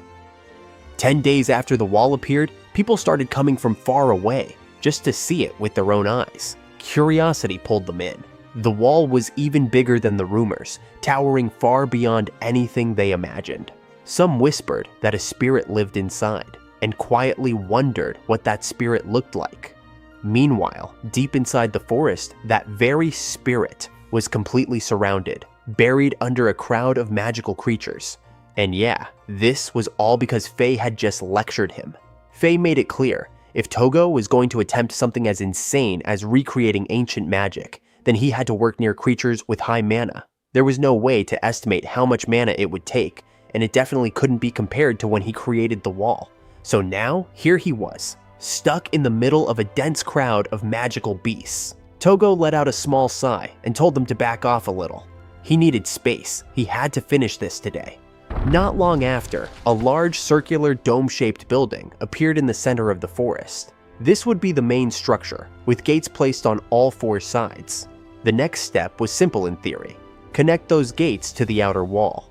Before this, Tougo had already prepared sketches. The idea was to let people standing inside the building see what lay beyond the forest walls through those gates. Without that visual reference, he couldn't draw the magic gates properly. At least, that was how he understood it. With everything set, Tougo moved on to the final step. He began painting the scenes outside the forest walls for each of the 4 gates. He used oil paint to give the building and gates a solid, heavy presence. Then, he layered watercolor to make the scenery beyond the gates feel brighter and more alive. Inside his sketchbook, he could only fit 3 gates in one composition. For the 4th gate behind him, he cleverly used light and shadow on the floor to represent it. He focused completely. Every detail mattered. The joints between the stones, the carvings on the structure, even the distant scenery beyond each gate. Nothing was left rough or incomplete. Outside, the magical creatures waited quietly, watching him work. And finally, he finished. The painting in his sketchbook looked perfect. Each gate showed a different scene, and for a moment, Tougo's eyes were filled with hope. But reality didn't follow. He waited, and nothing happened. No light, no transformation, no magic. The hope in his eyes faded, replaced by quiet disappointment. Even the magical creatures could feel it. That night, Tougo sat in silence, staring at his failed attempt. This was the first time he had ever failed like this, and he didn't know what went wrong. 𝕬𝕗𝕐𝑠 tried to calm him down, saying the theory itself wasn't wrong, but something like this was never going to be easy. Then, 𝐻loa joined in, wondering what exactly caused the failure. It didn't seem like a mana issue, and Tougo's drawing skill was clearly not the problem either. And then, Layla suddenly realized something. She stepped closer and asked to see the painting. Carefully, she studied every part of it. She noticed the watercolor technique, something Tougo naturally leaned on because it was what he was most comfortable with. The outer scenery looked great. It had that soft transparency, that depth, but the inside of the building wasn't dark enough. That part felt off. Layla quietly pointed it out. Maybe the problem wasn't the technique, but the material itself. Then she made a suggestion. Why not try using magic painting instead? Tougo froze for a second. Materialize it, using magic painting? The real question was simple. Why magic painting? Layla didn't hesitate. She explained that with magic painting, Tougo could draw exactly what he imagined. No limitations, no guessing. It fit him perfectly. And with the amount of magical power he had, once he got used to it, he could surpass his usual watercolor skills easily. But Tougo wasn't convinced. So far, the only thing he had ever materialized with magic painting was Mochi. That answer earned him a sharp flick on the forehead. Layla called him out right away. That wasn't the Tougo she knew. Instead of doubting himself, this should be his chance to learn something new. She pushed him to treat it like he always did. Enjoy the process. That small scolding snapped him back, and just like that, Tougo decided to try magic painting again. The next day, a box filled with high-quality magic stones sat on the table, and Layla froze the moment she saw it. Those were the same jewels Tougo had created before and never used. Now, he planned to turn them into paint. Anyone could tell those stones were packed with insane magical power. Even Layla couldn't imagine using something that valuable as art material. 𝐻 had even warned before not to move them around carelessly. But now, they finally had a purpose. 𝐻loa walked in, immediately drawn to their beauty. Before they were destroyed, Tougo casually handed her one. She hesitated for a second, fully aware of its value, but accepted it anyway, with a smile. Then came the next step. Faye instructed the red dragon to stomp. Covered in cloth, the magic stones were crushed under its weight. For Tougo, the dragon was a lifesaver. Those stones weren't easy to break. But for Layla, it felt like watching money get destroyed in real time. Even the dragon looked a little guilty, like it knew those stones were too valuable for this. After that, the crushed pieces were ground down further into fine powder using a pestle and mortar. Tougo's goal was clear. Mix that powder with the slime fluid that Layla had prepared. And just like that, magic stone paint was born. Even so, Layla found it too intimidating to use. But Tougo didn't hesitate. He moved his finger slowly, and the paint followed. Not dragged, not forced. It flowed with him. His focus sharpened as he guided it onto the sketchbook. Stroke by stroke, the image formed smoothly. When he finished, even he looked surprised, but in a good way. The result was clean, detailed, and far beyond what he expected. Layla stared, stunned, then immediately tried it herself, only to struggle. The paint barely responded to her. No matter how hard she tried, it wouldn't move the way she wanted. In the end, she gave up. It was simply too heavy for her to control. That raised a question. Why could Tougo handle it so easily? Even Tougo didn't know. He hadn't properly trained his magic painting skills recently. Back when he practiced with charcoal powder, it felt impossible. The powder wouldn't even lift properly. It just scattered everywhere. That's when Faye stepped in with a simple conclusion. It wasn't about skill, it was about compatibility. Charcoal powder was too light for Tougo's overwhelming magic, but paint made from magic stones, filled with dense magical energy, matched him perfectly. In other words, the right tool for the right job. That explanation hit Tougo instantly. The very magic stones he created had become the perfect art supply for him. And with that realization, his confidence came back. This time, he was ready. He would try drawing the teleportation gates again. But before he could start, 𝕄𝕠𝕔𝕙 placed a hand on his shoulder and calmly asked a simple question. Bed or hammock? Tougo understood exactly what that meant. And without hesitation, he chose the hammock. The next day, after a full day of rest, Tougo stood outside the dome in the middle of the forest with 𝕄𝕠𝕔𝕙, and this time, everything was set for something big. All the gates of the dome had been sealed tightly with leather by 𝕄𝕠𝕔𝕙, turning it into a closed space just for Tougo to work. The plan was clear. He would paint the outside world from inside the building, and then bring it into reality. When Tougo stepped inside, soft light from several wall lanterns lit up the room.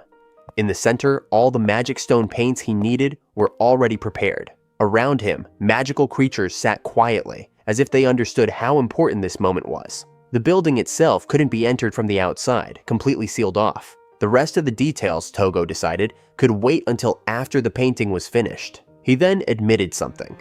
If this magic worked, he might fall asleep again. So this time, he planned ahead. He would leave the forest, the animals, and the townspeople under the care of the spirit bird. 𝕄𝕠𝕔𝕙 understood immediately. This wasn't just any magic, it was a reproduction of ancient magic. Even he couldn't imagine how long Tougo might be out this time.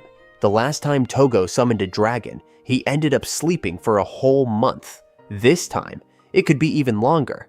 And yeah, he could already imagine Ryan and Ange getting mad at him again. But 𝕄𝕠𝕔𝕙 calmly reassured him.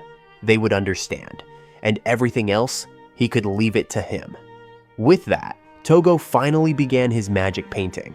Around him, the paints made from magic stones glowed with dense magical energy as he focused completely. Outside the wall, everyone waited, patient, but uneasy. If this worked, the east, west, north, and south of the forest would all be connected through Tougo's gates. That was the plan. Still, Layla couldn't help but worry. Faye noticed it right away. It made sense. After all, she was the one who suggested using magic painting in the first place. But Faye reassured her. Tougo had always done something extraordinary in moments like this. Now, there was nothing left to do but trust him and wait. Because inside that sealed dome, Tougo needed absolute focus. Back inside the dome at the heart of the forest, everything went quiet, and Tougo closed his eyes. His focus sharpened instantly, his senses deepened, and the moment that special paint began to move exactly how he wanted, he knew he was ready. He opened his eyes. With a slow gesture of his hand, the colors began to flow. On the massive leather canvas in front of him, shades started blending, spreading, forming something real. From the side, 𝕄𝕋 watched closely, colors mixing on their own, shaping into an image. Even controlling a single object with magic required precision, but Tougo was handling all of this effortlessly. As he kept painting, Tougo remembered Layla's advice. Magic painting wasn't supposed to be complicated. You imagine it, apply the paint, and finish it quickly. That was the idea. Layla had shown him once, just a simple rabbit drawn with charcoal, done in seconds. Normally, with a canvas this big, that process would just repeat again and again. But Tougo wasn't doing that. He was going further. He wasn't just applying paint, he was controlling it after it touched the surface, moving it, reshaping it, and even adjusting its moisture and texture freely. Something Layla herself had said shouldn't be possible. That meant one thing. Tougo was controlling an overwhelming amount of paint at once.